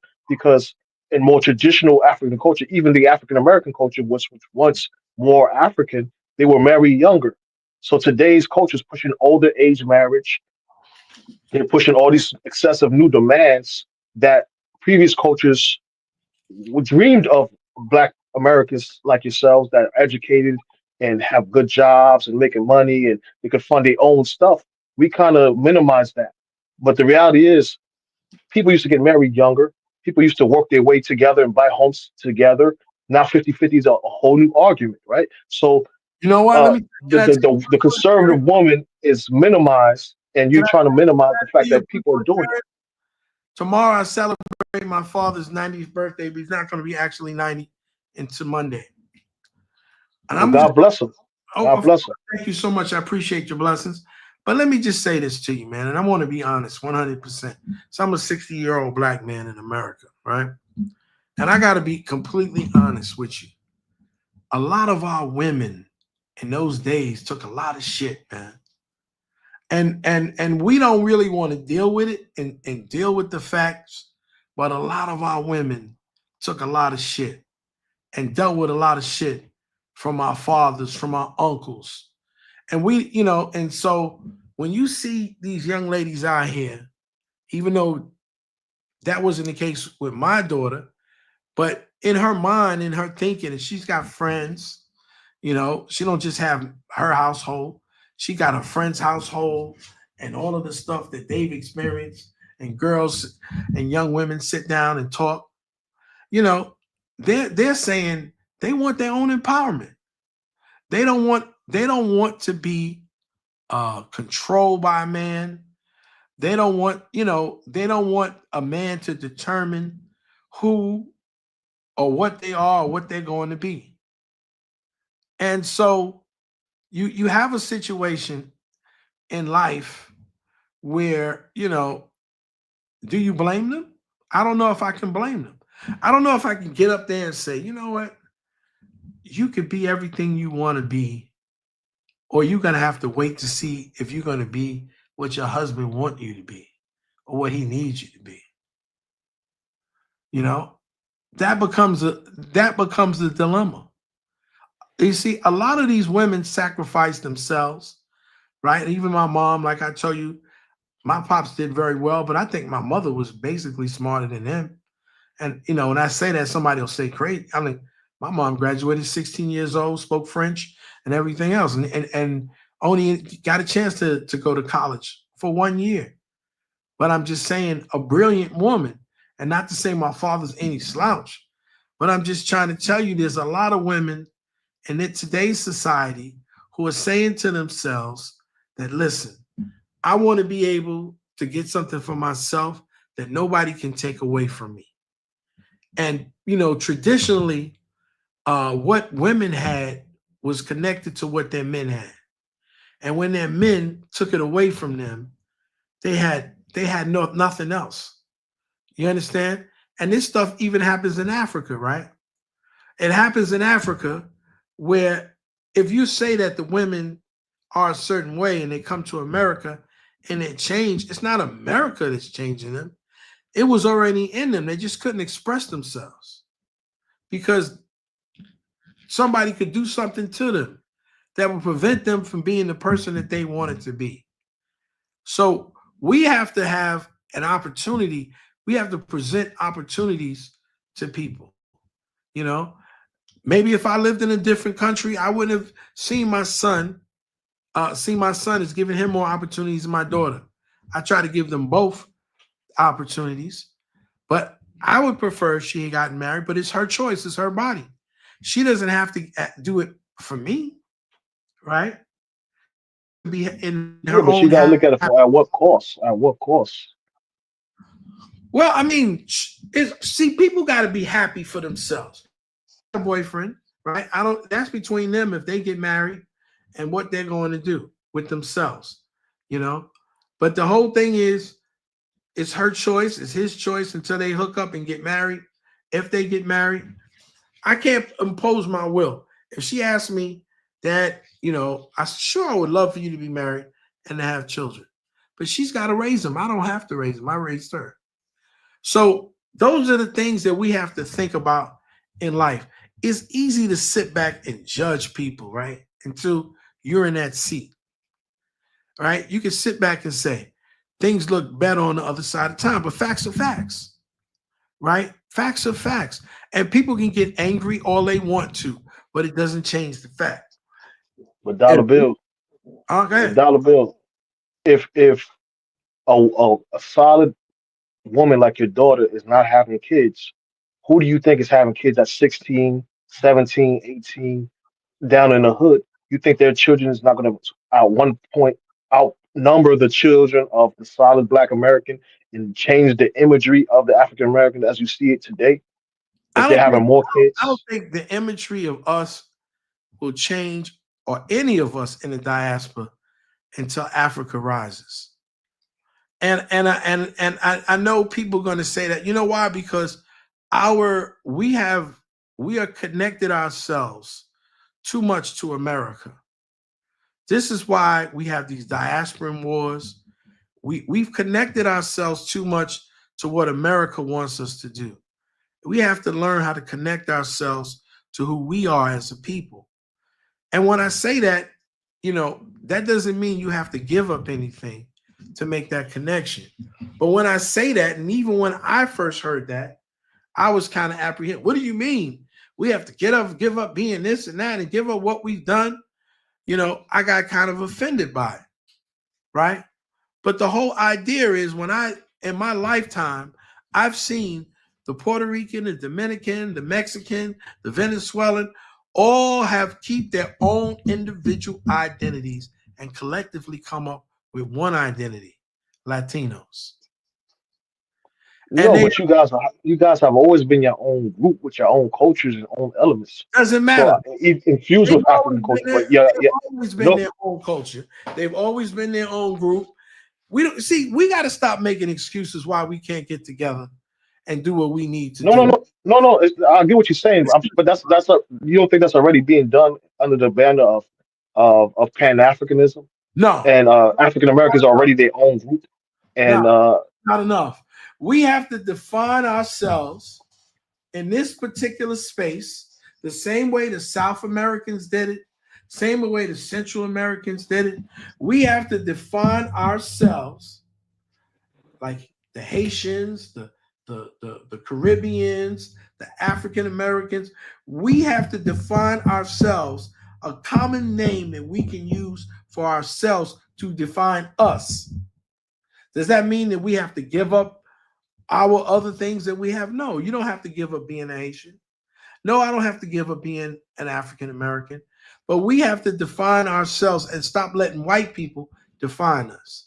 And once but you're from New York. You already know that we already do that. In New York, when you say somebody's African American, they say, no, I'm not African American, I'm Jamaican, I'm Asian. You're not saying that to disrespect African Americans, but we already see you guys as your own group. Yeah, you have your own culture.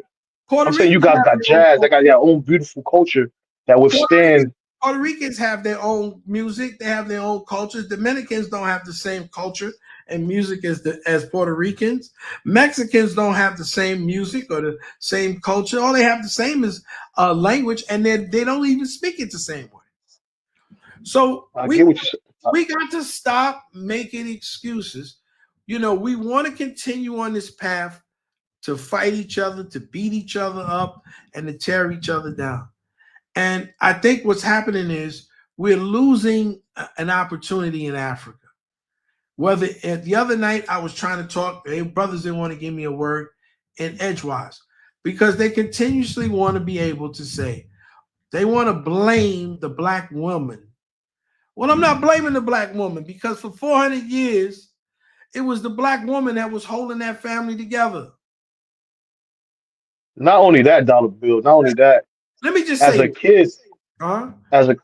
kid, a lot of the stuff that the women are doing today, they weren't doing. That's why I feel like hip hop and the men. I'm not gonna disparage the sisters, and I'm not gonna uphold any other sister over these sisters because none of them were capable of doing what my sisters did for me, what your sisters did for you for 400 years. I'm not doing it. In the belly of the beast, I'm not doing it. And I'm not going to sit up here and even let my own brothers talk the way they talk.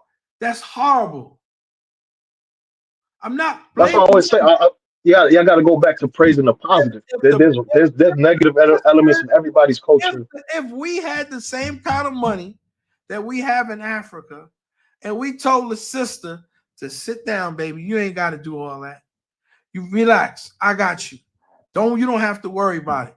Okay? You want to stay home for 2 years and take care of the kid? Don't worry about it. You don't have to go to work. So our children, we don't have to be at work while our children are going wild in the street. Right? Don't worry about it, baby. You want to do a business? Okay? We'll open up a business together. See? You could do that in Africa. No, you can do that here too, though, darling. No, but I'm trying to get you to understand that the cooperation that these brothers receive in Africa is because their money holds that kind of weight. Your money don't hold that kind of weight here in America. Nah, but dollar bill, man. You overlook power. Stop underestimating. See, one of these things that people but don't dollar. You don't see. You said it on numerous occasions. These people don't want to realize the power that the American dollar has. If the dollar bill dollar didn't have that kind of power, would the women be loving them like that? You know why? It's not the dollar, bro. It's not even in America. You know why I don't believe it? You know why I don't believe it? Because these African women are here in America. Yeah. They're not looking at them. They're not looking at me. Why is that? Well, and like again, and in a minute, and listen, and you know what I'm gonna do? In a minute, I'm gonna turn around and I'm gonna just start interviewing these sisters here in America, and I'm gonna ask them specific questions, and I'm gonna let them tell you the story. I'm not gonna tell the story for you anymore. I'm gonna dollar bill, man. You know what? I'm gonna ask these sisters straight up and down. I want to ask you a question. This is the question I'm gonna ask them. I want to ask you a question. I want you to be as honest with me as you can. Tell me the truth. Would you date or marry an African American male? And I already know the answer to the question. Most of them are pro themselves, the same way most Caribbeans want to marry their own group. Let me tell you something. I'm gonna tell you what. Let me tell you what my first girlfriend told me from. Well, you also minimize, and if you go to Haiti, some of them look up to African Americans through the media, so you're going to deal with a different kind of Haitian enclaves because it's not all of them, but some of them is going to be very big on African Americans because of the imagery and the projection. The girl. Hold on, let me say one more thing. Let me say one more thing. And you're minimizing the fact that even in America, I still see African American women following African American men, but just a certain segment. You see girls with gold tooths in their mouths, doing certain things. It's cultural, social, pro-black women who chase after the pro-black man. You know, when they go to the cultural centers, and so it exists still. So I feel like you're trying to minimize the fact that, you know, good or bad, African American women are still following African American men. I'm not saying that they don't. They are saying that. I'm not saying that. What I'm saying. Well, that's a bigger argument. That's what they're saying. I'm not saying what they're saying. What I'm saying to you is that when the woman that I was dealing with told me, and we spoke about it, right? Matter of fact, I even told her about a young lady that I used to like when I was in college. And when I graduated, she took me home one day because I wasn't even driving at the time. And I don't know, she had a rush to go somewhere and she wanted to drop me off. And it was like raining real bad. And I said, nah, you're not dropping me off here. You're going to drop me off at the corner where I live. I'm not going to be, messed up like that. You got a car. You told me you're going to drive me. Well, anyway, when I graduated from college, she gave me a call on the phone. She had my number. And we had known each other for about 3 years. So she said, congratulations. I heard you graduated, this June and so on and so forth. And she said, I know, you used to like me and, maybe we can, get into a relationship. Just like that, she said that. And so I told my ex-girlfriend, she's Jamaican and the girl's Jamaican too. And I said to her, I said, this young lady I went to school with, she had the nerve, man, to ask me if, could we get into a relationship because I graduated from. And so I was kind of upset, about it, I'm telling her how I initially felt about that situation. Her response to me was, you have to understand that she's from another country and her family's looking for her to do well. They want her to get a degree. They want her to find a man who's degreed. They want her to get married and have children. And if you would have said, if she would have told them, I like a guy, he's an American guy, right? An African American guy. And he doesn't have his degree yet. She said her family would have looked down on her and told her, why would you want to be with somebody like that? Right? And that was her. So she wasn't angry at all when I told her about it. But I was saying to her, the whole idea that I'm thinking, if I wanted to get with a woman, that the woman liked me for me, because that's how African Americans are. We think in the romantic, right? So they're thinking more practical, maybe she liked me and maybe she didn't. But her thing was she wasn't going to deal with me until I proved that I was capable, okay, of being a graduate at least. And then we can go from there. So these are the things. What's wrong with that, though? What's wrong with that? Well, I don't think, in retrospect, I don't think anything is wrong with that. But it's nothing that excited me. But see, I understand. I got to get you to understand that people from foreign countries think different than African Americans. I think these guys think that people think the same. They don't. See, the things that they talk about with love and stuff is not that people don't fall in love from other countries, but people who come from poverty don't want to go back into poverty. And they're not going to go into love, okay, to be impoverished. They'll be impoverished with their own people. They're not going to be impoverished with you. And so they have a different thinking. And so, when these guys try to tell me about foreign women, I laugh at them because I know they don't know. See, we think romantically. People in those other countries don't. They think practically first. You understand? And that they think both, man. They think both. They think both. No. They think practically first. And this is not just one person. See, listen, I want to get you to understand. I spent the first 15 years of my life in the project. Mm-hmm. I spent the next 15 years of my life, even since then, the rest of my life, okay, in a community full of people who are what? Immigrants. So when I tell you certain things that I befriended people and know people and talk to people all the time, I'm not telling you because I think I know. I'm telling you what I know. The African American looks at love in a romantic way. All people from different places in the world, they do not look at that first. They do not look at romance first. They look at, okay, other things first. And then if you can get romance with it, that's good. Nah, Okay? but they're not. Some of them won't even talk to you if they don't like you. You know what I mean? But those other things also Obviously, play they a don't part like you, because they're not they going to think talk, long term. but they're not going to deal with you if they like you, if you can't do nothing for them. And so this is the whole thing that people don't understand. So when these guys tell me, oh no, it's not about money, I'll be like, you guys are out of your damn mind. It's always about money. No, but it's always about money, even when dealing with your own. I don't get it. You have to No, that's be able not to true. take care of your kids and provide, at No, least work. not true. This is the thing that is not true.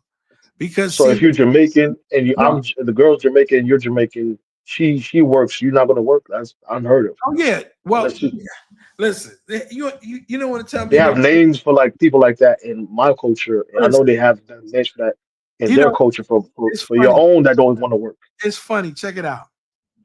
It's funny because I was on the line this morning on a Saturday morning after I got my haircut.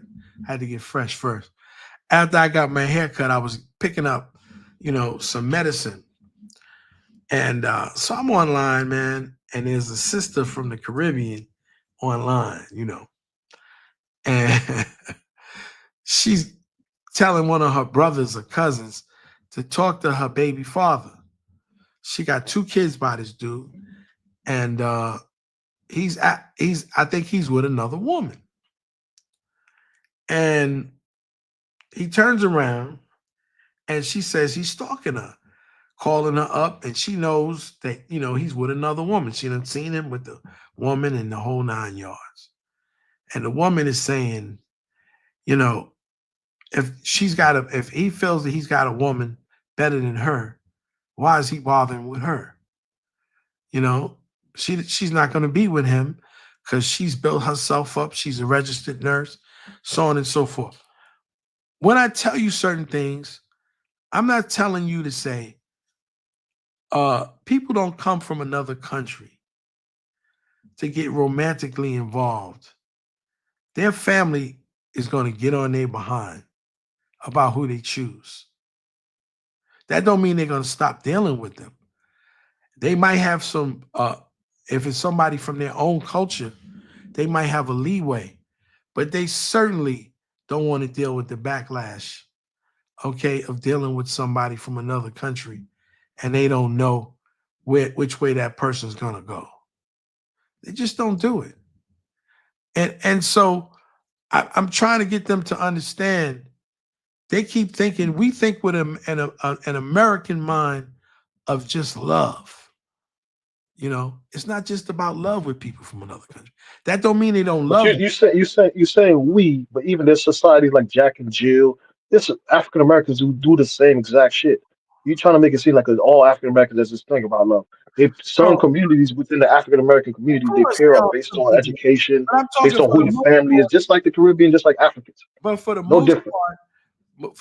part, people in African American situations, we just think about the romanticness of love. It is. It's a fact, and the reason why is because we've been indoctrinated to feel that way through the music, through the movies, through all of those outside things. That love conquers all. It really is a very, as you say, cinematic way of looking at life. The music, the everything is geared to be toward romanticism. You see, and so whereas people from other parts of the world who've experienced certain things, even poverty or even being elite, will not fall to that. They have to have certain things in place. That's just who they are. And that's been my experience of dealing with people from different parts of the world, for 40 years. I talk to them. Americans, it's all of, they don't care. You could be a bum. If they're in love with you, or I'm in love with him. It's the way it is.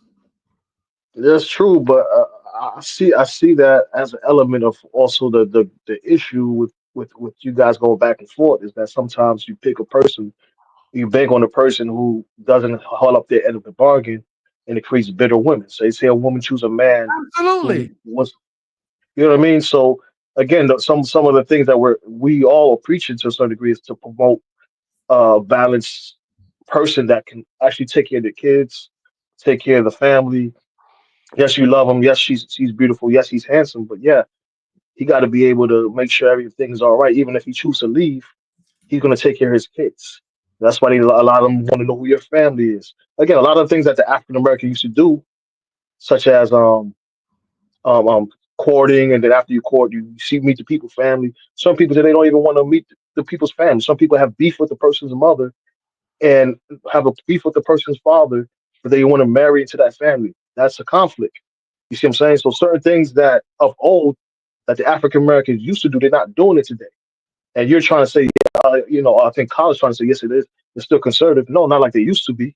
Like I'm damn not. near a lot of elements of African culture was still in Nothing. African American community through the church, through a different mechanism, through the roots, through the different elements of their own community. It still used to exist. It doesn't exist as much anymore.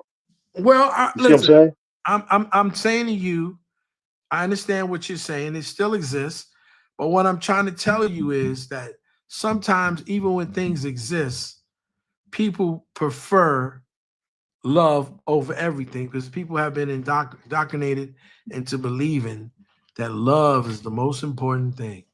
And so the African goddess said, there are no social safety nets in Africa. Absolutely. And I think this, to me, to be honest with you, I got into some issue with some people a couple of weeks back, or maybe a couple of months back. And I was telling the sisters that women who are from different places, specifically the Middle East, and the reason I know is, like I said, I taught these kids, they're already thinking about marriage at a young age. And it's not because they're better than them. One of the reasons that they think about marriage at a young age is for the bride price. Because a lot of them will get their family out of poverty from the bride price. Do you know that? No, I did not know that. That's why I'm here to hip you to. Some of these families will neglect the boys and invest in the girls for the education and everything else, so the girls can bring back a higher bride price to get the family out of poverty. And this is right here in the Bronx. This is not in the Middle East. This is in the Bronx. So when I said that, some of my African American women, they got angry with me. They made it seem like, damn, you dissing your sisters. No, I'm just telling you what the truth is. See, the truth is not always popular, right? The truth is the truth. It speaks for itself. And like I said to them, I've dealt with women from other countries, bro. And the things that some of these brothers are talking about at the ages of 50 years old, I did at 19. But hold on, but Dollar, you don't think that today, uh, especially in the African American community, marriage is more like scrutinized, and being single is more praised. I see that even from compared Yeah, to my culture, I it's think way that more people praise. are being praised because they see marriage as a burden. I see a lot of young men are seeing marriage as a burden. But why is that? Why are they not utilizing their social media? Because like maybe in the 90s you could say whatever is on TV or whatever is being pushed to you. Today we have social media where a lot of the creators I watch are black, whether they're African, Haitian, Caribbean, African American, they're black. So why are we not utilizing our social media to promote marriage? You know what I mean? To Because promote I family. think what happens is I think they see marriage as sort of like a burden. They don't see marriage as a way of advancing themselves in their lives. You see, back in the days, people saw that marriage had its benefits.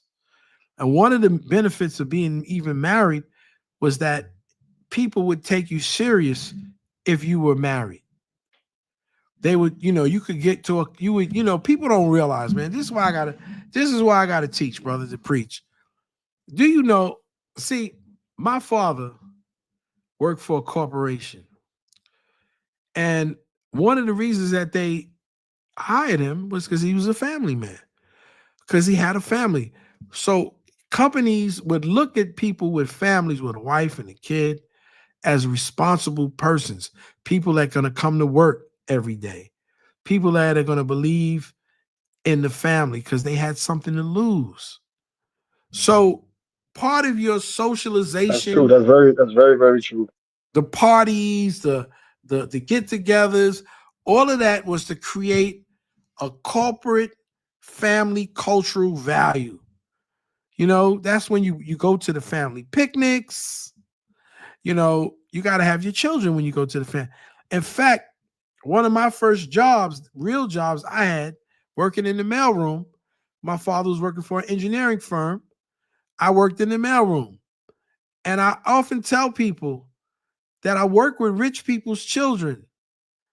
And rich people's children, they make them work from the bottom all the way up. But then they promote them and give them opportunities. So a lot of this stuff that I talk about is stuff that I experience, okay? And usually people who get hired, okay, into that community, it's like people are vouching for them. It's almost like a mafia type situation, you know? And when I worked that summer, the interesting thing was, right, math is not my aptitude. My father's it is, and my son's really good at math. One of the things that they offered me a job and offered to send me to school, all because I was part of the family, right? They could trust me. They work with me. They watch me. They see how I socialize. They see when I came back, I wasn't smelling like marijuana. I wasn't drinking. See, people look at you. They watch you, right? So I say to you know, being around a lot of foreigners have taught me a lot. It taught me how people look at certain things. I often tell people about a guy that I went to school with. And his family was from Jamaica. And they were from a nice middle-class family, right? Probably a little more money than my family at the time. And his daughter the girl went to Yale, and he went to, Brown. I'm sorry, I didn't forget. He went to Brown to be an engineer. And I remember when I went to his house, because we used to play, you know, I used to rap, and he was one of our DJs, you know. And my mom would always say to me, I want you to have an education. You got to go to college and get you an education. The difference between his family and my family was not only did they want him to get an education, his whole wall was literally filled with various colleges and universities and what he needed to do to get into those colleges and universities. And so when I got married as a college graduate and I married another college graduate, I said, I got to do things like this.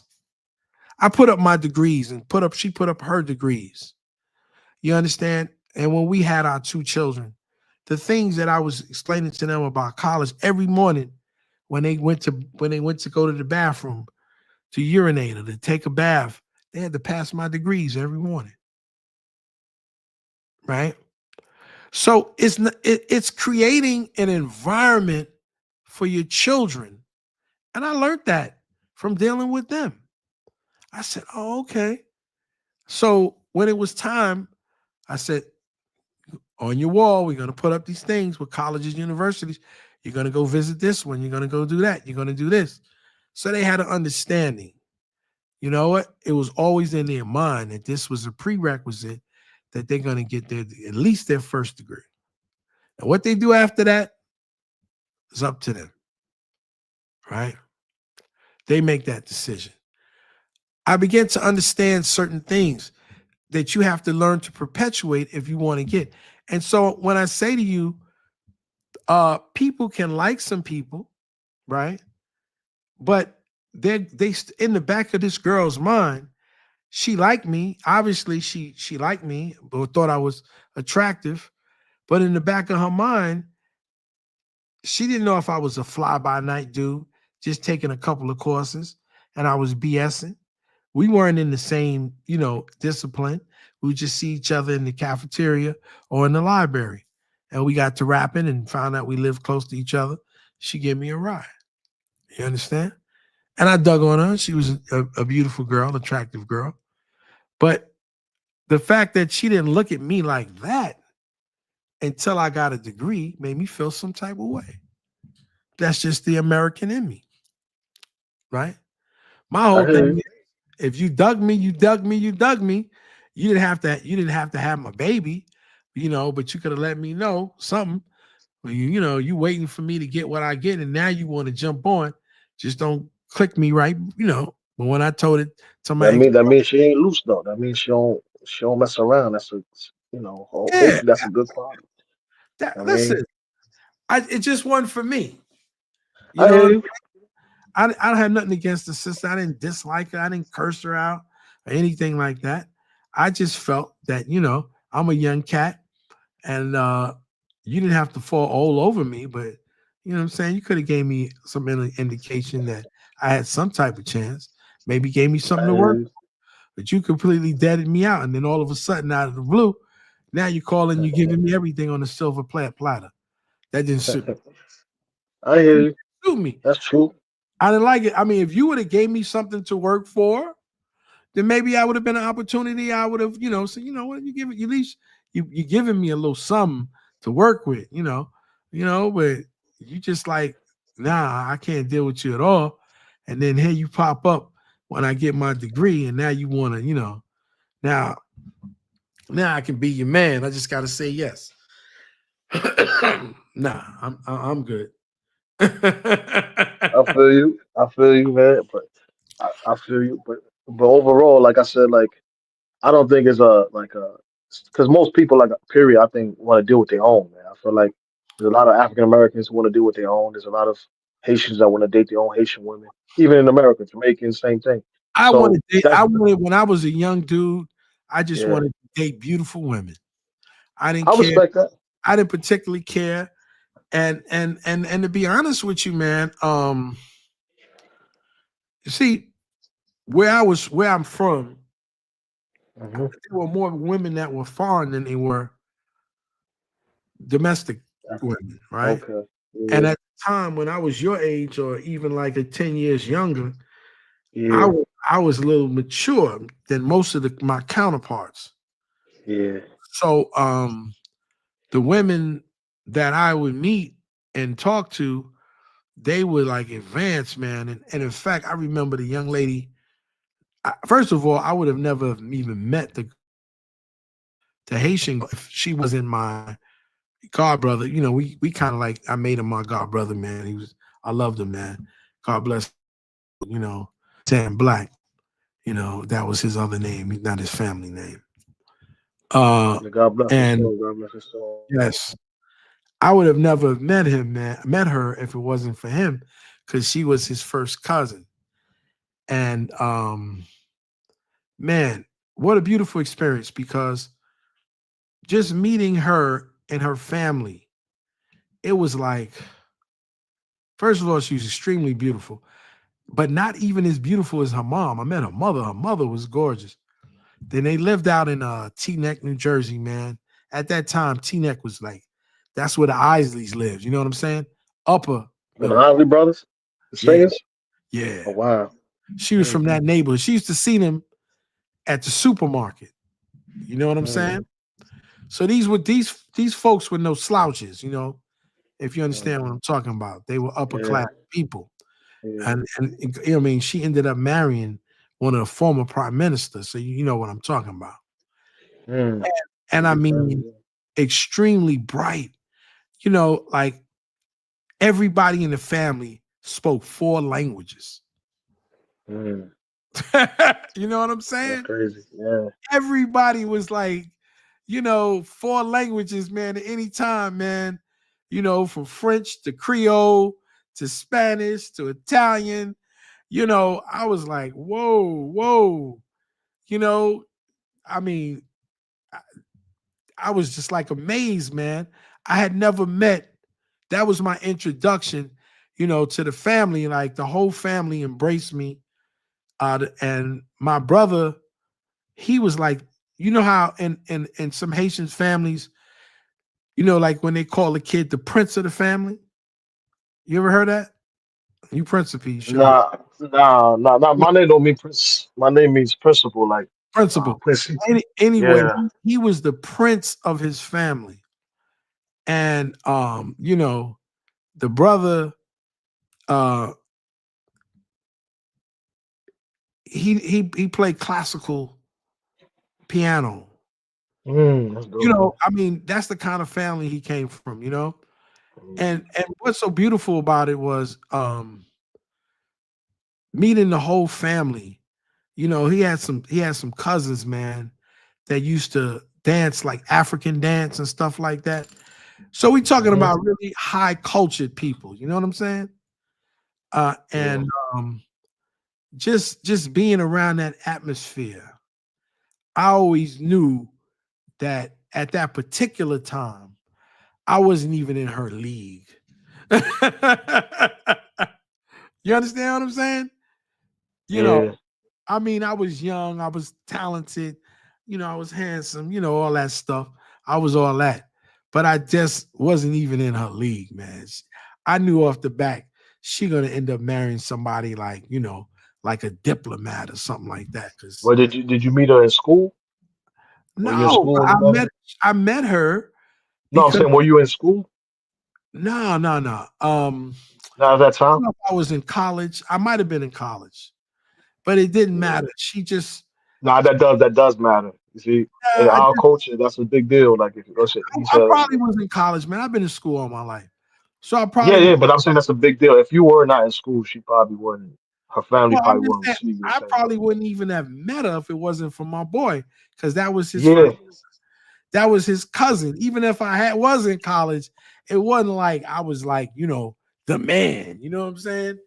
no, I no, no, it's not about the man. It's like they see, okay, you in school, and they talk to you, and they realize, okay, he yeah, has a I mean future ahead. Like, the okay, cool. family But if you embraced were me. not in school, Yeah, they yeah, wouldn't probably looking, but the family was embraced me, man. I went out there and I met the family and I met the moms and stuff like that, you know, and I was with their cousin, you know what I'm saying? So that gave me some leeway that I probably wouldn't even have had, you know, because the sister, no, the cousin put your foot in the door. Yeah. The fact yeah, that you pursuing something is that okay? He had this. So okay, you get vision. That's what they'll say. You have a vision. You have a thought. You see what I'm saying? If you don't have a yeah, vision for yourself, that's looked down upon.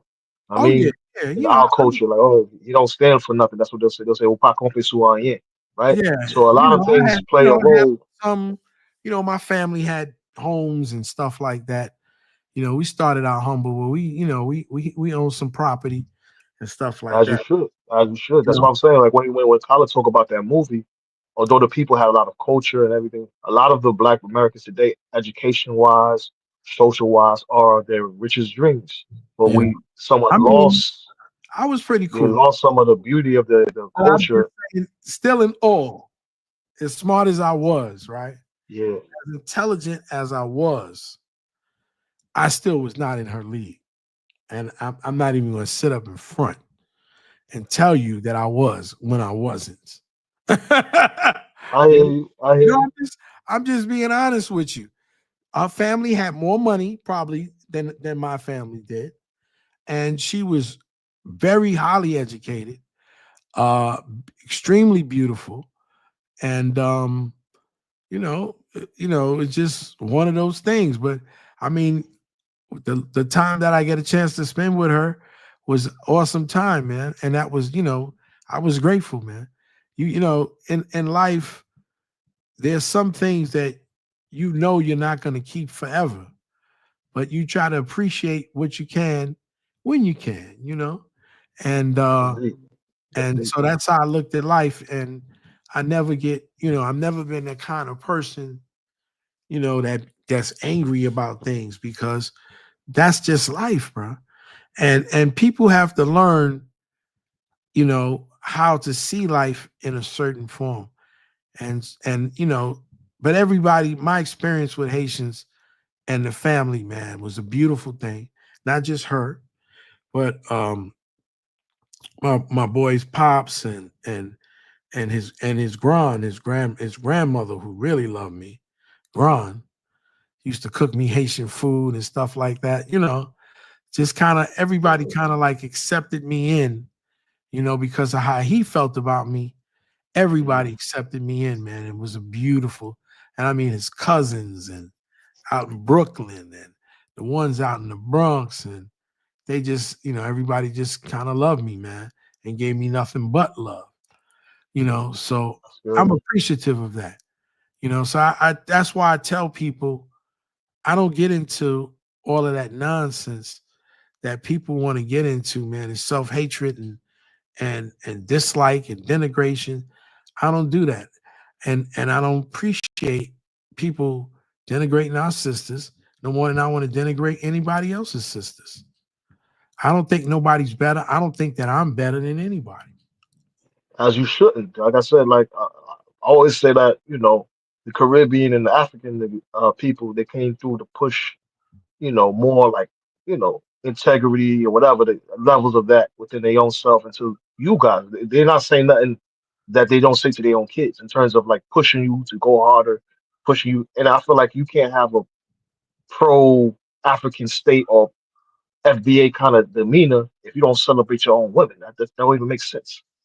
What is a FBA man without an FBA woman? That's retarded. Absolutely. I think you have to have respect. And this is this thing that a lot of African Americans are doing, getting on the airwaves and saying these disparaging things against their own women, man. It's just weird and weak. And I just got enough of it, man. I know they don't want to hear me. But I could care less, man. I'm gonna say how I feel. My mother's from that stock. So I'm not gonna get out here and disrespect my mom, right? No more than I would disrespect any of these other sisters out here. I don't know what people like I told about this kid in my class. I was telling this sister, it's one of my assistants, I said, you have to realize you don't know what some people have had to go through in life. I can't sit up here and judge another person when I've had the life that I've had and had the people in my life to give me so much, right? To have so much love. I tell people I'm the only African American I know that has worked in a Jamaican store and a Puerto Rican bodega. I'm the only one I know, right? Yeah, I ain't never seen that. So I had to get crazy love from people. There had to be something inside of me that people looked at and said, I'm not looking at an African American. I'm looking at a young man, right? And I believe it's because of my humbleness in approaching people and dealing with people and learning from people and having the ability to learn, because I've gotten so much advice from people who really like me and didn't have to tell me anything or show me anything, all because I didn't have this attitude that I'm the greatest and they're nothing. And see, people have to learn how to humble themselves. There's a problem when you can't humble yourself. When you think you're up on high and everybody else is on low. Because I told you about the family and I wasn't even on that level. And I met many families like that. I met many wasn't even on their level that had come from second and third generation of wealth in their countries. My mother had a friend that in fact co-signed for her, a sister from Haiti whose son was a doctor when we bought our first house, right? So when people talk all this nonsense that they talk, I can't really identify with it, Principe. I don't know where it comes from. Like I said, man, I'm from New I don't York, live my man. life like that. I've never lived Exactly. my life like that. I'm 60 years old. Like I said, I got a son your age. I don't live my life like I can bring up people here today if I wanted to. I got a friend who's she is a major promoter in reggae and lives in the hills in California. A woman that I grew up with and went to junior high school and high school, right? And she'd come up and tell you that she grew up in America, but she grew up around business people all her life. That when she was a kid, she was working in the family business. You understand? At the cash register. So when I tell people things like, there's a lady in my neighborhood who owns I don't know if she owns a chain. I know she owns at least one or two of these Chinese restaurants. But in 1991, we used to hang out together. But now she's going back and forth to China. You understand what I'm saying? Yeah. So people don't really understand that, some people get, and I don't try to hurt people's feelings when I say certain things. I say them from the heart. I've dated women from other countries, and I know they like me because they didn't get nothing from me because I had nothing to give them. You understand? I had nothing but love and good looks. That's all I could give them. You understand? I didn't Yeah, have. but you kind of defeating your original point that they only want these African American men for money. It's not just money, and I think they're not just going over there for money. They're going over there because the like some people do miss the what you guys used to have. Like you guys used to have more of a solid uh collective and somewhat regress. And I believe it's because of hip hop. That's my personal opinion. I feel like hip hop I think it's 40 gave years ago that people were yeah, like me. But you know what the deal is? I don't want to talk about Collar because that's my boy. But Scent Police is cool. I'm not just throwing him under the brush. yeah. But them cats weren't like me.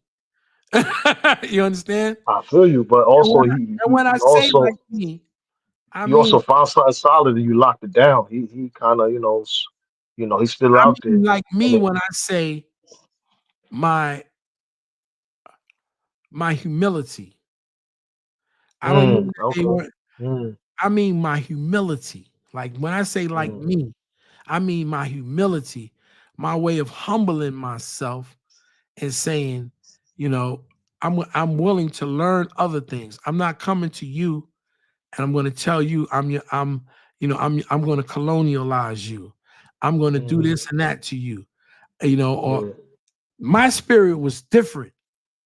So when I yeah. say You things, can't even do that in the hood, man. If you go in the hood and say some shit like that, they'll just you understand? you be I xed wasn't out, saying man. the stuff that they be saying Yeah. and thinking what you thinking because you can't do that at the same time. Yeah, And so respect go a long way, man. Long a way. long, I'm long from the Ville, bro. From Brooklyn, bro. there It you goes go. a long, long way. So when I speak, I speak shit, but I don't really try to look, drag Black Americans because I understand where they come from a degree. But I see like some of these guys kind of minimize their history, and I see what they came from and where they are today and where they need to go. Because even when I mentioned some of the stuff that African Americans do to collar, he seemed to forget that they used to do that. You know what I mean? Like some of the stuff. And I feel like at the end of the day, you're only going to get stronger if you recognize your weaknesses and fix them. And I think one of the biggest issues is the imagery. The Of course, imagery of absolutely. African Americans has become very negative, But you got to be and able to the be positive a person people are to just understand that you can't just come out and think like you're going to be superior to somebody else. So I'm telling you, these people that I knew who came from people who were doctors and merchants and had traveled and not even know what a passport was. You understand what I'm that's saying? crazy. I didn't even Yeah, know that's crazy. what a passport at 19. I didn't know what a passport was. So this is what I'm trying to say. When you realize that and you understand that you don't know everything, right? Then you can learn. When your True, that's very cup, true. when your cup is clear and not full, then you can fill it. But when your cup is full, there's nothing that anybody can pour into you. So I True. wanted to know. See, I came from a project, and I loved being in the project when I was a kid. But when I came out of the project, something my mother and father had been working, specifically my mom, to get us up out of the project, I began to learn different things about life.